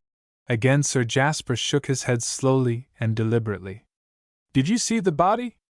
"I did." "Is there any truth in the rumors that he looked much younger?" "There was certainly a marked change, a startling change," was the reply. "But death plays odd tricks with years," suggested Malcolm Sage, who was now feeling the lobe of his left ear as if to assure himself of its presence. "True," said Sir Jasper, nodding his head as if pondering the matter deeply. "True. There was an article in last month's The Present Century by Sir Kelper Jevons entitled The Dangers of Longevity. Did you read it?" inquired Malcolm Sage. "I did." "I read it too," broke in Sir John Deane, who had hitherto remained an interested listener, as he sat twirling round between his lips the still unlit cheroot. "A pretty dangerous business it seems to me, this monkeying about with people's glands. It called attention to the danger of any interference with nature's carefully adjusted balances between life and death," continued Malcolm Sage, who had returned to the serpent which now sported a pair of horns, "and was insistent that the lengthening of human life could result only in harm to the community. Do you happen to know if Professor McMurray had seen this?" "He had." Sir Jasper leaned forward to knock the ashes from his pipe into the copper tray on Malcolm Sage's table. "We talked of it during dinner that evening. His contention was that science could not be constricted by utilitarianism, and that nature would adjust her balances to the new conditions. But," grumbled Sir John Deane, "it wouldn't be until there had been about the tallest kind of financial panic this little globe of misery has ever seen." "The article maintained that there would be an intervening period of chaos," remarked Malcolm Sage meditatively, as he opened a drawer and took from it a copy of The Present Century. "I was particularly struck with this passage," he remarked. "It is impossible to exaggerate the extreme delicacy of the machinery of modern civilization," he read, Industrialism, the food supply, existence itself are dependent upon the death rate. Reduce this materially and it will inevitably lead to an upheaval of a very grave nature. For instance, it would mean an addition of something like 1 million to the population of the United Kingdom each year, over and above those provided for by the normal excess of births over deaths, and it would be years before nature could readjust her balances. Malcolm Sage looked across at Sir Jasper, who for some seconds remained silent, apparently deep in thought. "I think," he said presently, with the air of a man carefully weighing his words, "that McMurray was inclined to underestimate the extreme delicacy of the machinery of modern civilization. I recall his saying that the arguments in that article would apply only in the very unlikely event of someone meeting with unqualified success. That is to say, by the discovery of a serum that would achieve what the Spaniards hoped of the fountain of eternal youth, an instantaneous transformation from age to youth." "A sort of Faust stunt," murmured Sir John Deane.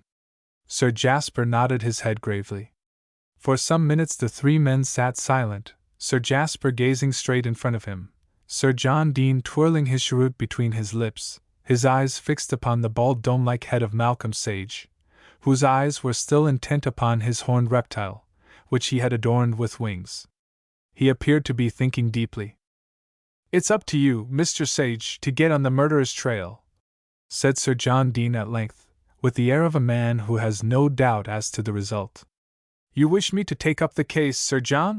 inquired Malcolm Sage, looking up suddenly. "Sure," said Sir John Deane as he rose. "I'll take it as a particular favor if you will. Now I must vamoose. I've got a date in the city." He jerked himself to his feet and extended a hand to Malcolm Sage. Then turning to Sir Jasper, who had also risen, he added, "You leave it to Mr. Sage, Sir Jasper. Before long you won't see him for dust. He's about the livest wire this side of the St. Lawrence."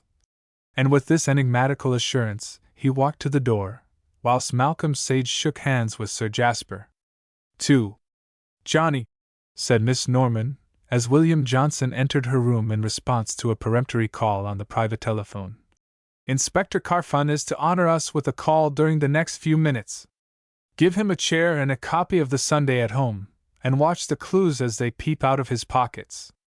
Now buzz off." William Johnson returned to his table in the outer office and the lurid detective story from which Miss Norman's summons had torn him. He was always gratified when an officer from Scotland Yard called. It seemed to bring him a step nearer to the great crook world of his dreams. William Johnson possessed imagination, but it was the imagination of the films. A quarter of an hour later he held open the door of Malcolm Sage's private room to admit Inspector Carfon, a tall man, with small features and a large forehead, above which the fair hair had been sadly thinned by the persistent wearing of a helmet in the early days of his career. "I got your message, Mr. Sage," he began, as he flopped into a chair on the opposite side of Malcolm Sage's table. "This McMurray case is a teaser.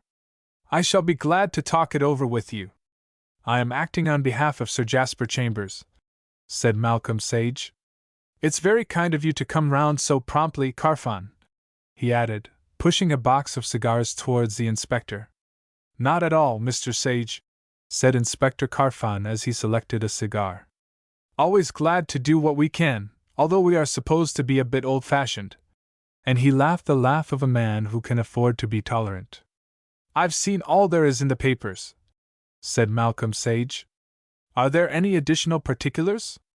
"There's one thing we haven't told the papers, and it wasn't emphasized at the inquest." The inspector leaned forward impressively.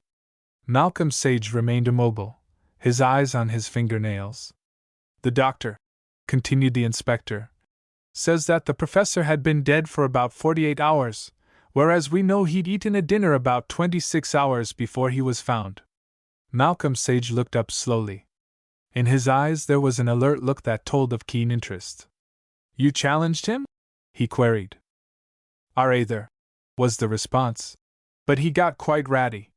Said he'd stake his professional reputation and all that sort of thing." Malcolm Sage meditatively inclined his head several times in succession. His hand felt mechanically for his fountain pen. "Then there was another thing that struck me as odd," continued Inspector Carfon, intently examining the end of his cigar. The professor had evidently been destroying a lot of old correspondence. The paper basket was full of torn-up letters and envelopes, and the grate was chock-a-block with charred paper. That also we kept to ourselves. That all?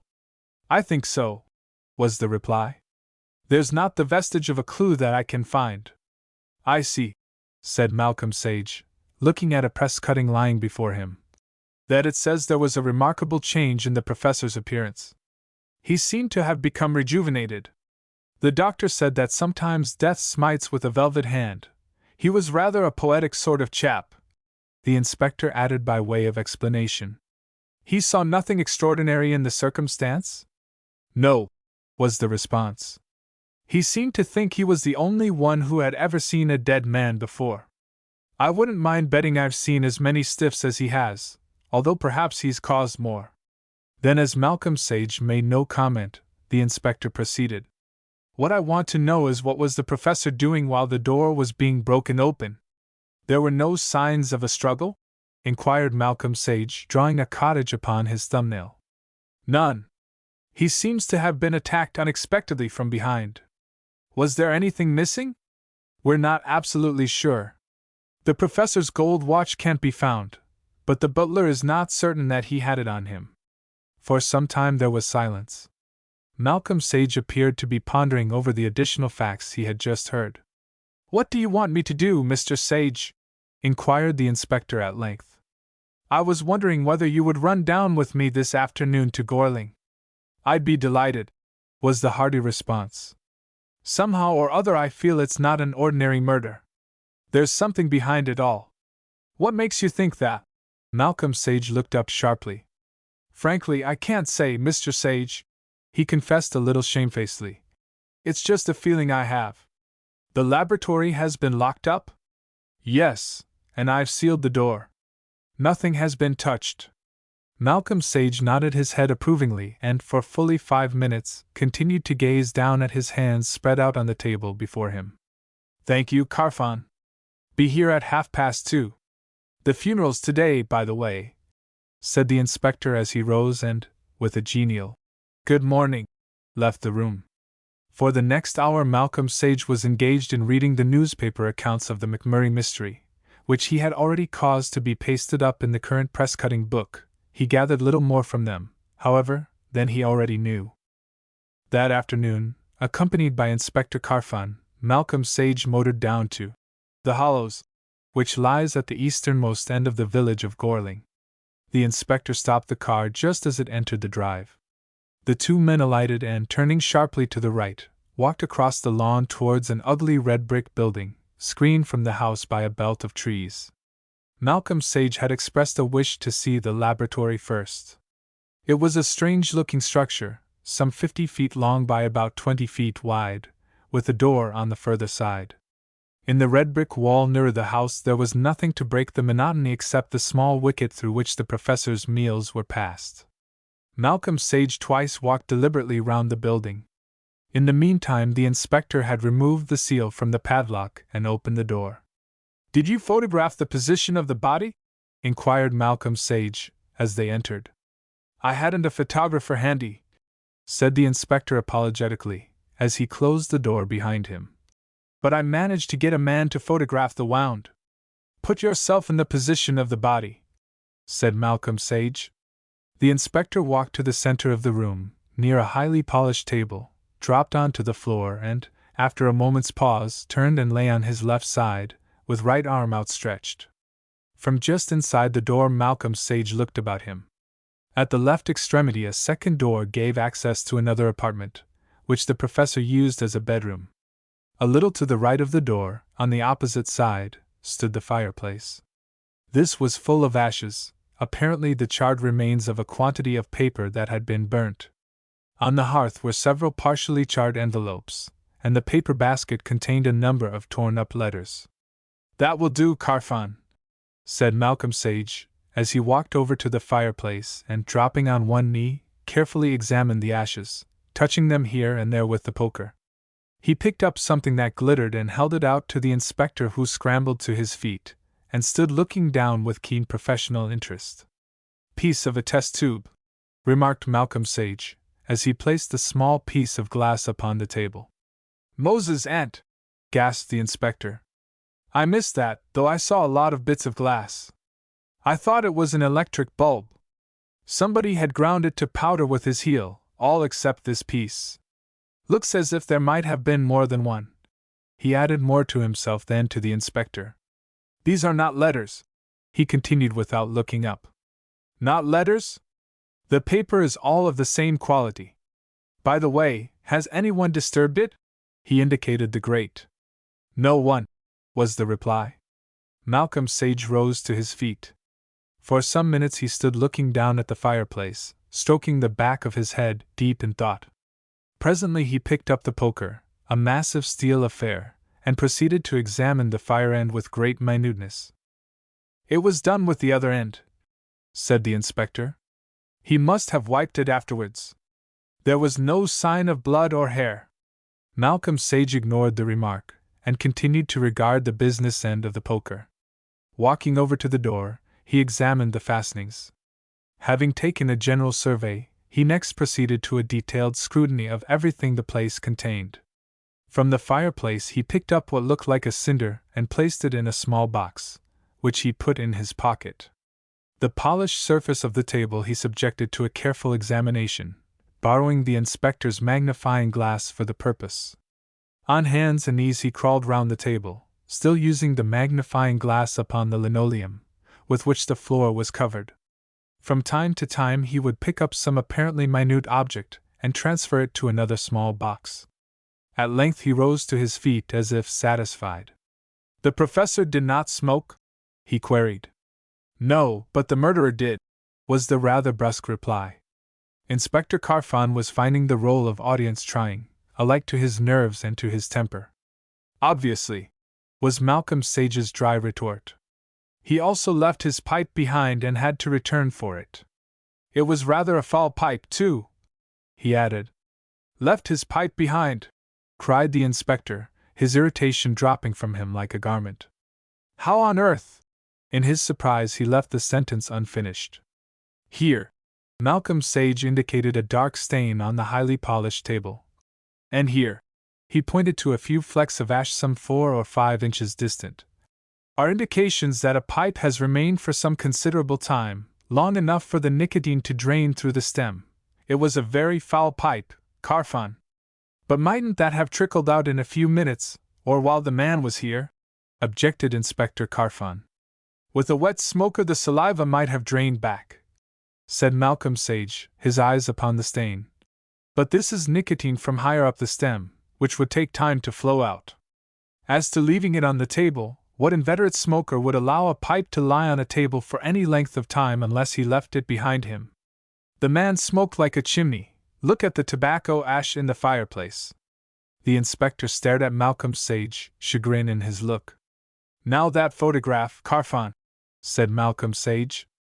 Taking a letter case from his breast pocket, Inspector Carfon drew out a photograph folded in half.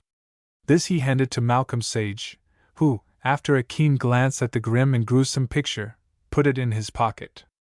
I thought so, he murmured. Thought what, Mr. Sage? Inquired the inspector eagerly.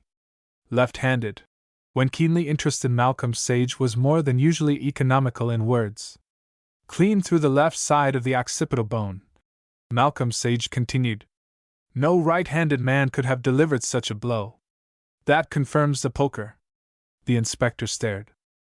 The sockets of the bolts, and that of the lock, have been loosened from the inside with the poker, explained Malcolm Sage in a matter-of-fact tone.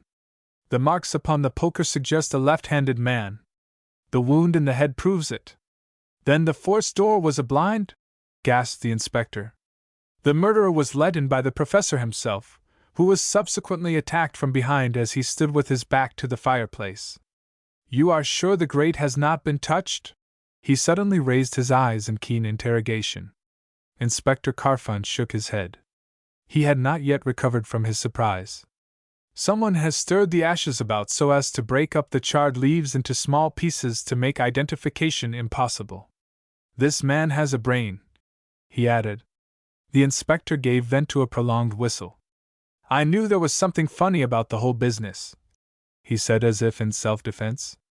Malcolm Sage had seated himself at the table, his long thin fingers outspread before him. Suddenly he gave utterance to an exclamation of annoyance. The inspector bent eagerly forward. The pipe, he murmured. I was wrong. He put it down because he was absorbed in something, probably the papers he burnt. Then you think the murderer burnt the papers? Inquired the inspector in surprise. Who else? Asked Malcolm Sage, rising. Now we'll see the butler. Whilst the inspector was locking and resealing the door, Malcolm Sage walked round the building several times in widening circles, examining the ground carefully. But there had been no rain for several weeks, and nothing upon its surface suggested a footprint. Chapter 12 The Marmalade Clue I. As Malcolm Sage and Inspector Carfon crossed the lawn from the laboratory, Sir Jasper Chambers was seen coming down the drive towards them. There's Sir Jasper! Cried the inspector. When they reached the point where the lawn joined the drive, they paused, waiting for Sir Jasper to approach. He walked with long, loose strides, his head thrust forward, his mind evidently absorbed and far away from where he was. His coat flapped behind him, and at each step his trousers jerked upwards, displaying several inches of grey worsted sock. Good afternoon, Sir Jasper, said Inspector Carfon, stepping forward and lifting his hat. Sir Jasper stopped dead, with the air of one who has suddenly been brought to a realization of his whereabouts. For a moment he stared blankly, then apparently recognition came to his aid. Good afternoon, Inspector, he responded, lifting his black felt hat with a graceful motion that seemed strangely out of keeping with his grotesque appearance. In the salutation he managed to include Malcolm Sage, who acknowledged it with his customary jerky nod. We have just been looking at the laboratory, said the inspector. Ah. Sir Jasper nodded his head several times. The laboratory! Will you oblige me with your pouch, Carfon? Said Malcolm Sage, drawing his pipe from his pocket. I've lost mine. Inspector Carfon thrust his hand into his left-hand pocket, then began to go hurriedly through his other pockets with the air of a man who has lost something. I had it a quarter of an hour ago, he said. I must have dropped it in the— Allow me, sir, said Sir Jasper, extending to Malcolm Sage his own pouch, which he had extracted from his tail pocket, whilst the inspector was still engaged in his search. Malcolm Sage took it, and with a nod proceeded to fill his pipe. Looks like Craven mixture, he remarked without looking up from the pipe which he was cramming from Sir Jasper's pouch. Malcolm Sage was an epicure in tobacco. No, it's Ormond mixture, was the reply. I always smoke it. It is singularly mellow, he added. Singularly mellow. He continued to look straight in front of him, whilst the inspector appeared anxious to get on to the house. Having completed his task, Malcolm Sage folded the tobacco pouch and handed it back to Sir Jasper. Thank you, he said, and proceeded to light his pipe. Apparently seeing nothing to detain him further, Sir Jasper lifted his hat, bowed and passed on. Regular old cure, isn't he? Remarked the inspector as they watched the ungainly figure disappear round the bend of the drive. A great man, Carfon, murmured Malcolm Sage. A very great man. And he turned and walked towards the house. The front door of the Hollows was opened by the butler, a gentle-faced old man, in appearance rather like a mid-Victorian lawyer. At the sight of the inspector, a troubled look came into his eyes. I want to have a few words with you, said Malcolm Sage quietly. The old man led the way to the library. Throwing open the door for them to pass in, he followed and closed it behind him. Malcolm Sage seated himself at the table and Inspector Carfon also dropped into a chair. The butler stood, his hands half closed before him, the palm of one resting upon the knuckles of the other. His whole attitude was half nervous, half fearful, and wholly deprecating. I'm afraid this has been a great shock to you, said Malcolm Sage. Inspector Carfon glanced across at him. There was an unaccustomed note of gentleness in his tone. It has indeed, sir, said the butler, and 2 tears gathered upon his lower lids, hung pendulous for a second, then raced one another down either side of his nose. It was the first sympathetic word the old man had heard since the police had arrived, insatiable for facts. "Sit down," said Malcolm Sage without looking up. "I shall not keep you many minutes." His tone was that one might adopt to a child. The old man obeyed, seating himself upon the edge of the chair, one hand still placed upon the other. "You mustn't think because the police ask a lot of questions that they mean to be unkind," said Malcolm Sage. I believe they think I did it," the old man quavered. And I'd have done anything." His voice broke, the tears coursing down his colorless cheeks. "I want you to try to help me find out who did kill your master," continued Malcolm Sage, in the same tone. "And you can do that by answering my questions." There was no restless movement of fingers now. The hard, keen look had left his eyes, and his whole attention seemed to be concentrated upon soothing the old man before him. With an obvious effort the butler strove to control himself. "Did the professor ever have visitors at his laboratory?" "Only Sir Jasper, sir." "He was." "Just answer my questions," said Malcolm Sage gently. "He told you, I think, never on any account to disturb him?" "Yes, sir." "Did you ever do so?" "Only once, sir." "That was?"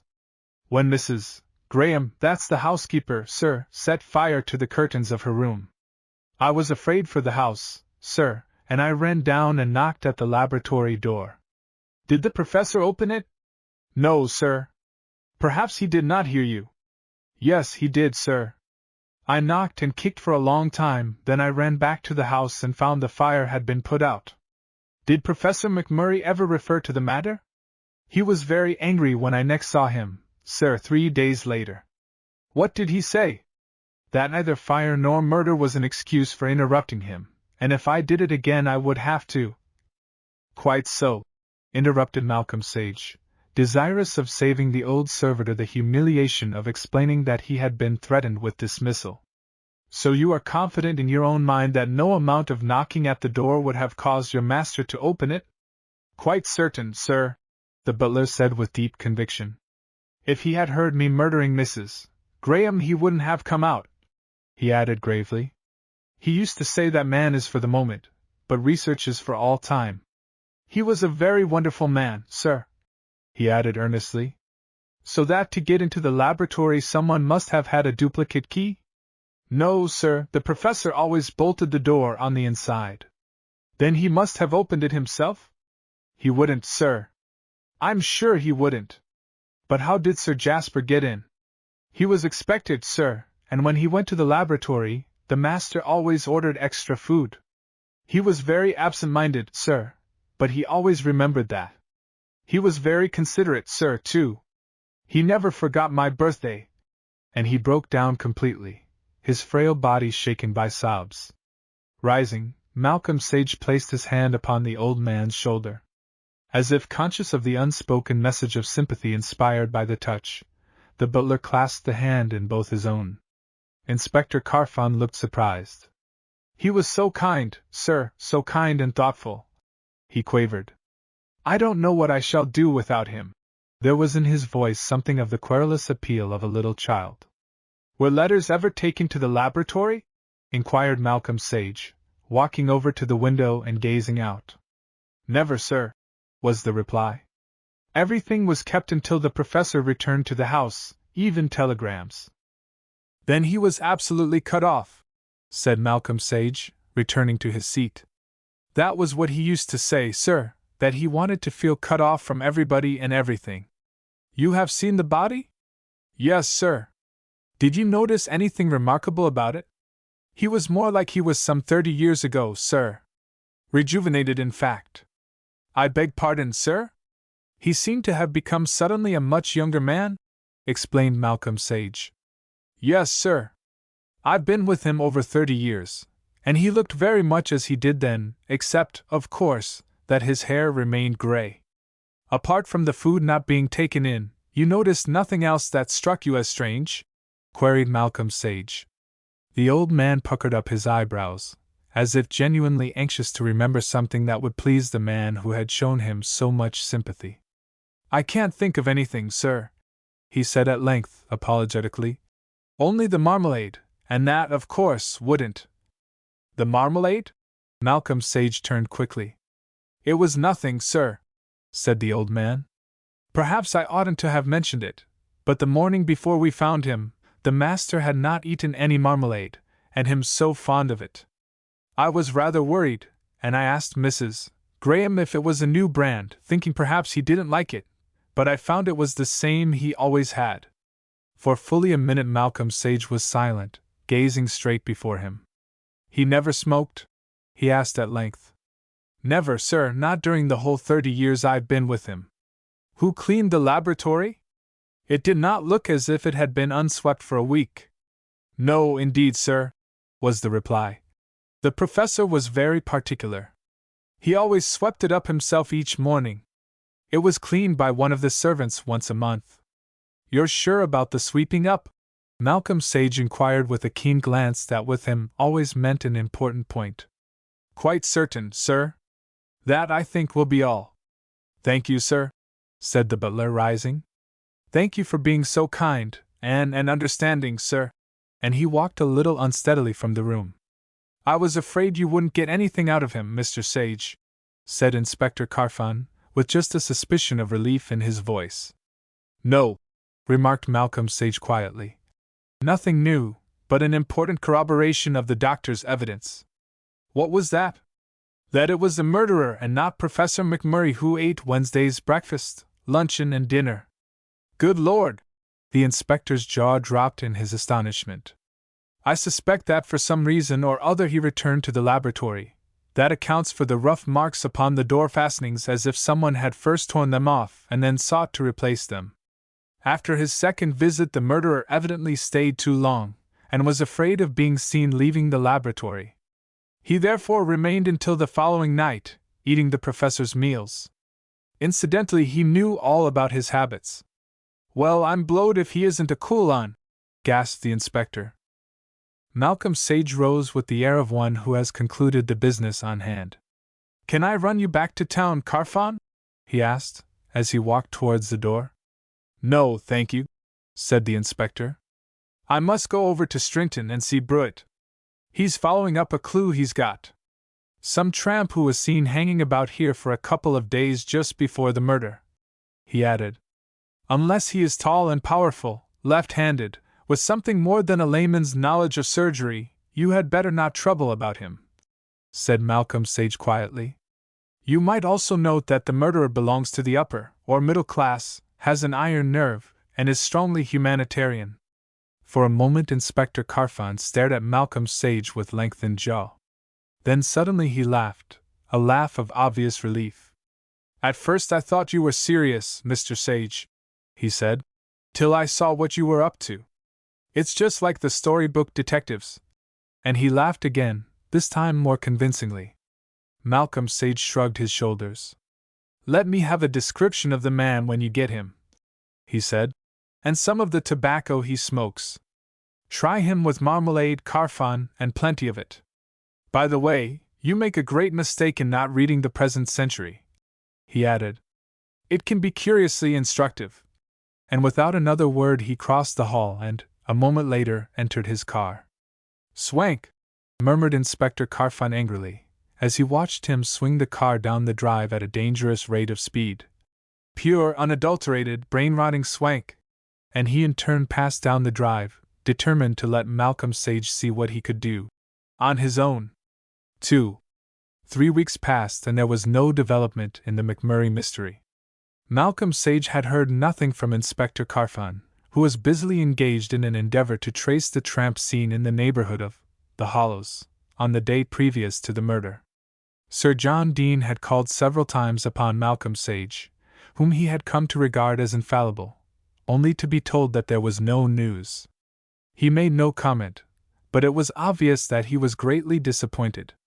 Interest began to wane, the newspapers devoted themselves to other stunts, and the McMurray mystery seemed fated to swell the list of unfathomed crimes with which, from time to time, the press likes to twit Scotland Yard. Suddenly the whole affair flared up anew, and Fleet Street once more devoted itself, and its columns, to the death of Professor James McMurray. A brief announcement that a man of the vagrant class had been arrested in London whilst endeavoring to sell a gold watch believed to be that of Professor McMurray was the first spark. Later the watch was identified and the man charged with the murder. He protested his innocence, saying that he had picked up the watch by the roadside, just outside Gorling, nearly a month before. There were bloodstains upon his clothes, which he explained by saying he had been fighting with another man who had made his nose bleed. Inspector Carfon, unable to keep a note of triumph out of his voice, had telephoned the news to Malcolm Sage, who had asked for particulars of the man, his pipe, and a specimen of his tobacco, but day after day had passed without these being forthcoming. Finally the man, against whom the police had built up a damaging case, had been committed for trial. 2 weeks later he was found guilty at the assizes and sentenced to death. Then it was that Malcolm Sage had written to Inspector Carfon curtly asking him to call at 11 on the following day, bringing with him the information for which he had asked. At the same time he wrote to Sir John Deane and Sir Jasper Chambers. Punctually at 11 on the following morning the inspector called at the Malcolm Sage bureau. "Sorry, Mr. Sage," he said, as he entered Malcolm Sage's room. "I've been so rushed that I haven't been able to get round." And he dropped into the chair on the opposite side of the table. Malcolm Sage pushed across the cigar box. "That's his tobacco box," said Inspector Carfon, placing on the table a small tin box. Opening it, and after a swift glance at the contents, Malcolm Sage raised it to his nose. "Cigarette ends?" he remarked without looking up. "And that's his pipe." The inspector laid on the table a black clap pipe, with some 2 inches of stem attached to the bowl. Malcolm Sage scarcely glanced at it. Pulling out a drawer, he produced a small cardboard box, which he opened and pushed towards the inspector. "That is the tobacco smoked by the murderer. The makers are prepared to swear to it." "Where the deuce did you get it?" gasped the inspector. "Grain by grain from the linoleum in the laboratory," replied Malcolm Sage. "That is why it was necessary to be sure it was swept each day. It also helped me to establish the man as middle or upper class. This tobacco is expensive. What is the man like who has been condemned?" "A regular wandering willy," replied the inspector. "Oldish chap, gives his age as 61. 5'3½", thin as a rake, 29-inch chest. Miserable sort of devil. Says he picked up the watch about a quarter of a mile from the Hollows early one morning. Does he eat marmalade?" "Eat it," the inspector laughed. "He wolfs it. I remembered what you said and took a pound along with me to Strinton, just for fun." He looked across at Malcolm Sage a little shamefacedly. "I afterwards heard that there was only the jar and the label left, but I don't see what all this has to do with it. The fellow's got to swing for it and— Carfon, you've made a fool of yourself." The inspector started back in his chair as if someone had struck him. "I gave you a description of the man who had killed Professor McMurray, yet you proceed to build up a fantastical case against this poor devil." "But," began the inspector. He was interrupted by the door being burst violently open and Sir John Deane shot into the room. For a moment he stood staring at the 2 men, Gladys Norman and William Johnson, framed in the doorway behind him. "Sir Jasper's killed himself," he cried. "Moses' aunt!" cried the inspector, starting to his feet. Malcolm Sage sat immovable at his table, his eyes upon his outstretched hands. Slowly looking up, he motioned to Miss Norman to close the door, then nodded towards a chair into which Sir John Deane sank. The inspector resumed his own seat. It was obvious that the news had considerably shaken him. "You knew?" Sir John Deane interrogated, his voice a little unsteady. "I expected it," said Malcolm Sage quietly. "But how, Mr. Sage?" inquired Inspector Carfon in a whisper, his throat dry with excitement. "Because I wrote to him yesterday saying that I could not allow the condemned man to be sacrificed. It was Sir Jasper Chambers who killed Professor McMurray." For a moment Inspector Carfon's eyes looked as if they would start out of his head. He turned and looked at Sir John Deane, who with unsteady hand was taking a cheroot from his case.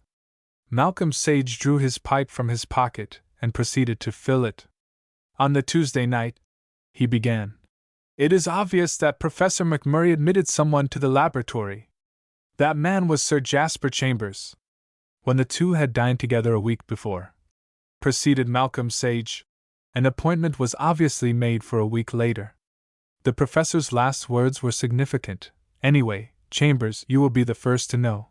If the experiments had proved fatal, how could Sir Jasper be the first to know unless an appointment had been made for him to call at the laboratory and discover for himself the result? The inspector coughed noisily. When Sir Jasper learned of the unqualified success of the experiments, and saw by the professor's changed appearance proof of his triumph, he remembered the article in the Present Century. He realized that in the lengthening of human life a terrible catastrophe threatened the world. Humanitarianism triumphed over his affection for his friend, and he killed him. Sir John Dean nodded his head in agreement. The inspector was leaning forward, his arms on the table, staring at Malcolm Sage with glassy eyes. The assailant was clearly a tall, powerful man and left-handed. That was shown by the nature of the blow. That he had some knowledge of physiology is obvious from the fact that he made no attempt at a second blow to ensure death, as a layman most likely would have done. He knew that he had smashed the occipital bone right into the brain. In his early years Sir Jasper studied medicine. The crime committed, Sir Jasper proceeded to cover his tracks with the poker. He loosened the sockets of the bolts and that of the lock in order to give an impression that the door had been burst open from without. He then left the place and, to suggest robbery as a motive for the crime, he took with him the professor's gold watch, which he threw away. This was found a few hours later by the tramp whom you, Carfon, want to hang for a crime of which he knows nothing. There was a note of sternness in Malcolm Sage's voice. But, began the inspector. I suspect, continued Malcolm Sage, that after he had left the laboratory, Sir Jasper suddenly realized that the professor had probably recorded in his book all his processes. He returned, discovered the manuscript, and was for hours absorbed in it, at first smoking continuously, later too interested in his task to think of his pipe. It must be remembered that he had studied medicine. The inspector glanced across at Sir John Dean, who sat rigidly in his chair, his eyes fixed upon Malcolm Sage. I rather think that he was aroused from his preoccupation by the ringing of the bell announcing the arrival of the professor's breakfast. He then realized that he could not leave the place until nightfall. He therefore ate that meal, carefully avoiding the marmalade, which he disliked, and subsequently he consumed the luncheon, and dinner passed through the wicket. Malcolm Sage paused to press down the tobacco in his pipe. He burned the manuscript, tearing up letters and throwing them into the waste paper basket to give the appearance of Professor McMurray having had a clearing up. He then destroyed all the test tubes he could find. Finally, he left the laboratory late on the Wednesday night, or early Thursday morning. But how did you find out all this? It was Sir John Dean who spoke. First of all, Sir Jasper and the murderer smoked the same tobacco, Ormond mixture. I verified that by picking Inspector Carfon's pocket. Taking a tobacco pouch from a drawer, Malcolm Sage handed it across the table. You will remember Sir Jasper lent me his pouch. I had picked up some tobacco on the floor and on the hearth. Secondly, the murderer was left-handed, and so is Sir Jasper. Thirdly, the murderer does not eat marmalade, and Sir Jasper had the same distaste. But how? Began the inspector. I telephoned to his housekeeper in the name of a local grocer and asked if it would be Sir Jasper who had ordered some marmalade, as an assistant could not remember the gentleman's name. That grocer, I suspect, got into trouble, as the housekeeper seemed to expect him to know that Sir Jasper disliked marmalade. Well, you seem to have got the thing pretty well figured out, remarked Sir John Dean grimly. Another man's life and liberty were at stake, was the calm reply. Otherwise, he shrugged his shoulders. As Sir Jasper did not come forward, I wrote to him yesterday giving him until noon today to make a statement, continued Malcolm Sage. Otherwise I should have to take steps to save the man condemned. Then after a short pause he continued. In Sir Jasper Chambers you have an illustration of the smallness of a great mind. He has devoted his vast wealth to philanthropy, yet he was willing to allow another man to be hanged for his crime. And this, I take it, said Sir John Dean, is his reply, and he handed a letter across to Malcolm Sage. Read it out, he said. Malcolm Sage glanced swiftly through the pages and then read. My dear Dean, by the time you receive this letter I shall be dead. I have just received a letter from Mr. Malcolm Sage, which shows him to be a man of remarkable perception, and possessed of powers of analysis and deduction that I venture to think must be unique. All he says is correct, but for one detail. I left the laboratory in the first instance with the deliberate intention of returning, although I did not realize the significance of the manuscript until after I had tampered with the fastenings of the doors. Had my servants found that my bed had not been slept in, suspicion might have attached itself to me. I therefore returned to remedy this, and I left a note to say that I had gone out early for a long walk, a thing I frequently do. In his experiments McMurray had succeeded beyond his wildest imaginings, and I foresaw the horrors that must inevitably follow such a discovery as his. I had to choose between myself and the welfare of the race, and I chose the race. I did not come forward to save the man condemned for the crime, as I regarded my life of more value to the community than his. Will you thank Mr. Sage for the very gentle and humane way in which he has written calling upon me to see that justice be not outraged? I am sending this letter by hand. My body will be found in my study. I have used morphia as a means of satisfying justice. Very sincerely yours, Jasper Chambers. It was strange I should have made that mistake about the reason for his leaving the laboratory, said Malcolm Sage meditatively. I made two mistakes, one I corrected, but the other was unpardonable. And he knocked the ashes from his pipe onto the copper tray before him with the air of a man who is far from satisfied. And I might have arrested an OM, murmured Inspector Carfon, as he walked down Whitehall. Damn. Chapter 13 The Gilston Slander. It's all very well for the chief to sit in there like a 5-guinea palmist, Gladys Norman cried one morning, as after interviewing the umpteenth caller that day she proceeded vigorously to powder her nose, to the obvious interest of William Johnson. But what about me? If anyone else comes I must speak the truth. I haven't an unused lie left. Then you had better let Johnson have a turn, said a quiet voice behind her. She span round, with flaming cheeks and white-flecked nose, to see the steel-gray eyes of Malcolm Sage gazing on her quizzically through gold-rimmed spectacles. There was only the slightest fluttering at the corners of his mouth. As his activities enlarged, Malcolm Sage's fame had increased, and he was overwhelmed with requests for assistance. Clients bore down upon him from all parts of the country, some even crossing the Channel, whilst from America and the colonies came a flood of letters giving long, rambling details of mysteries, murders and disappearances, all of which he was expected to solve. Those who wrote, however, were as nothing to those who called. They arrived in various stages of excitement and agitation, only to be met by Miss Gladys Norman with a stereotyped smile, and the equally stereotyped information that Mr. Malcolm Sage saw no one except by appointment, which was never made until the nature of the would-be client's business had been stated in writing.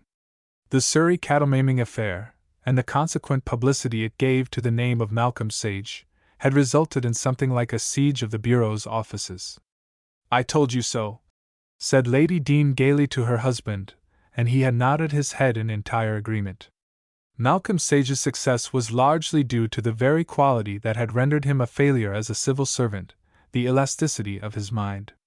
He approached each problem entirely unprejudiced, weighed the evidence, and followed the course it indicated, prepared at any moment to retrace his steps, should they lead to a cul-de-sac. He admitted the importance of the Roman judicial interrogation. Cui bono? Whom benefits it? Yet he realized that there was always the danger of confusing the pathological with the criminal. The obvious is the correct solution of most mysteries, he had once remarked to Sir James Walton, but there is always the possibility of exception.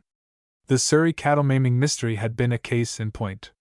Even more so was the affair that came to be known as the Gilston slander. In this case Malcolm Sage arrived at the truth by a refusal to accept what, on the face of it, appeared to be the obvious solution.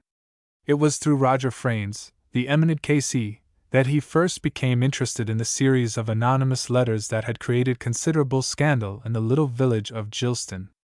Tucked away in the northwest corner of Hampshire, Gilston was a village of some 800 inhabitants. The vicar, the Rev. John Crane, had held the living for some 20 years. Aided by his wife and daughter, Muriel, a pretty and high-spirited girl of 19, he devoted himself to the parish, and in return enjoyed great popularity.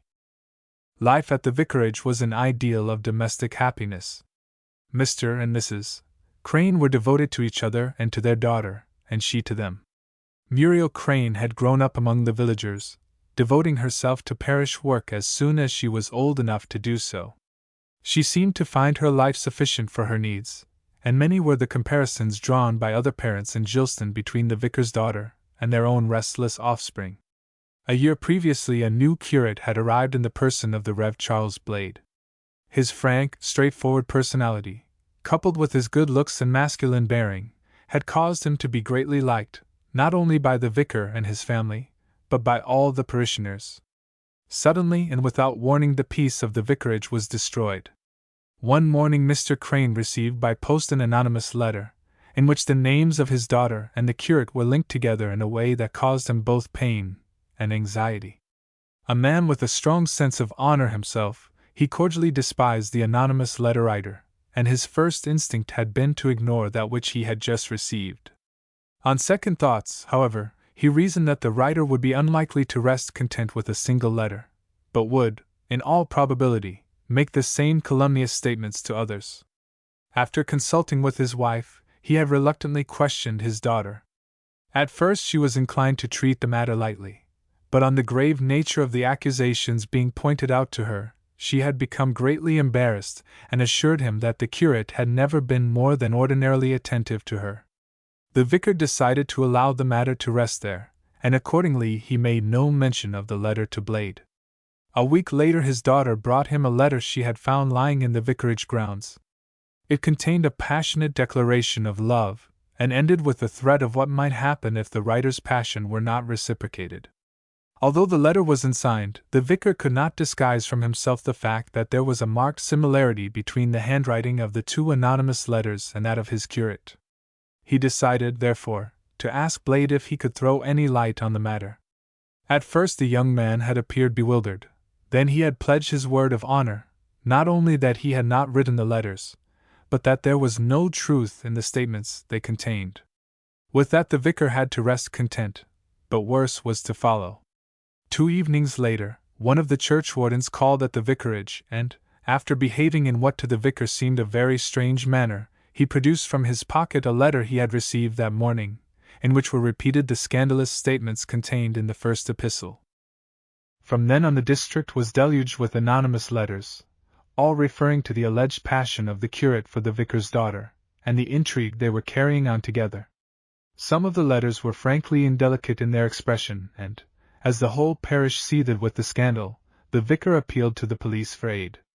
One peculiarity of the letters was that all were written upon the same paper, known as Olympic script. This was supplied locally to a number of people in the neighborhood, among others, the vicar, the curate, and the schoolmaster.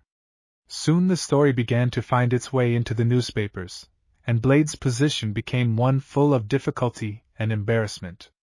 He had consulted Robert Fraines, who had been at Oxford with his father, and the Casey, convinced of the young man's innocence, had sought Malcolm Sage's aid.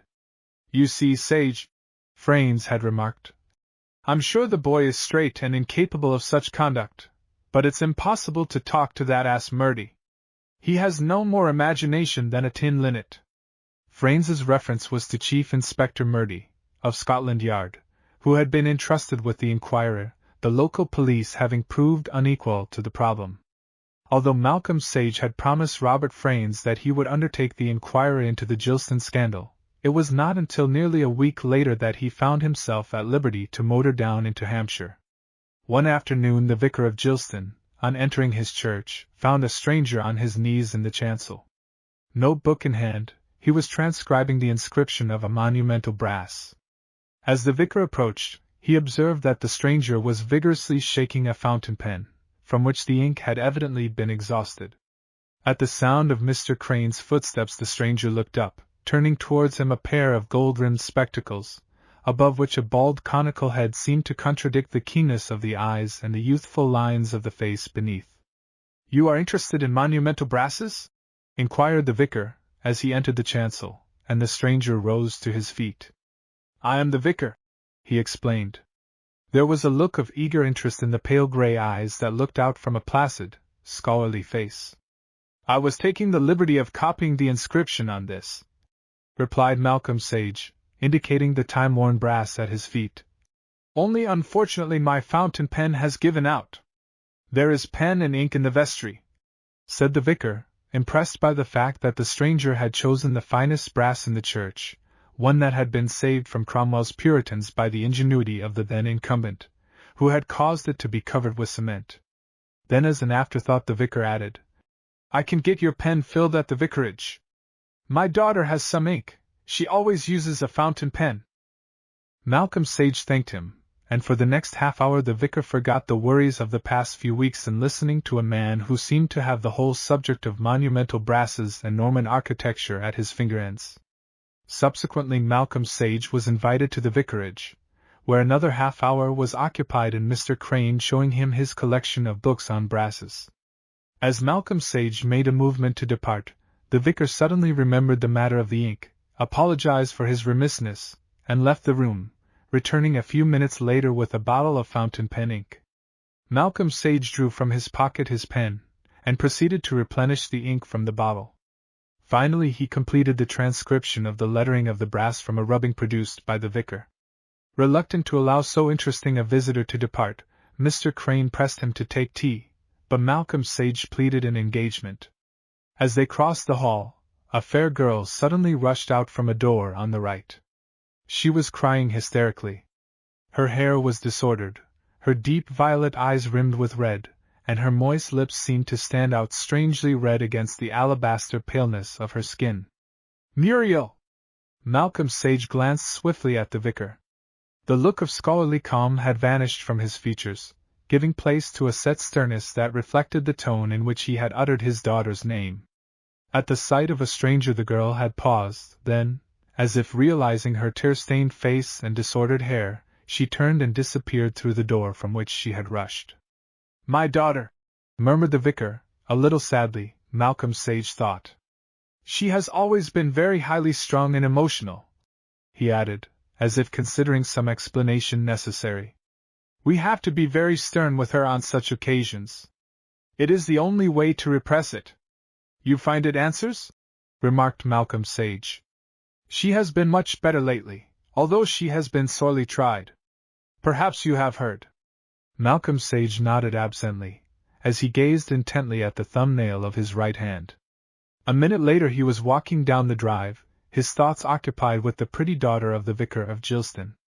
At the curate's lodgings he was told that Mr. Blade was away, and would not return until late that night.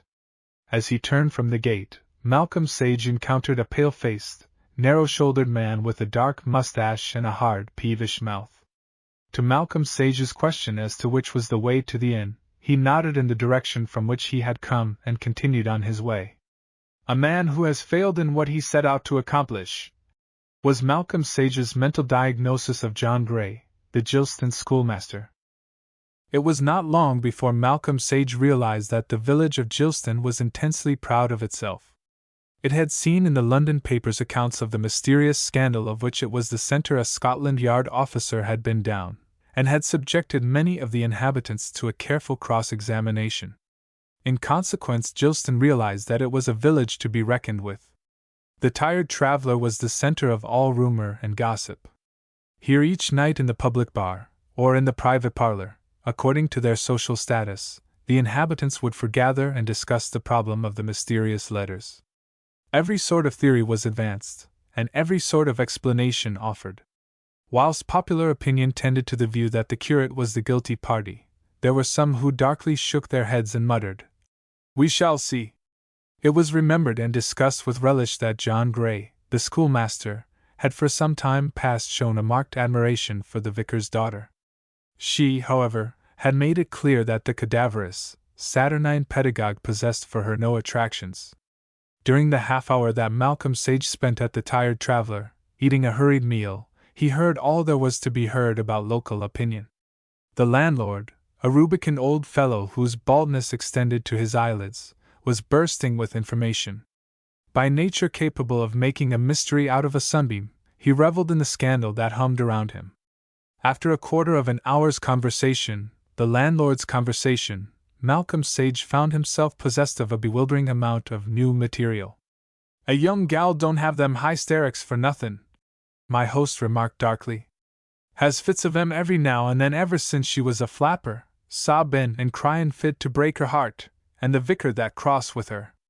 "That is considered the best way to treat hysterical people," remarked Malcolm Sage. "Maybe," was the reply. "But she's only a gal, and a pretty one too," he added inconsequently. "Then there's the schoolmaster," he continued. "I touch the curate like poison, he does. Shouldn't be surprised if it was him that done it. He's always been a bit sweet in that quarter himself, has Mr. Gray. Got talked about a good deal one time, angin' about arter Miss Muriel," added the loquacious publican. By the time Malcolm Sage had finished his meal, the landlord was well in his stride of scandalous reminiscence. It was with obvious reluctance that he allowed so admirable a listener to depart, and it was with manifest regret that he watched Malcolm Sage's car disappear round the curve in the road. A little way beyond the vicarage, an admonitory triangle caused him to slow up. Just by the bend Malcolm Sage observed a youth and a girl standing in the recess of a gate giving access to a meadow. Although they were in the shadow cast by the hedge, Malcolm Sage's quick eyes recognized in the girl the vicar's daughter. The youth looked as if he might be one of the lads of the village. In the short space of 2 or 3 seconds Malcolm Sage noticed the change in the girl. Although he could not see her face very clearly, the vivacity of her bearing and the ready laugh were suggestive of a gaiety contrasting strangely with the tragic figure he had seen in the afternoon. Muriel Crane was obviously of a very mercurial temperament, he decided, as the car swung round the bend. The next morning, in response to a telephone message, Inspector Murdy called on Malcolm Sage. "Well, Mr. Sage," he cried, as he shook hands, "going to have another try to teach us our job?" And his blue eyes twinkled good-humoredly. The inspector had already made up his mind. He was a man with many successes to his record, achieved as a result of undoubted astuteness in connection with the grosser crimes, such as train murders, post-office hold-ups and burglaries. He was incapable, however, of realizing that there existed a subtler form of law-breaking, arising from something more intimately associated with the psychic than the material plane. "Did you see Mr. Blade?" inquired Malcolm Sage. "Saw the whole blessed lot," was the cheery reply. "It's all as clear as milk." And he laughed. "What did Mr. Blade say?" inquired Malcolm Sage, looking keenly across at the inspector. "Just that he had nothing to say." "His exact words. Can you remember them?" queried Malcolm Sage. "Oh, yes," replied the inspector. "He said, 'Inspector Murdy, I have nothing to say,' and then he shut up like a real Whitstable." "He was away yesterday," remarked Malcolm Sage, who then told the inspector of his visit. "How about John Gray, the schoolmaster?" he queried. "He practically told me to go to the devil," was the genial reply. Inspector Murdy was accustomed to rudeness, his profession invited it, and to his rough and ready form of reasoning, rudeness meant innocence, politeness guilt. He handed to Malcolm Sage a copy of a list of people who purchased, Olympic script, from Mr. Granger, the local Whiteley, volunteering the information that the curate was the biggest consumer, as if that settled the question of his guilt. "And yet the vicar would not hear of the arrest of Blade," murmured Malcolm Sage, turning the copper ashtray round with his restless fingers. The inspector shrugged his massive shoulders. "Sheer good nature and kindliness, Mr. Sage," he said. "He's as gentle as a woman." "I once knew a man," remarked Malcolm Sage, "who said that in the annals of crime lay the master key to the world's mysteries, past, present, and to come." "A dreamer, Mr. Sage," smiled the inspector. "We haven't time for dreaming at the yard," he added good-temperedly, as he rose and shook himself like a Newfoundland dog. "I suppose it never struck you to look elsewhere than at the curate's lodgings for the writer of the letters?" inquired Malcolm Sage quietly. It never strikes me to look about for someone when I'm sitting on his chest, laughed Inspector Murdy. True, said Malcolm Sage. By the way, he continued, without looking up, in future can you let me see every letter as it is received? You might also keep careful record of how they are delivered. Certainly, Mr. Sage. Anything that will make you happy. Later I may get you to ask the vicar to seal up any subsequent anonymous letters that reach him without allowing anyone to see the contents. Do you think he would do that? Without doubt if I asked him, said the inspector, surprise in his eyes as he looked down upon the cone of baldness beneath him, realizing what a handicap it is to talk to a man who keeps his eyes averted. He must then put the letters in a place where no one can possibly obtain access to them. One thing more, continued Malcolm Sage. Will you ask Miss Crane to write out the full story of the letters as far as she personally is acquainted with it? Very well, Mr. Sage, said the inspector, with the air of one humoring a child. Now I'll be going. He walked towards the door, then suddenly stopped and turned. I suppose you think I'm wrong about the curate? I'll tell you later, was the reply. When you find the master key? Laughed the inspector, as he opened the door. Yes, when I find the master key, said Malcolm Sage quietly, and, as the door closed behind Inspector Murdy, he continued to finger the copper ashtray as if that were the master key. Chapter 14 Malcolm Sage Plays Patience I. Malcolm Sage was seated at a small green-covered table playing solitaire. A velvet smoking jacket and a pair of wine-colored Morocco slippers suggested that the day's work was done. Patience, chess, and the cinema were his unfailing sources of inspiration when engaged upon a more than usually difficult case. He had once told Sir James Walton that they clarified his brain and coordinated his thoughts, the cinema in particular. The fact that in the surrounding darkness were hundreds of other brains, vital and active, appeared to stimulate his own imagination. Puffing steadily at a gigantic meerschaum, he moved the cards with a deliberation which suggested that his attention rather than his thoughts was absorbed in the game.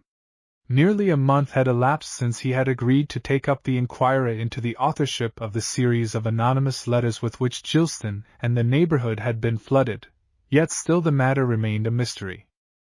A celebrated writer of detective stories had interested himself in the affair, with the result that the press throughout the country had stunted Gilston as if it had been a heavyweight championship, or a train murder.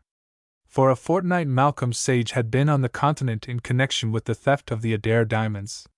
2 days previously, after having restored the famous jewels to Lady Adair, he had returned to London, to find that the Gilston affair had developed a new and dramatic phase. The curate had been arrested for an attempted assault upon Miss Crane, and pleading not guilty, had been committed for trial. The incident that led up to this had taken place on the day that Malcolm Sage left London. Late that afternoon Miss Crane had arrived at the vicarage in a state bordering on collapse. On becoming more collected, she stated that on returning from paying a call, and when halfway through a copse, known locally as Gypsy's Wood, Blade had sprung out upon her and violently protested his passion. He had gripped hold of her wrists, the mark of his fingers was to be seen on the delicate skin, and threatened to kill her and himself. She had been terrified, thinking he meant to kill her. The approach of a farm laborer had saved her, and the curate had disappeared through the copse. This story was borne out by Joseph Higgins, the farm laborer in question. He had arrived to find Miss Crane in a state of great alarm and agitation, and he had walked with her as far as the vicarage gate. He did not, however, actually see the curate. On the strength of this statement the police had applied for a warrant, and had subsequently arrested the curate. Later he appeared before the magistrates, had been remanded, and finally committed for trial, bail being allowed. Blade protested his innocence alike of the assault and the writing of the letters, but 2 handwriting experts had testified to the similarity of the handwriting of the anonymous letters with that of the curate. Furthermore, they were all written upon Olympic script, the paper that Blade used for his sermons. Malcolm Sage had just started a new deal when the door opened, and Rogers showed in Robert Frayn's. With a nod, Malcolm Sage indicated the chair opposite. His visitor dropped into it, and taking a pipe from his pocket, proceeded to fill and light it. Placing his meerschaum on the mantelpiece, Malcolm Sage produced a well-worn briar from his pocket, which, having got into commission, he proceeded once more with the game. "It's looking pretty ugly for Blade," remarked Fraines, recognizing by the substitution of the briar for the meerschaum that Malcolm Sage was ready for conversation. "Tell me." "It's those damned handwriting experts," growled Fraines. "They're the greatest anomaly of our legal system. The judge always warns the jury of the danger of accepting their evidence, yet each side continues to produce them. It's an insult to intelligence and justice. To hang a man because his S resembles that of an implicating document," remarked Malcolm Sage, as he placed the red queen on a black knave, "is about as sensible as to imprison him because he has the same accent as a footpad." "Then there's Blade's astonishing apathy," continued Fraines. "He seems quite indifferent to the gravity of his position. Refuses to say a word. Anyone might think he knew the real culprit and was trying to shield him." And he sucked moodily at his pipe. "The handwriting expert," continued Malcolm Sage imperturbably, "is too concerned with the crossing of a T, the dotting of an I, or the tail of a G, to give time and thought to the way in which the writer uses, for instance, the compound tenses of verbs. Blade was no more capable of writing those letters than our friend Murdy is of transliterating the Rosetta Stone." "Yes, but can we prove it?" asked Fraines gloomily, as with the blade of a penknife he loosened the tobacco in the bowl of his pipe. "Can we prove it?" he repeated, and snapping the knife to, he replaced it in his pocket. "Blade's sermons," Malcolm Sage continued, "and such letters of his as you have been able to collect, show that he adopted a very definite and precise system of punctuation. He frequently uses the colon and the semicolon, and always in the right place. In a parenthetical clause preceded by the conjunction, and he uses a comma after the and, not before it as most people do. Before such words as yet and but, he without exception uses a semicolon. The word only, he always puts in its correct place. In short, he is so academic as to savor somewhat of the pomposity of the 18th century." "Go on," said Fraines, as Malcolm Sage paused, as if to give the other a chance of questioning his reasoning. "Turning to the anonymous letters," continued Malcolm Sage, "it must be admitted that the handwriting is very similar, but their all likeness to Blade's sermons and correspondence ends. Murdy has shown me nearly all the anonymous letters, and in the whole series there is not one instance of the colon or the semicolon being used. The punctuation is of the vaguest, consisting largely of the dash, which after all is a literary evasion. In these letters the word but frequently appears without any punctuation mark before it. At other times it has a comma, a dash, or a full stop." He paused and for the next 2 minutes devoted himself to the game before him. Then he continued, "Such phrases as 'if only you knew, I should have loved to have been different than,' which appear in these letters, would have been absolutely impossible to a man of Blade's meticulous literary temperament." As Malcolm Sage spoke, Robert Fraines's brain had been working rapidly. Presently he brought his hand down with a smack upon his knee. "By heavens, Sage," he cried, "this is a new pill for the handwriting expert. I'll put you in the box. We've got a fighting chance after all." "The most curious factor in the whole case," continued Malcolm Sage, "is the way in which the letters were delivered. One was thrown into a fly-on to Miss Crane's lap, she tells us, when she and her father were driving home after dining at the Hall. Another was discovered in the vicarage garden. A third was thrown through Miss Crane's bedroom window.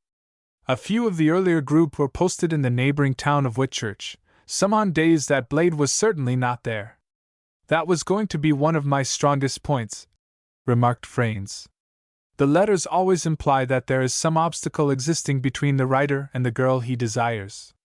What possible object could Blade have in writing letters to various people suggesting an intrigue between his vicar's daughter and himself? Yet these letters were clearly written by the same hand that addressed those to the girl, her father and her mother." Fraines nodded his head comprehendingly. "If Blade were in love with the girl," continued Malcolm Sage, "what was there to prevent him from pressing his suit along legitimate and accepted lines? Murdy frankly acknowledges that there has been nothing in Blade's outward demeanor to suggest that Miss Crane was to him anything more than the daughter of his vicar. What do you make of the story of the assault? As evidence it is worthless, replied Malcolm Sage, being without corroboration. The farmhand did not actually see Blade. Fraines nodded his agreement.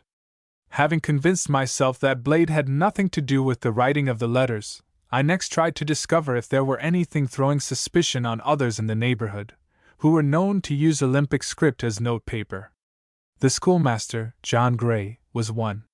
He is an admirer of Miss Crane, according to local gossip, but it was obvious from the first that he had nothing to do with the affair. One by one I eliminated all the others, until I came back once more to Blade. It was clear that the letters were written with a fountain pen, and Blade always uses one. That, however, is not evidence, as millions of people use fountain pens. By the way, what is your line of defense? He inquired. Smashing the handwriting experts, was the reply. I was calling for myself on the principle that God is on the side of the big battalions, but now I shall depend entirely on your evidence. The assault? Queried Malcolm Sage. There I'm done, said Fraines. For although Miss Crane's evidence is not proof, it will be sufficient for a jury. Besides, she's a very pretty and charming girl. I suppose, he added, Blade must have made some sort of declaration, which she, in the light of the anonymous letters, entirely misunderstood. What does he say? Denies it absolutely, although he admits being in the neighborhood of the Gypsies' wood, and actually catching sight of Miss Crane in the distance. But he says he did not speak to her. Is he going into the witness box? Certainly. Then after a pause he added, Kelton is prosecuting, and he's as moral as a swan. He'll appeal to the jury as fathers of daughters, and brothers of sisters. Malcolm Sage made no comment, but continued smoking mechanically, his attention apparently absorbed in the cards before him. If you can smash the handwriting experts, continued the K.C., I may be able to manage the girl's testimony. It will not be necessary, said Malcolm Sage, carefully placing a 9 of clubs upon an 8 of diamonds. Not necessary? I have asked Murdy to come round, continued Malcolm Sage, still intent upon his game. I think that was his ring. A minute later the door opened to admit the burly inspector, more blue-eyed and genial than ever, and obviously in the best of spirits. Good evening, Mr. Sage, he cried cheerfully. Congratulations on the Adair business. Good evening, sir, he added, as he shook hands with Fraines. He dropped heavily into a seat, and taking a cigar from the box on the table, which Malcolm Sage had indicated with a nod, he proceeded to light it. No man enjoyed a good cigar more than Inspector Murdy. Well, what do you think of it? He inquired, looking from Malcolm Sage to Fraines. It's a clear case now, I think. He slightly stressed the word. Now. You mean it's Blade? Inquired Malcolm Sage, as he proceeded to gather up the cards. Who else? Inquired the inspector, through a cloud of smoke. That is the question which involves your being here now, Murdy, said Malcolm Sage dryly. We've got 3 handwriting experts behind us, said the inspector complacently. That is precisely where they should be, retorted Malcolm Sage quietly. In the biblical sense, he added. Fraines laughed, whilst Inspector Murdy looked from one to the other. He did not quite catch the allusion. You have done as I suggested? Inquired Malcolm Sage, when he had placed the cards in their box and removed the card table. Here are all the letters received up to a fortnight ago, said the inspector, holding out a bulky packet. Those received since have each been sealed up separately by the vicar, who is keeping half of them, whilst I have the other half. But really, Mr. Sage, I don't understand. Thank you, Murdy, said Malcolm Sage, as he took the packet. It is always a pleasure to work with Scotland Yard, it is so thorough. The inspector beamed, for he knew the compliment was sincere. Without a word Malcolm Sage left the room, taking the packet with him. A bit quaint at times, ain't he, sir? Remarked Inspector Murdy to Fraines. But one of the best. I'd trust him with anything. Fraines nodded encouragingly. There are some of them down at the yard that don't like him, he continued. They call him Sage and Onions, but most of us who have worked with him swear by Mr. Sage. He's never out for the limelight himself, and he's always willing to give another fellow a leg up. After all, it's our living," he added, a little inconsequently. Fraines appreciated the inspector's delicacy in refraining from any mention of the Gilston case during Malcolm Sage's absence. After all, they represented respectively the prosecution and the defense. For nearly half an hour the two talked together upon unprofessional subjects. When Malcolm Sage returned, he found them discussing the prospects of Dempsey against Carpentier. Handing back the packet of letters to Inspector Murdy, Malcolm Sage resumed his seat and proceeded to relight his pipe. "Spotted the culprit, Mr. Sage?" inquired the inspector, with something that was very much like a wink in the direction of Fraines. "I think so," was the quiet reply. "You might meet me at Gilston Vicarage tomorrow at 3. I'll telegraph to Blade to be there too. You had better bring the schoolmaster also." "You mean—" began the inspector, rising. "Exactly," said Malcolm Sage. "It's past 11, and we all require sleep." 2. The next afternoon the study of the Vicar of Gilston presented a strange appearance. Seated at Mr. Crane's writing table was Malcolm Sage, a small attaché case at his side, whilst before him were several piles of sealed packets. Grouped about the room were Inspector Murdy, Robert Fraines, Mr. Gray, and the vicar. All had their eyes fixed upon Malcolm Sage, but with varying expressions. Those of the schoolmaster were frankly cynical. The inspector and Fraines looked as if they expected to see produced from the attaché case a guinea pig, or a white rabbit, pink-eyed and kicking, whilst the vicar had obviously not yet recovered from his surprise at discovering that the stranger, who had shown such a remarkable knowledge of monumental brasses and Norman architecture, was none other than the famous investigator about whom he had read so much in the newspapers. With quiet deliberation Malcolm Sage opened the attaché case and produced a spirit lamp, which he lighted. He then placed a metal plate upon a rest above the flame. On this he imposed a thicker plate of a similar metal that looked like steel, but it had a handle across the middle, rather resembling that of a tool used by plasterers. He then glanced up, apparently unconscious of the almost feverish interest with which his every movement was being watched. "I should like Miss Crane to be present," he said. As he spoke the door opened and the curate entered, his dark, handsome face lined and careworn. It was obvious that he had suffered. He bowed, and then looked about him, without any suggestion of embarrassment. Malcolm Sage rose and held out his hand. Fraines followed suit. "Ask Miss Muriel to come here," said the vicar to the maid as she was closing the door. The curate took the seat that Malcolm Sage indicated beside him. Silently the 6 men waited. A few minutes later Miss Crane entered, pale but self-possessed. She closed the door behind her. Suddenly she caught sight of the curate. Her eyes widened, and her paleness seemed to become accentuated. A moment later it was followed by a crimson flush. She hesitated, her hands clenched at her side, then with a manifest effort she appeared to control herself, and, with a slight smile and inclination of her head, took the chair the schoolmaster moved towards her. Instinctively she turned her eyes toward Malcolm Sage. "Inspector Murdy," he said without raising his eyes, "will you please open 2 of those packets?" He indicated the pile upon his left. "I should explain," he continued, "that each of these contains one of the most recent of the series of letters with which we are concerned. Each was sealed up by Mr. Crane immediately it reached him, in accordance with Inspector Murdy's request. Therefore, only the writer, the recipient, and the vicar have had access to these letters." Malcolm Sage turned his eyes interrogatingly upon Mr. Crane, who bowed.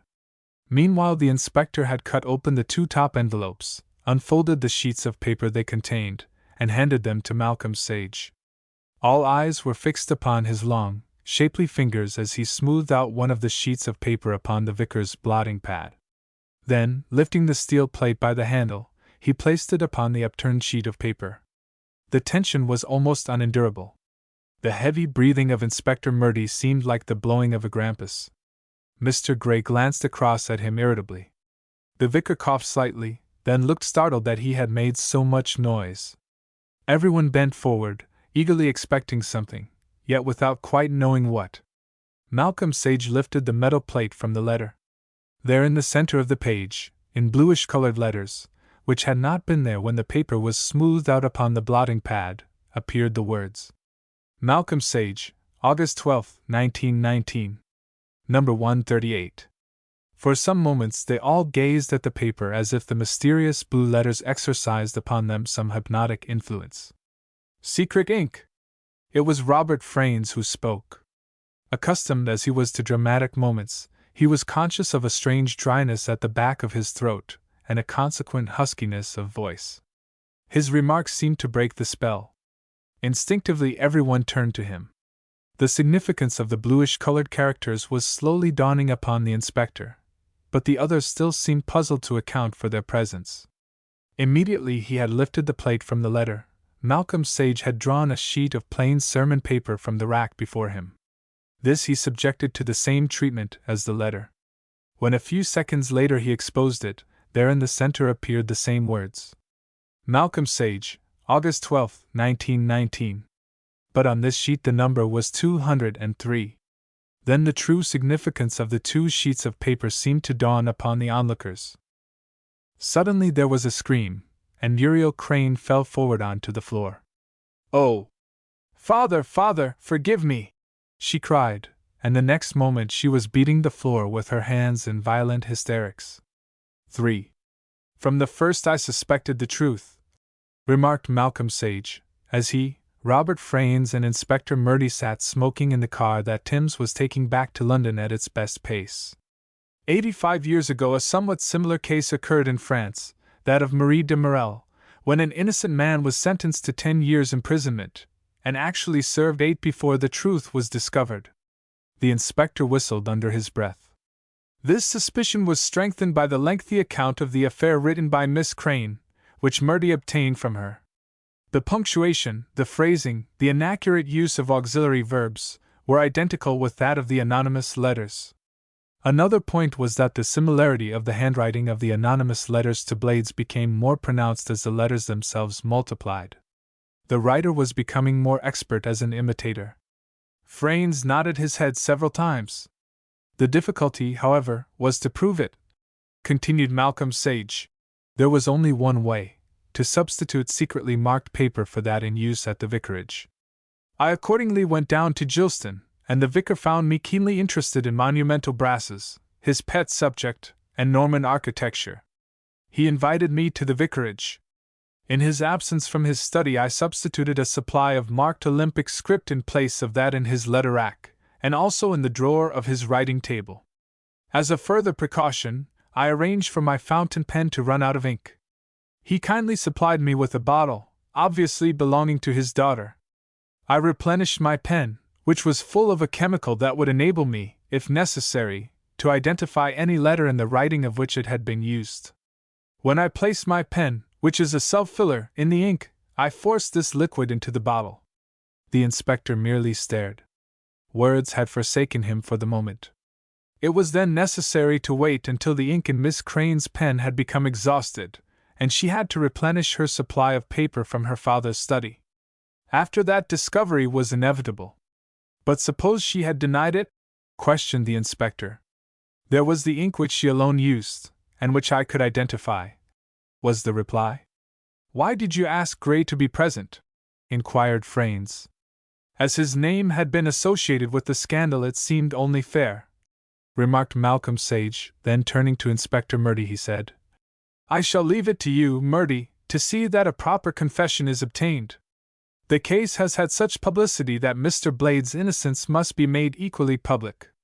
You may trust me, Mr. Sage, said the inspector. But why did the curate refuse to say anything? Because he is a high-minded and chivalrous gentleman, was the quiet reply. He knew, cried Fraines. Obviously, said Malcolm Sage. It is the only explanation of his silence. I taxed him with it after the girl had been taken away, and he acknowledged that his suspicions amounted almost to certainty. Yet he stayed behind, murmured the inspector with the air of a man who does not understand. I wonder why. To minister to the afflicted, Murdy, said Malcolm Sage. That is the mission of the Church. I suppose you meant that French case when you referred to the master key, remarked the inspector, as if to change the subject.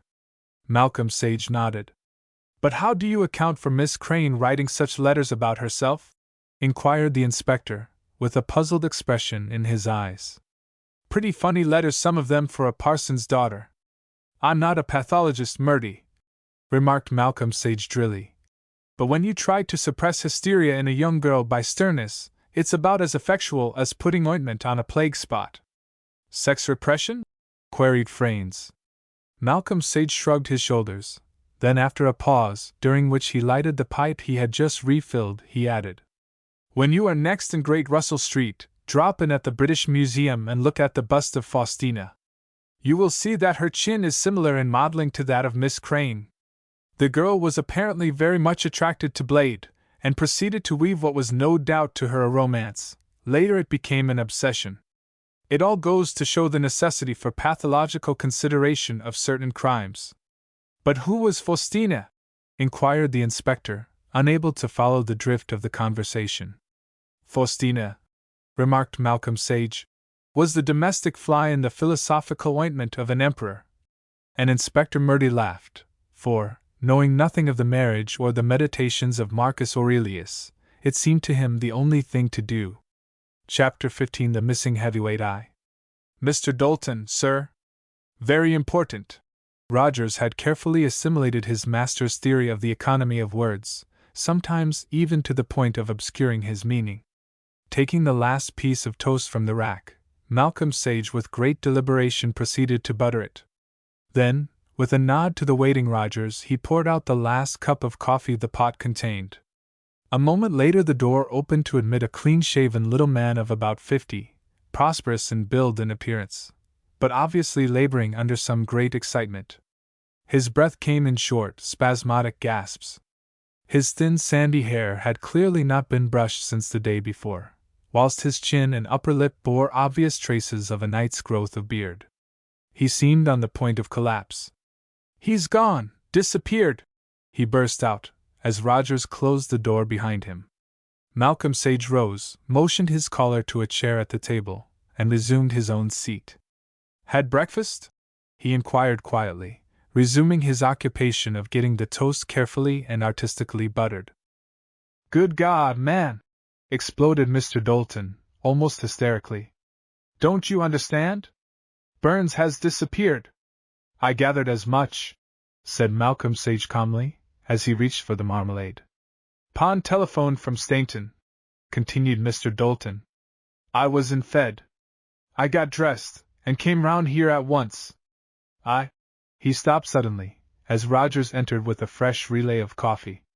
Without a word he proceeded to pour out a cup for Mr. Dalton, who, after a moment's hesitation, drank it greedily.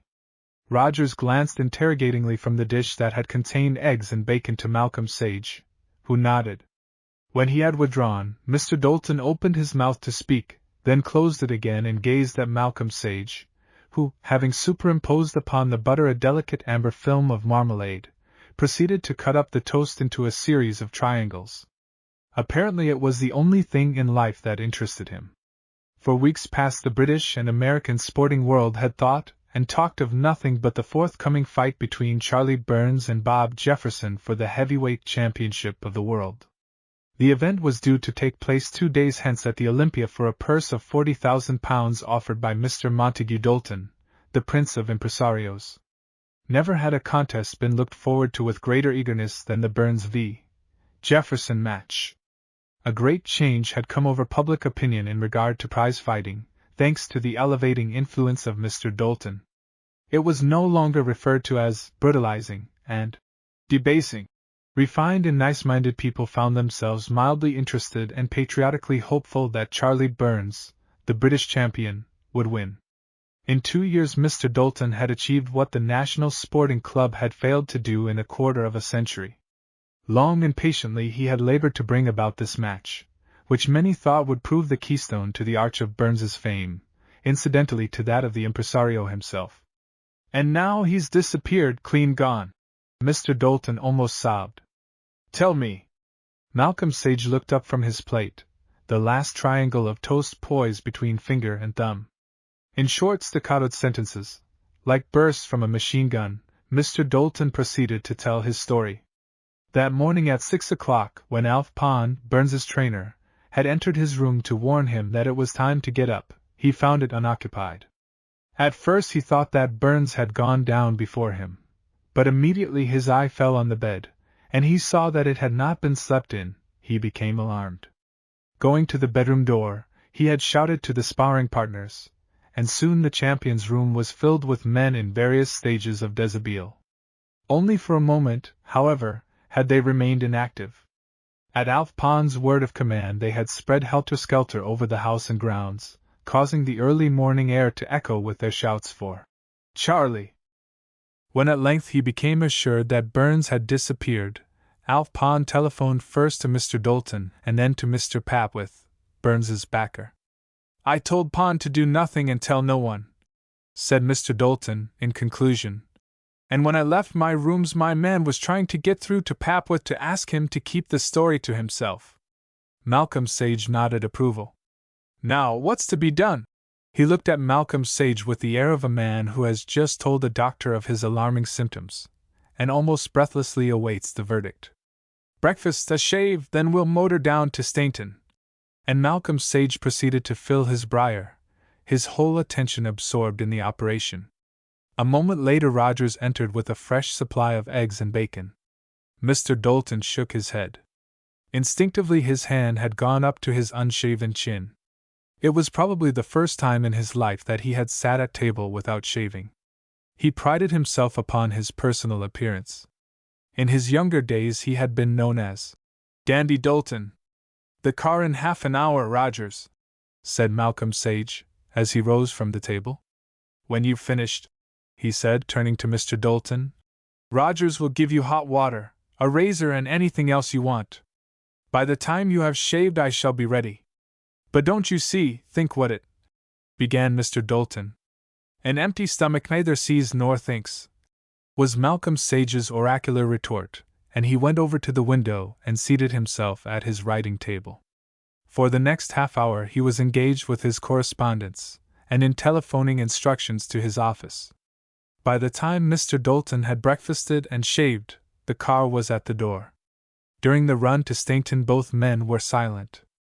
Mr. Dalton was speculating as to what would happen at the Olympia on the following night if Burns failed to appear, whilst Malcolm Sage was occupied with thoughts, the object of which was to prevent such a catastrophe. "They're sure to say it's a yellow streak," Mr. Dalton burst out on one occasion. But, as Malcolm Sage took no notice of the remark, he subsided into silence, and the car hummed its way along the Portsmouth road. Burns's training quarters were situated at Stainton, near Guildford.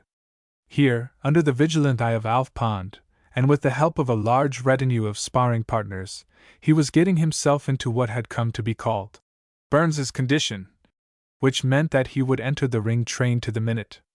Never did athlete work more conscientiously than Charlie Burns. As the car turned into a side road, flanked on either hand by elms, Mr. Dalton tapped on the windscreen, and Timms pulled up. Malcolm Sage had requested that the car be stopped 100 yards before it reached the grove, where the training quarters were situated.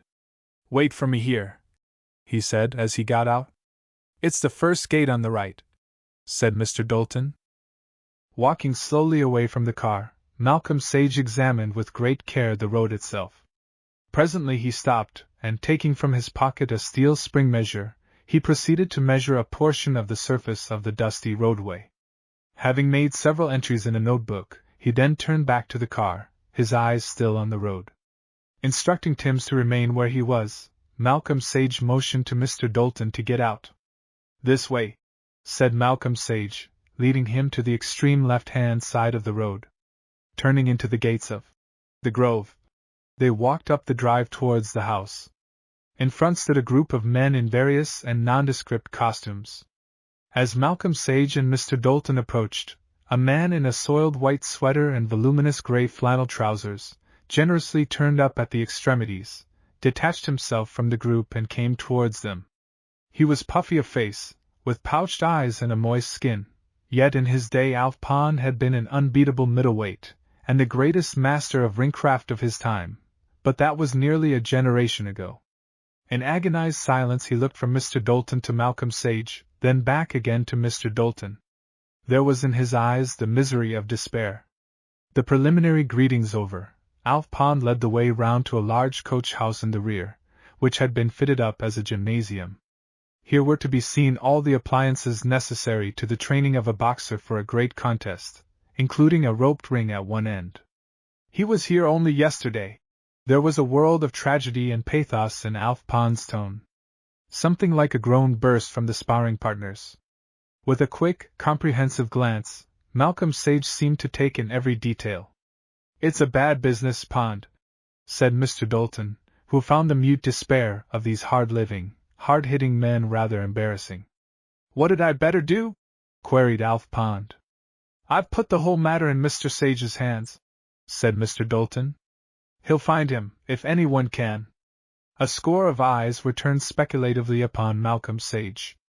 In none was there the least ray of hope. All had now made up their minds that Jefferson would win the fight by default.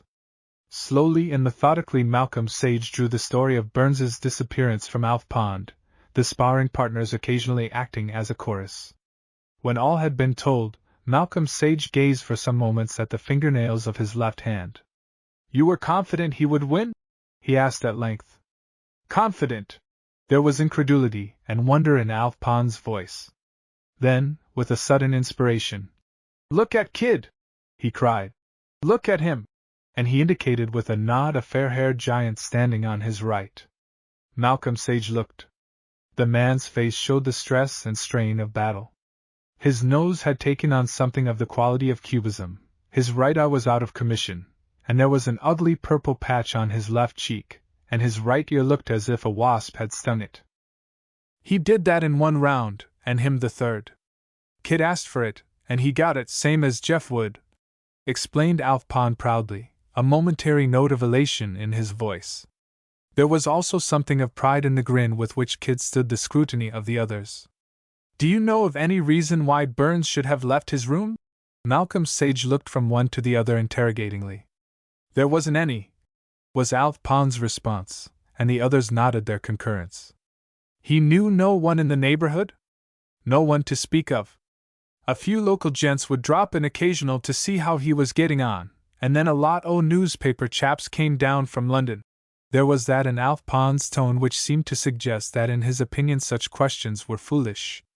"Did he receive any letters or telegrams yesterday?" was the next question. "Letters?" Alf Pond laughed sardonically. "Shoals of 'em. He'd turn 'em all over to Sandy Lane," indicating a red-headed man on the right. "He wasn't much at writing letters," said Sandy Lane, by way of explanation. "His hands were made for better things," cried Alf Pond scornfully, and the sparring partners nodded their agreement. "Did he turn over to you the whole of his correspondence?" asked Malcolm Sage, turning to Sandy Lane. "Sometimes he'd keep a letter," broke in Alf Pond, "but not often. Sort of personal," he added, as if to explain the circumstance. "From a woman, perhaps?" suggested Malcolm Sage, taking off his hat and stroking the back of his head. "Woman!" cried Alf Pond scornfully. "Charlie hadn't no use for women, or he wouldn't have been the boxer he was." "He was quite himself, quite natural yesterday?" asked Malcolm Sage. "Quite himself," repeated Alf Pond deliberately. Then, once more indicating Kid, he added, "Look at Kid, that's what he done in one round." There was in his tone all the contempt of knowledge for ignorance. Malcolm Sage resumed his hat and taking his pipe from his pocket, proceeded to stuff it with tobacco, as if that were the only problem in the world. On everything he did he seemed to concentrate his entire attention to the exclusion of all else. "No smokin' here, if you please," said Alf Pond sharply. Malcolm Sage returned his pipe to his pocket without comment. "Now, what are you going to do?" There was challenge in Alf Pond's voice as he eyed Malcolm Sage with disfavor. In his world men with bald, conical heads and gold-rimmed spectacles did not count for much. "How many people know of the disappearance?" inquired Malcolm Sage, ignoring the question. "Outside of us here, only Mr. Papwith," was the response. For fully a minute Malcolm Sage did not reply. At length he turned to Mr. Dalton. Can you arrange to remain here to meet Mr. Papwith? He inquired. I propose doing so, was the reply. You want to find Burns, I suppose? Malcolm Sage asked of Alf Pond, in low, level tones. Alf Pond and his colleagues eyed him as if he had asked a most astonishing question. You barmy? Demanded the trainer, putting into words the looks of the others. You will continue with the day's work as if nothing had happened, continued Malcolm Sage. No one outside must know that. But how the hell are we going to do that with Charlie gone? Broke in Alf Pond, taking a step forward with clenched fists. Your friend here, indicating Kid, can pose as Burns, was Malcolm Sage's quiet reply, as he looked into the trainer's eye without the flicker of an eyelash. You, Mr. Dalton, I will ask to remain here with Mr. Papwith until I communicate with you. On no account leave the training quarters, even if you have to wait here until tomorrow evening. But, began Alf Pond, then he stopped and gazed at the sparring partners, blinking his eyes in stupid bewilderment. Have I your promise? Inquired Malcolm Sage of Mr. Dalton. As far as I am concerned, yes, was the response. And I think I can answer for Papwith. It's very inconvenient, though. Not so inconvenient as having to explain things at the Olympia tomorrow night, remarked Malcolm Sage drily. No, he continued, turning once more to Alf Pond. I suppose you've all got something on this fight. Something on it, cried Alf Pond. Then, turning to the sparring partners, he cried. He asks if we've got something on it. My God! He groaned. We got our shirts on it. That's what we got on it, our shirts. And his voice broke in something like a sob. You had better post someone at the gate to tell all inquirers that Burns is doing well and is confident of winning, said Malcolm Sage to Mr. Dalton. And keep an eye on the telephone. Tell anyone who rings up the same, in fact. And he turned to the others. As far as you are concerned, Burns is still with you. Do you understand? They looked at one another in a way that was little suggestive of understanding. Did Burns wear the same clothes throughout the day? Asked Malcolm Sage of the trainer. Course he didn't. Alf Pond made no effort to disguise the contempt he felt. In the daytime he used to wear flannel trousers and a sweater, same as me, except when he was sparrin', then he put on drawers. Always would have everything same as it was going to be, would Charlie, seconds, referee, timekeeper. Said it made him feel at home when the time came. Quaint he was in some of his ideas. Then from the time he got up until bedtime he wore the same clothes? Queried Malcolm Sage, without looking up from the inevitable contemplation of his fingernails. No, he didn't. Alf Pond spat his boredom at these useless questions into a far corner. He was always a bit of a nib, was Charlie. After he'd finished the day's work he'd put on a suit o' dark duds, a white collar, a watch on his wrist, and all that bunco. Then we'd play poker or billiards till 8:30, when we'd all turn in. The look with which Alf Pond concluded this itinerary plainly demanded if there were any more damn silly questions coming. Now I should like to see Burns's room. Malcolm Sage and Mr. Dalton followed Alf Pond upstairs to a large room on the first floor, as destitute of the attributes of comfort as a guardroom. A bed, a wash-hand stand, and a chest of drawers comprised the furniture. A few articles of clothing were strewn about, and in one corner lay a pair of dumbbells. The windows were open top and bottom. Malcolm Sage passed from one to the other and looked out. He examined carefully each of the window ledges. Are these the clothes he wore when he got up? He inquired, indicating a sweater and a pair of flannel trousers that lay on a chair. Alf Pond nodded. Swiftly Malcolm Sage felt in the pockets. There was nothing there. A minute later he left the room, followed by the others. Descending the stairs, he passed along the hall and out onto the short drive, accompanied by Mr. Dalton and Alf Pond. Halfway towards the gate Malcolm Sage stopped. You will hear from me sometime today or tomorrow, he said. Do exactly as I have said, and if I don't telephone before tomorrow evening, go to the Olympia as if Burns were to be there. You might have sent out to my car a pair of drawers and boots in case I find him. You're going to find him then? Alf Pond suddenly gripped Malcolm Sage's arm with what was almost ferocity. Malcolm Sage shrugged his shoulders. If you do as I tell you, it will help. By the way," he added, "if you have time, you might put £25 on Burns for me. Mr. Dalton will be responsible for the amount. Now I want to look about me." And with that Malcolm Sage walked a few steps down the drive, leaving two men staring after him as if he had either solved or propounded the riddle of the universe. For some minutes he stood in the center of the drive, looking about him. Stepping to the right, he glanced back at the house, and then towards the road. Finally he made for a large clump of rhododendrons that lay between the road and the house. Motioning the others to remain where they were on the graveled drive, he walked to a clear space of short grass between the rhododendrons and the hedge bordering the road. Going down upon his knees, he proceeded to examine the ground with great care and attention. For nearly half an hour he crawled from place to place, absorbed in grass, shrub, and flower bed. Finally he penetrated half into the privet hedge that bordered the road. The sparring partners had now joined the other two on the drive, and the group stood watching the strange movements of the man who, in their opinion, had already shown obvious symptoms of insanity. Presently Malcolm Sage emerged from the hedge, in his hand a long cigar, round the center of which was a red and gold band. For fully a minute he stood examining this with great care. Then, taking a letter-case from his pocket, he carefully placed the cigar in the hinge, returned the case to his pocket, and rejoined the group of wide-eyed spectators. "Found anything?" inquired Alf Pond eagerly. "Several things," replied Malcolm Sage. "What?" The men grouped themselves round him, breathless with interest. "By the way," said Malcolm Sage, turning to Alf Pond, "does Burns happen to smoke long Havana cigars with a red?" "Smoke!" yelled Alf Pond in horror. "Him smoke! You blinkin' well barmy?" he demanded, looking Malcolm Sage up and down as if meditating an attack upon him. "I'd like to see the man who'd so much as dare to strike a match here." And he glared about him angrily, whilst the sparring partners shuffled their feet and murmured among themselves.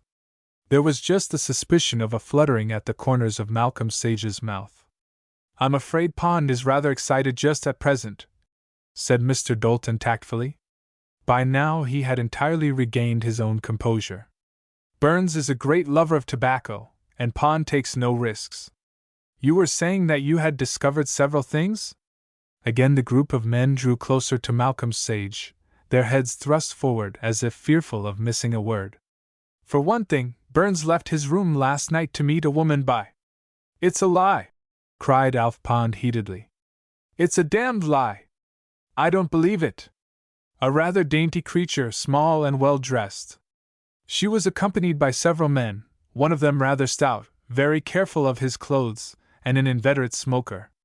The others were bigger, rougher men. They all came in a car, which arrived after the motor bicycle, which in turn arrived later than the small car." The sparring partners exchanged glances, whilst Alf Pond stared. "Subsequently they drove off in a very great hurry. Incidentally they took Burns with them, but against his will. On the way down the girl was in the tonneau, but on the return journey she sat beside the driver. As Burns was in the tonneau, it was no doubt a precaution." "I don't believe a word," interrupted Alf Pond. "He's making it all up." Without appearing to notice the remark, Malcolm Sage turned and walked towards the gate, Mr. Dalton following a step in the rear. "Liar!" growled Alf Pond, as he turned towards the house. "Ruddy liar!" he added, as if finding consolation in the term. "He'll never find old Charlie." "Tell me, Sage, were you serious?" asked Mr. Dalton, as they reached the gate. "Entirely. I'm afraid poor Pond thought you were making game of us," he added apologetically. "Do you mind explaining how you arrived at your conclusions?"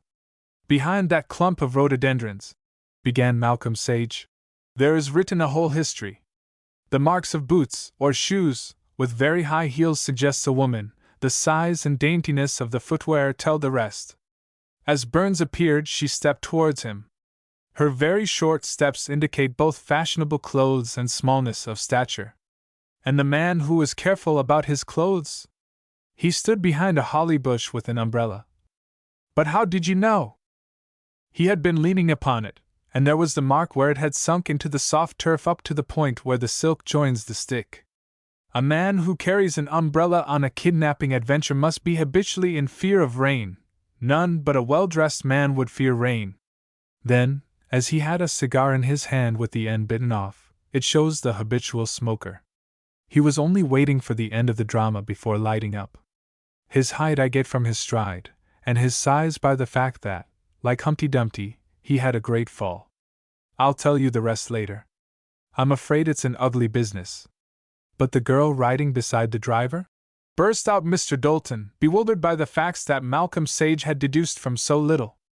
At the edge of a side road there is invariably a deposit of dust, and the marks where they all got out and in are clearly visible.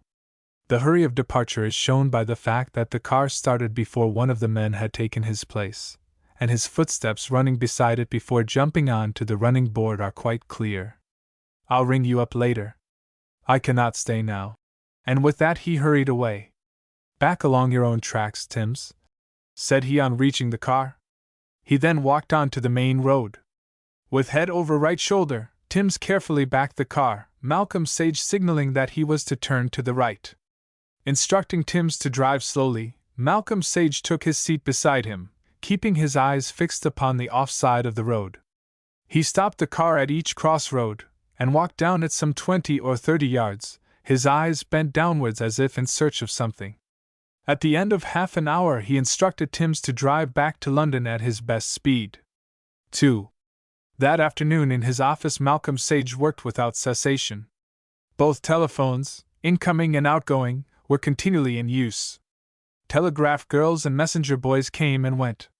Gladys Norman had ceased to worry about the shininess of her nose, and William Johnson was in process of readjusting his ideas as to lack of the dramatic element at the Malcolm Sage Bureau as compared with detective fiction and the films. About 3 o'clock a tall, clean-shaven man was shown into Malcolm Sage's room. He had a hard mouth, keen, alert eyes, and an air suggestive of the fact that he knew the worst there was to be known about men and acted accordingly. With a nod Malcolm Sage motioned him to a seat. 6 months before he had saved Dick Lindler from the dock by discovering the real criminal in whose stead Lindler was about to be charged with a series of frauds. Since then Malcolm Sage had always been sure of such inside information in the bookmaking world as he required. "How's the betting now?" inquired Malcolm Sage. 9-2 on Jefferson offered, and no takers, was the reply. "There's something up, Mr. Sage, I'll take my dying oath on it," he said, leaning across the table and dropping his voice. "Any big amounts?" inquired Malcolm Sage. "No, that's what troubles me. The money's being spread about so. The funny thing is that a lot of it is being put on by letter. I've had a dozen myself today." Malcolm Sage nodded slowly as he filled his pipe, which with great deliberation he proceeded to light until the whole surface of the tobacco glowed. Then, as if suddenly realizing that Lindler was not smoking, he pulled open a drawer, drew out a cigar box, and pushed it across, watching him closely from beneath his eyebrows as he did so. Lindler opened the box, then looked interrogatingly at Malcolm Sage. "Didn't know you smoked the same poison sticks as the Downy one," he said, picking up a long cigar with a red and gold band, and examining it. "Who's he?" "Old Nathan Goldschmidt, the stinking Jew." "I'm sorry," said Malcolm Sage. "That should not have been there. Try one of the others." Lindler looked across at him curiously. "Personally, myself," he said, "I believe he's at the bottom of all this heavy backing of Jefferson." Malcolm Sage continued to smoke as if the matter did not interest him, whilst Lindler bit off the end of the cigar he had selected and proceeded to light it. "Several of his crowd have been around this morning trying to load me up," he continued presently, when the cigar was drawing to his satisfaction. "Must have stayed up all night to be in time," he added scathingly. "Have you seen Goldschmidt himself?" "Not since yesterday afternoon." "Does he usually carry an umbrella?" Lindler laughed. "The boys call him Gampy Goldschmidt," he said. "You really think that the Goldschmidt gang is backing Jefferson?" "They've been at it for the last week," was the response. "They know something, Mr. Sage. Somebody's going to do the dirty, otherwise they wouldn't be so blasted clever about it." "Clever?" "Putting on all they can on the QT. was the response. Find out all you can about Goldschmidt and his friends. Keep in touch with me here if you learn anything. Incidentally, keep on the water wagon until after the fight. Right-o, said Lindler, rising. But I wish you'd tell me. I have told you, said Malcolm Sage, and with that he took the proffered hand and, a moment later, Dick Lindler passed through the outer door. As he did so, he almost collided with Thompson, who had just jumped out of Malcolm Sage's car and was dashing towards the door. Thompson rushed across the outer office, through the glass-paneled door, and passed swiftly into Malcolm Sage's room. It's the car right enough, Chief, he said, making an effort to control his excitement. I picked it up outside Jimmy Dilk's. There were 3 men in it. Malcolm Sage nodded, then, opening a drawer, produced a sealed packet. If I'm not back here by 4:30, he said, ring up Inspector Wensdale, and ask him to come round at once with a couple of men and wait in the outer office. Give him this packet. There's a letter inside. If he's not there, get anyone else you know. Thompson stared. In spite of long association with Malcolm Sage, there were still times when he failed to follow his chief's line of reasoning. If I telephone or write canceling these instructions, ignore anything I say. Do you understand? I understand, Chief, said Thompson. Malcolm Sage picked up his hat and stick and left the room. Timms, who had been waiting at the outer door, sprang to his seat and, almost before the door of the car had closed, it jerked forward and was soon threading its sinuous way towards Coventry Street. 5 minutes later Malcolm Sage pressed a bell push on the 5th floor of a large block of flats known as Coventry Mansions. The door was opened by a heavily built, ill-favored man. In response to Malcolm Sage's request to see Mr. Goldschmidt, he was told that he couldn't. Tell him, said Malcolm Sage, fixing his steel-gray eyes upon the man in a steady gaze, that Mr. Malcolm Sage wishes to see him about something that happened last night, and about something more that is to happen tomorrow night. He'll understand. A sudden look of apprehension in the man's eyes seemed to suggest that he at least understood. He hesitated for a moment, then, with a gruff, "Wait there," shut the door in Malcolm Sage's face. 3 minutes later he opened it again, and inviting him to enter, led the way along a passage, at the end of which was a door, which the man threw open. Malcolm Sage found himself in a darkened room, from which the light was excluded by heavy curtains. For a moment he looked about him, unable to distinguish any object. When his eyes became accustomed to the gloom, he saw seated in an armchair a man with a handkerchief held to his face. "Mr. Goldschmidt?" he interrogated, as he seated himself in the center of the room. "Well, what is it?" was the thickly spoken retort. "I came to ask your views on the fight tomorrow night, and to inquire if you think the odds of 9-2 on Jefferson are justified." There was an exclamation from the armchair. "If you've got anything to say," said the thick voice angrily, "get it off your chest and go to hell," he added as an afterthought. "What do you want?" the voice demanded, as Malcolm Sage remained silent. "I want you to take a little run with me in my car," said Malcolm Sage evenly. "Fresh air will do your nose good." "What the—" the man broke off, apparently choked with passion, then, recovering himself, added, "Here, cough it up, or else I'll have you thrown out into the street." "What is it?" "I want either you, or one of your friends, to come with me to where Charlie Burns has been taken." There was a stifled exclamation from the chair, then a howl of agony as the hand holding the handkerchief dropped. At the same moment 3 men burst into the room. Malcolm Sage's back was to the door. He did not even turn to look at them. Somebody switched on the light, and Malcolm Sage saw before him the puffy face of a man of about 60, in the center of which was a hideous purple splotch that had once been a nose. A moment later the handkerchief obscured the unsavory sight. "What the hell's all this about?" shouted one of the men, advancing into the room, the others remaining by the door. Slowly Malcolm Sage turned and regarded the 3 men, whose appearance proclaimed their pugilistic calling. "I was just asking Mr. Goldschmidt to be so good as to accompany me to where Charlie Burns is." He was interrupted by exclamations from all 3 men. "What the hell do you mean?" demanded he who had spoken, a dark, ill-favored fellow with a brow like a rainy sky. "I will tell you," said Malcolm Sage. "Last night Mr. Goldschmidt, accompanied by certain friends, went to Burns's training quarters to keep an appointment made in the name of a girl friend of Burns. He came out quite unsuspectingly, was overpowered, and subsequently taken in Mr. Goldschmidt's car to a place with which I am unacquainted, so that he shall not appear at the Olympia tomorrow night." He drew his pipe from his pocket and proceeded to fill it. His air was that of a chess player who knows that he can mate his opponent in 2 moves. "It's a damned lie!"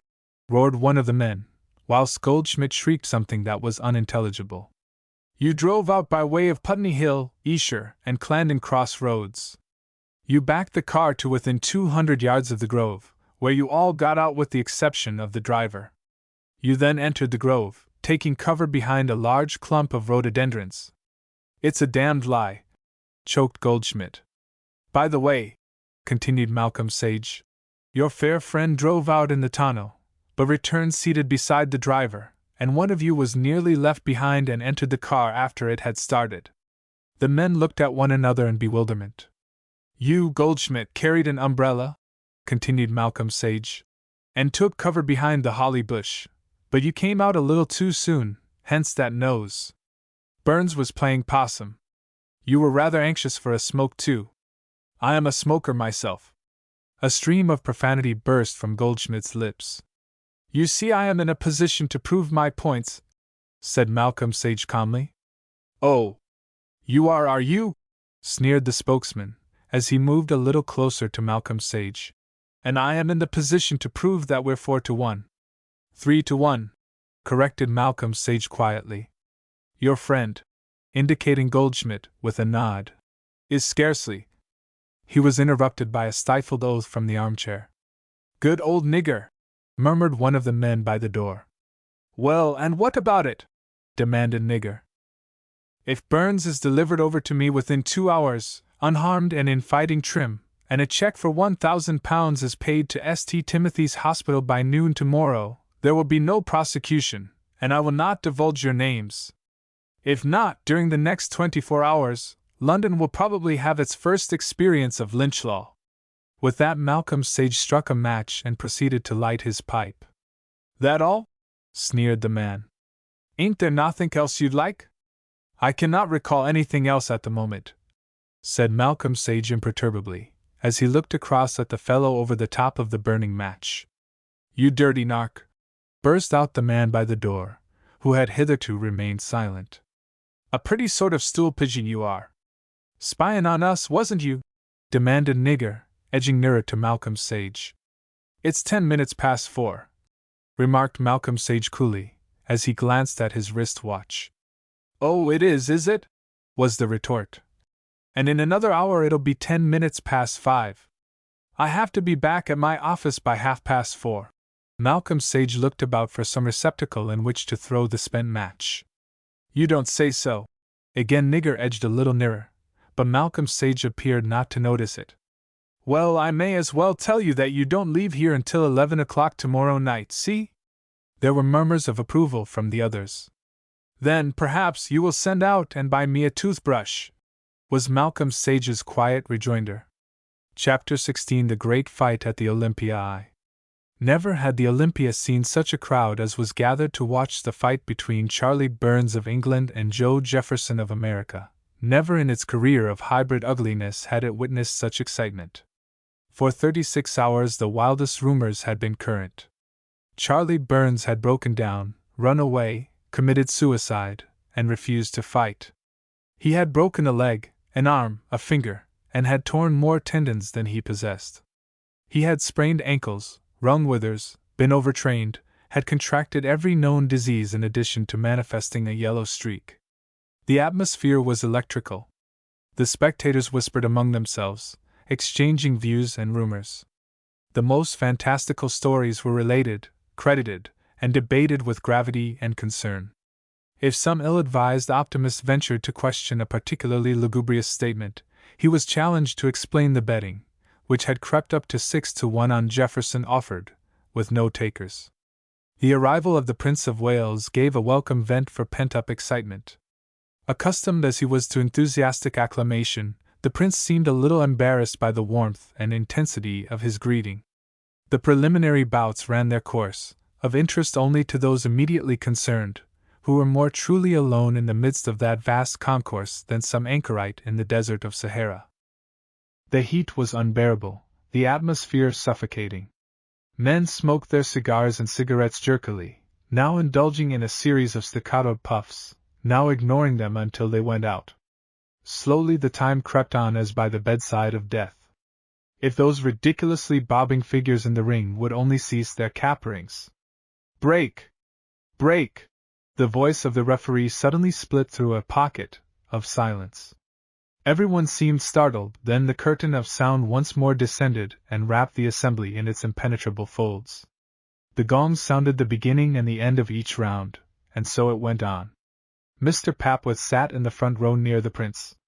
Smiling, forever smiling.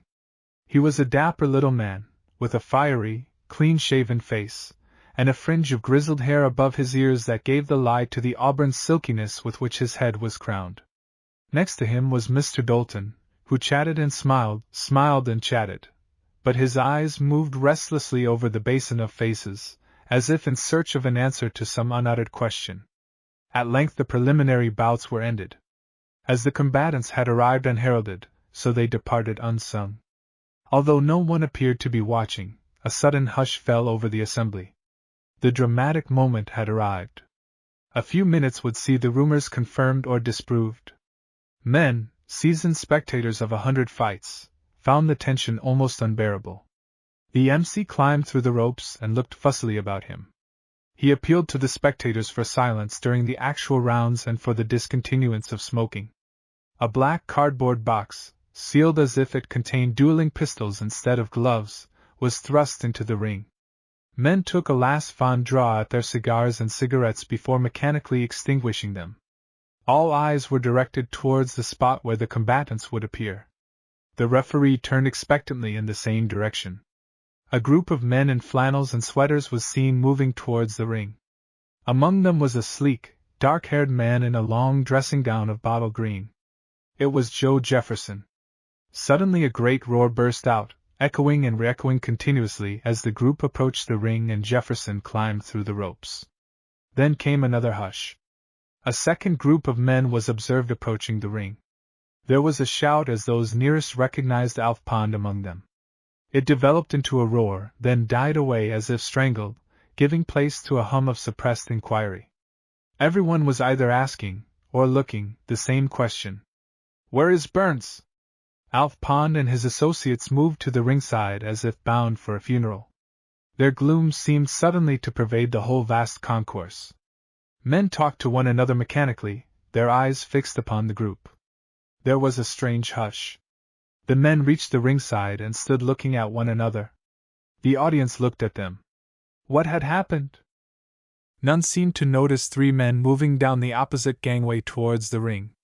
The man in the center was muffled in a heavy overcoat that reached to his heels. A soft felt hat was pulled down over his eyes.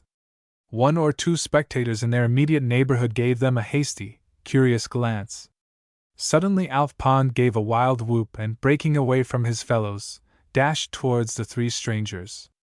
In a moment the overcoat and muffler were thrown aside and the hat knocked off, revealing the fair-haired and smiling Charlie Burns.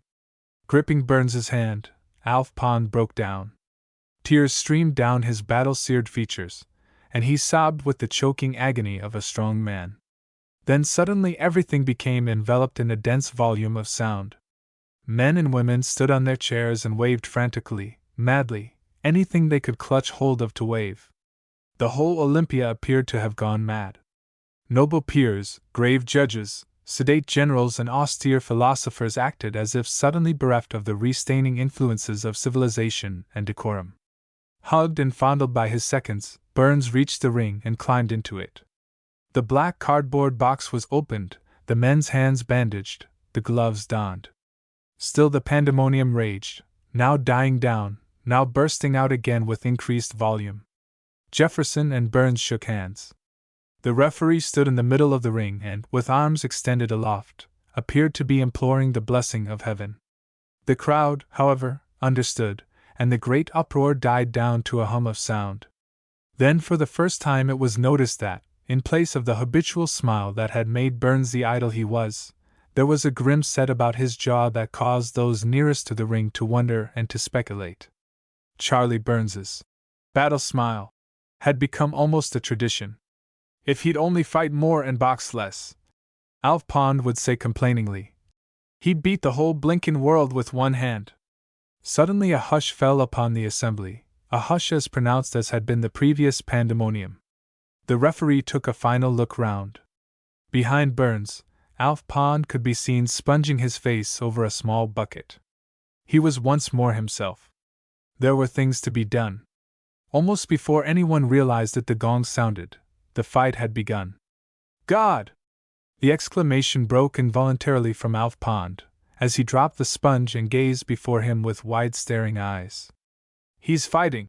He cried, almost dancing with excitement. Did ever you see the like, Sandy? But Sandy's eyes were glued upon the ring. His hands and feet moved convulsively. He was a fighter himself. Discarding his traditional opening of boxing with swift defensive watchfulness, Charlie Burns had darted at his man. Before anyone knew what was happening, his left crashed between Jefferson's eyes, a blow that caused him to reel back almost to the ropes. Before he could recover, a right hook had sent him staggering against the ropes themselves. For a second it looked as if he would collapse over them. Pulling himself together, however, he strove to clinch, but Burns was too quick for him. Stepping back swiftly, he feinted with his left, and Jefferson, expecting a repetition of the first blow, raised his guard.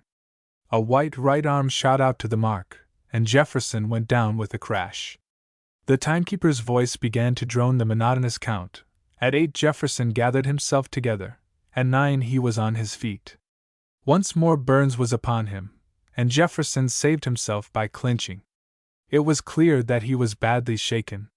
3 times during the first round Burns floored his man. The onlookers were mad with excitement. Back in his own corner, Charlie Burns was sitting, a hard-set look in his eyes, his jaw square and firm. Alf Pond fussed about him like a hen over a chick. "Shut up, Alf! I know what I'm doing," said Burns sharply. "He knows what he's doing," repeated Alf Pond ecstatically. "Hear that, Sandy? He knows what he's doing, and so does Jeff. I'll lay a pony to a pink pill," he added. Once more the gong sounded. Once more Burns sprang up and darted at his man. Jefferson tried first to dodge and then to clinch, but without avail. He was unnerved. His strategy and tactics had been planned in view of Burns's usual methods, but here was an entirely different man to deal with, a great fighter. Twice more Jefferson went down, taking a count of 9 on each occasion. He seemed to share with the spectators the knowledge that there would be no third round. On rising the second time he seemed determined to change his tactics. He rushed forward, fighting gamely, apparently in the hope of getting a lucky knockout blow. Without giving an inch, Burns threw off the blows and, feinting with his left, crashed his right full on the point of his opponent's jaw. Jefferson's hands fell, and for a second he stood gazing stupidly before him. Then his knees sagged and, with a deliberation that seemed almost intolerable, he crashed forward on his face, one arm outstretched as if in protest. Again the timekeeper's voice was heard monotonously counting. Burns turned to his corner without waiting for the conclusion of the count. He knew the strength behind that blow. 2. Later that night, just as Big Ben was taking breath preparatory to his supreme effort, Malcolm Sage was seated in his big armchair smoking a final pipe before bed, and turning over in his mind the happenings of the day and the probable events of the morrow. His train of thought was suddenly interrupted by a hammering at the outer door of his chambers, followed by the sound of loud and hilarious voices as Rogers answered the summons. A moment later the door of the sitting-room burst open, and there flowed into the room Charlie Burns and his entourage, all obviously in the best of spirits. In the background stood Rogers, with expressionless face, looking towards his master. Malcolm Sage rose and shook hands with Burns, Mr. Dalton and Mr. Papp with Alf Pond and his assistants. "Sorry, Mr. Sage," cried Burns with a laugh. "But the boys wouldn't wait. although I told them calling time was 4 till 6. And he laughed again, the laugh of a man who has not a care in the world. He also gripped Malcolm Sage's hand with a heartiness that made him wince. The others in turn shook hands in a way that caused Malcolm Sage to wonder why America had not long since ceased to be a republic. The men dropped into chairs in various parts of the room, and Rogers, who had disappeared at a signal from Malcolm Sage, now returned with a tray of glasses, siphons, and decanters. Soon the whole company was drinking the health of Malcolm Sage with an earnestness which convinced him that on the morrow there would be trouble with Colonel Sappinger, who lived above and cherished Carlyle's hatred of sound. "And now, Mr. Sage," said Alf Pond, "we want to know how you found Charlie. He won't tell us anything. Wonderful, I call it," he added, and there was a murmur of assent from the others, as they proceeded to light the cigars that Rogers handed round. "It was not very difficult," said Malcolm Sage, stuffing tobacco into his pipe from a terracotta jar beside him. As he applied a light to the bowl, the others exchanged glances. "From the first," he continued, "it was obvious that some message, or letter, had been conveyed to our friend Burns." He gazed across at the champion, who looked uncomfortable. "As he had not mentioned the fact to any of his friends," continued Malcolm Sage, a little slyly, "it seemed obvious to assume that there was a lady in the case."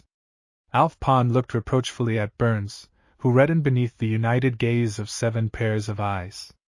"That the appointment had been for the evening," proceeded Malcolm Sage, "was obvious from the fact that Burns disappeared in the blue suit he always changed into after the day's work." Alf Pond looked across at Mr. Dalton, nodding his approval of the reasoning. "It was Kitty, or I thought it was," burst out Burns.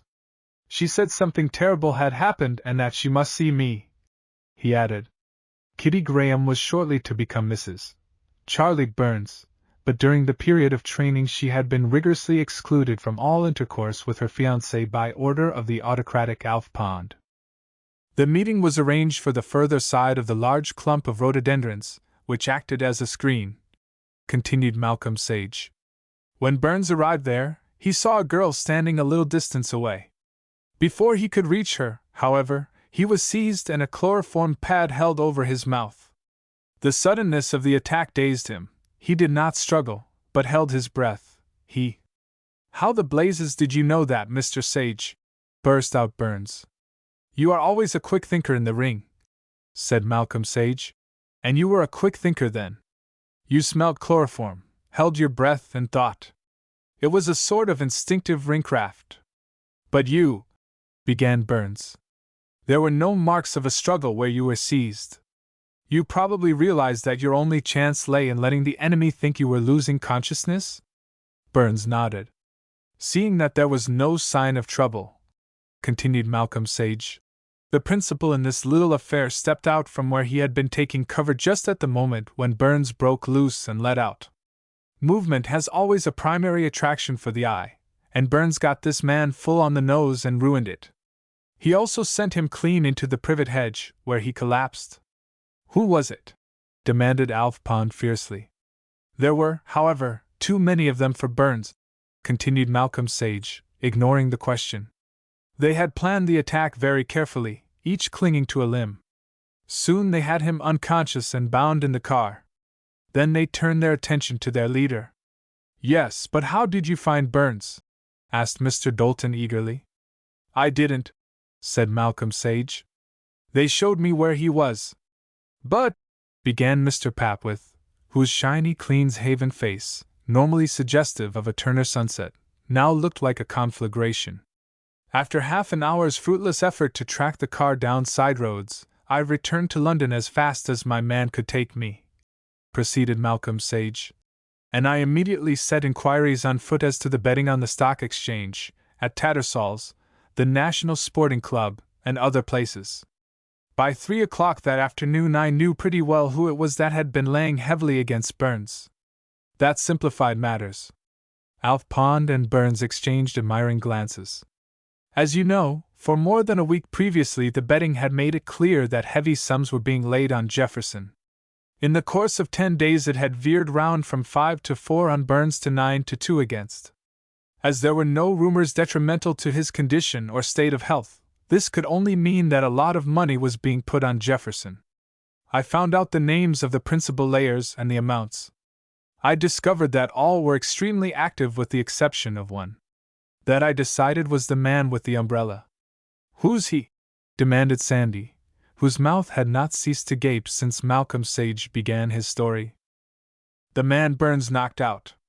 He had been leaning rather heavily on the handle whilst taking cover behind a holly bush, and the metal cap at base of the silk was clearly marked on the ground. He was also holding an unlit cigar in his hand, which he left in the hedge. By great good chance this was recognized by someone I happen to know as a brand smoked by a certain backer of Jefferson." "Well, I'm damned!" broke in Alf Pond, with intense earnestness. "So you see, I had quite a lot to help me. I was searching for a well-dressed man." "But how did you know he was well-dressed?" queried Mr. Dalton. "His footprints showed that he wore boots of a fashionable model," explained Malcolm Sage. "He also carried an umbrella, even on an occasion such as this. I had to look for a well-dressed man who always carried an umbrella, and who smoked large and expensive cigars and, most important of all, whose nose had been smashed out of all recognition." "But how could you tell I got him on the nose?" demanded Burns, leaning forward eagerly. "There was quite a pool of blood beneath the hedge," explained Malcolm Sage. "He was probably there for some minutes while his friends were making sure of you, Burns. Blood would not have flowed so generously as a result of a blow from the fist except from the nose." "You're a knockout, that's what you are, Mr. Sage," said Alf Pond, with admiring conviction. "I'd never have thought of it all," he added, with the air of one desiring to be absolutely fair. "Finally," continued Malcolm Sage, "there was the car. It was a large car. A defect in one of the tires enabled me to determine that by a steel rule. It was obviously heavily laden and the near back wheel was out of track. This fact, of course, was of no help on the high road, where other cars would blot out the track. But if I could show that someone who had been heavily backing Jefferson had a nose badly damaged, and a car with a near back wheel out of track in just the same way that this particular wheel was out of track, and that its tires were the same as those of the car that drew up outside Burns's training quarters, then I should have a wealth of circumstantial evidence that it would be almost impossible to confute. From a friend at Scotland Yard I obtained the number of the car belonging to the man whom this evidence involved. As Stainton is off the Portsmouth Road, I telephoned to the Automobile Association patrols at Putney Hill, Esher, and Clandon Cross Roads. I was told that on the previous evening this particular car was seen going in the direction of Guildford. These patrols take the numbers of all cars that pass. As it had not passed Liss, where the next patrol is stationed, it was another link in the chain. "Well, I'm blowed!" The exclamation broke involuntarily from Kidd. "As the patrols go off duty at dusk, I could get no further help from them," continued Malcolm Sage. "I sent a man to watch Jefferson's training quarters, although I was fairly certain that he and his party were in no way involved." Malcolm Sage went on to narrate his call upon Nathan Goldschmidt, carefully omitting any mention of the name or address. His hearers listened with breathless interest. "I concluded that they had taken their prisoner to some lonely, empty house," he explained. "But there was not time to search all the empty houses in the home counties, so the man with the damaged nose had to come with me in my car, and his friends followed in his." "But how did you manage it?" gasped Mr. Papwith. "At first they showed fight," said Malcolm Sage, "and threatened to keep me prisoner until after the fight." "Gee!" exclaimed Kidd.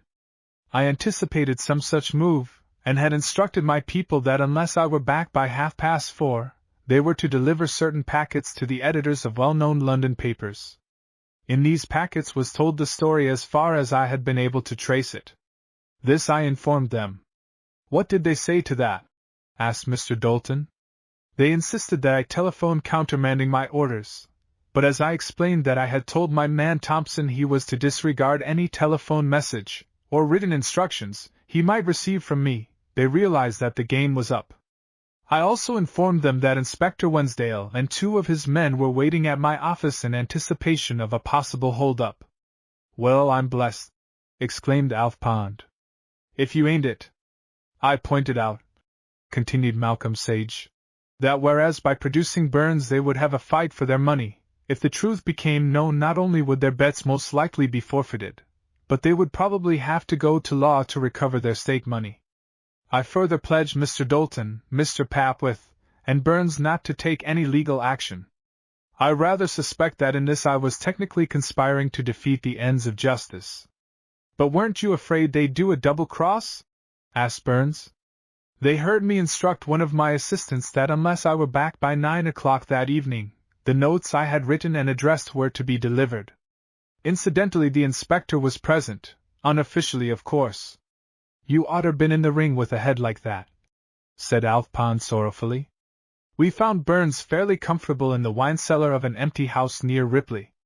They had left him food and water and beer. In all probability, on awakening tomorrow morning, had we not found him, he would have discovered the door unlocked and himself no longer a prisoner. Malcolm Sage paused with the air of one who has told his story. But why did you keep Papwith and me at Stainton until late this afternoon? Inquired Mr. Dalton. In the first instance, to be in charge and to see that Burns's disappearance was kept secret. It was obvious that every endeavor would be made to put a lot of money on Jefferson before the fact became known. This would lead to rumor, and later to inquiry. Subsequently, I decided that you were both better out of London, as you would have been interviewed and bound to give something away, in spite of the utmost caution. And now, Mr. Sage, said Mr. Dalton, who are the scoundrels? I have promised not to give their names, was the quiet reply. Not give their names? Cried several of his hearers in unison. Malcolm Sage then proceeded to explain that unless the gang had seen a loophole of escape they would not have thrown up the sponge. Had exposure been inevitable in any case, they would have brazened it out, knowing that, whatever happened to themselves, Burns could not appear at the Olympia. The knowledge that their identity would not be divulged tempted them to risk the loss of their money. Apart from this, he added, the details I was able to give seemed to convince them that they had either been watched or given away. You must remember that they have lost enormous sums of money, Malcolm Sage went on. And there will be another £1,000 for St. Timothy's Hospital. It was further understood that, if I could discover any one of them had inspired a covering bet, I was released from my promise. This is why the odds got to 6-1. Incidentally, they ensured the defeat of their man. When Burns entered the ring tonight, it was to fight, not to box. That's true, said Alf Pond, nodding his head and reaching for another cigar. He never fought like it before in all his puff. And where were you last night? Inquired Mr. Papwith of Burns. In my bed, said Malcolm Sage, and my friend Inspector Wensdale of Scotland Yard and I slept here. Burns has never been out of Wensdale's sight until we handed him over this evening. I've been having police protection, laughed Burns. Still, you didn't ought to have gone 2 days without doing anything, said Alf Pond. Oh, I had a bit of sparring with Mr. Sage, said Burns, in spite of the glasses. If you want to see some pretty footwork, Alf, you get him to put the gloves on. I knew it, cried Alf Pond, with conviction, then, turning to the others, didn't I say he oughter been in the ring? And Malcolm Sage found relief from the admiring eyes of his guests and gazing down at the well-bitten mouthpiece of his briar. But why did you let me think that Jefferson and his crowd were in it? Inquired Burns, with corrugated brow. Well, said Malcolm Sage slowly, as I had put £25 on you to steady Pond's nerves, I didn't want to lose it. And Alf Pond winked gleefully across at Mr. Dalton. Chapter 17 Lady Dean calls on Malcolm Sage. Lady Dean wishes to see you, miss. Sure the Archbishop of Canterbury isn't with her, Johnny dear? Asked Gladys Norman sweetly, without looking up from the cleaning of her typewriter. In her own mind she was satisfied that this was a little joke inspired by Thompson. No, miss, she's alone, replied the literal William Johnson. Show her ladyship in, she said, still playing for safety. "sh," she muttered as, having inadvertently touched the release, the carriage slid to the left, pinching her finger in its course. William Johnson departed, his head half turned over his right shoulder in admiration of one who could hear with such unconcern that a real lady had called to see her. As her door opened for a second time, Gladys Norman assiduously kept her eyes fixed upon her machine. "No, Johnny," she remarked, still without looking up. "It's no good. Lady Deans don't call upon typists at 9:30 a.m., so buzz off, little beanlet." But this Lady Dean does." Gladys Norman jumped to her feet, knocking over the benzine bottle and dropping her brush into the vitals of the machine. Before her stood a fair-haired girl, her violet eyes brimming with mischievous laughter, whilst in her arms she carried a mass of red roses. "I'm so sorry," faltered Gladys Norman, biting her lower lip, and conscious of her heightened color, and the violet-stained gloves that had once been white. "I thought Johnny was playing a joke." Lady Dean nodded brightly, whilst Gladys Norman stooped to pick up the benzine bottle, then with a motion of her head indicated to William Johnson that his presence was no longer required. Reluctantly the lad turned, and a moment later the door closed slowly behind him. "I want you to help me," said Lady Dean, dropping the roses onto the leaf of Gladys Norman's typing table. "These are for Mr. Sage." "For the chief?" cried Gladys Norman in astonishment. Then she laughed. The idea of a riot of red roses in Malcolm Sage's room struck her as funny. "You see," said Lady Dean, "this is the birthday of the Malcolm Sage Bureau, and I'm going to decorate his room." "I don't," began Gladys Norman hesitatingly, when Lady Dean interrupted her. "It's all right," she cried. "I'll take all the responsibility." "But we've got no vases," objected Gladys Norman. "My chauffeur has some in the car, and there are heaps more roses," she added. "More?" cried Gladys Norman aghast. "Heaps," repeated Lady Dean, dimpling with laughter at the consternation on Gladys Norman's face. "Ah! Here they are." As the door opened and a mass of white roses appeared, with a florid face peering over the top. "Put them down there, Smithson," said Lady Dean, indicating a spot in front of Gladys Norman's table. "Now fetch the vases and the rest of the roses." "The rest!" exclaimed Gladys Norman. Lady Dean laughed. She was thoroughly enjoying the girl's bewilderment. "He's not come yet?" she interrogated. The girl shook her head. "He won't be here for half an hour yet," she said. "He had to go down into the city." "That will just give us time," cried Lady Dean, stooping and picking up an armful of the white roses. "You bring the red ones," she cried over her shoulder, as she passed through Malcolm Sage's door, just as Smithson entered with several purple vases. Picking up the red roses, Gladys Norman followed the others into Malcolm Sage's room. Her feelings were those of someone constrained to commit sacrilege against her will. "Now get some water, Smithson." "Water, my lady?" repeated Smithson, looking about him vaguely, as Moses might have done in the wilderness. "Yes," asked the lad. "Be quick," cried Lady Dean, with deft fingers beginning to arrange the roses in the vases. "Oh, please help me," she cried, turning to Gladys Norman, who had stood watching her as if fascinated. "But," she began, when Lady Dean interrupted her. "Quick!" cried Lady Dean excitedly, "or he'll be here before we've finished." Then, convinced that it was the work of Kismet, or the devil, Gladys Norman threw herself into the task of arranging the flowers. When Thompson arrived some 10 minutes later, he stood at the door of Malcolm Sage's room, listening with his mouth, as Gladys Norman had expressed it. When he had regained the power of speech, he uttered 2 words. "Jumping Jehoshaphat," but into them he precipitated all the emotion of his being. "Go away, Tommy, we're busy," cried Gladys Norman over her shoulder. "Do you hear? Go away," she repeated, stamping her foot angrily as he made no movement to obey, and Thompson slid away and closed the door, convinced that in the course of the next half-hour there would be the very deuce to pay. He knew the chief better than Gladys, he told himself, and if there were one thing calculated to bring out all the sternness in his nature it was flippancy, and what could be more flippant than decorating the room of a great detective with huge bowls and vases of red and white roses? Regardless of Thompson's forebodings, Lady Dean smiled to herself as she put the finishing touches to the last vase, whilst Gladys Norman gathered up the litter of leaves and stalks that lay on the floor, throwing them into the fireplace. She then removed the last spots of water from Malcolm Sage's table. Lady Dean took from her bag a small leather case, which she opened and placed in the center of the table opposite Malcolm Sage's chair. It was a platinum ring of antique workmanship, with a carbuchon of lapis lazuli. "Oh, how lovely!" cried Gladys Norman, as she gazed at the ring's exquisite workmanship. Presently, the two girls stepped back to gaze at their handiwork. In a few minutes they had transformed an austere, businessman's room into what looked like a miniature rose show.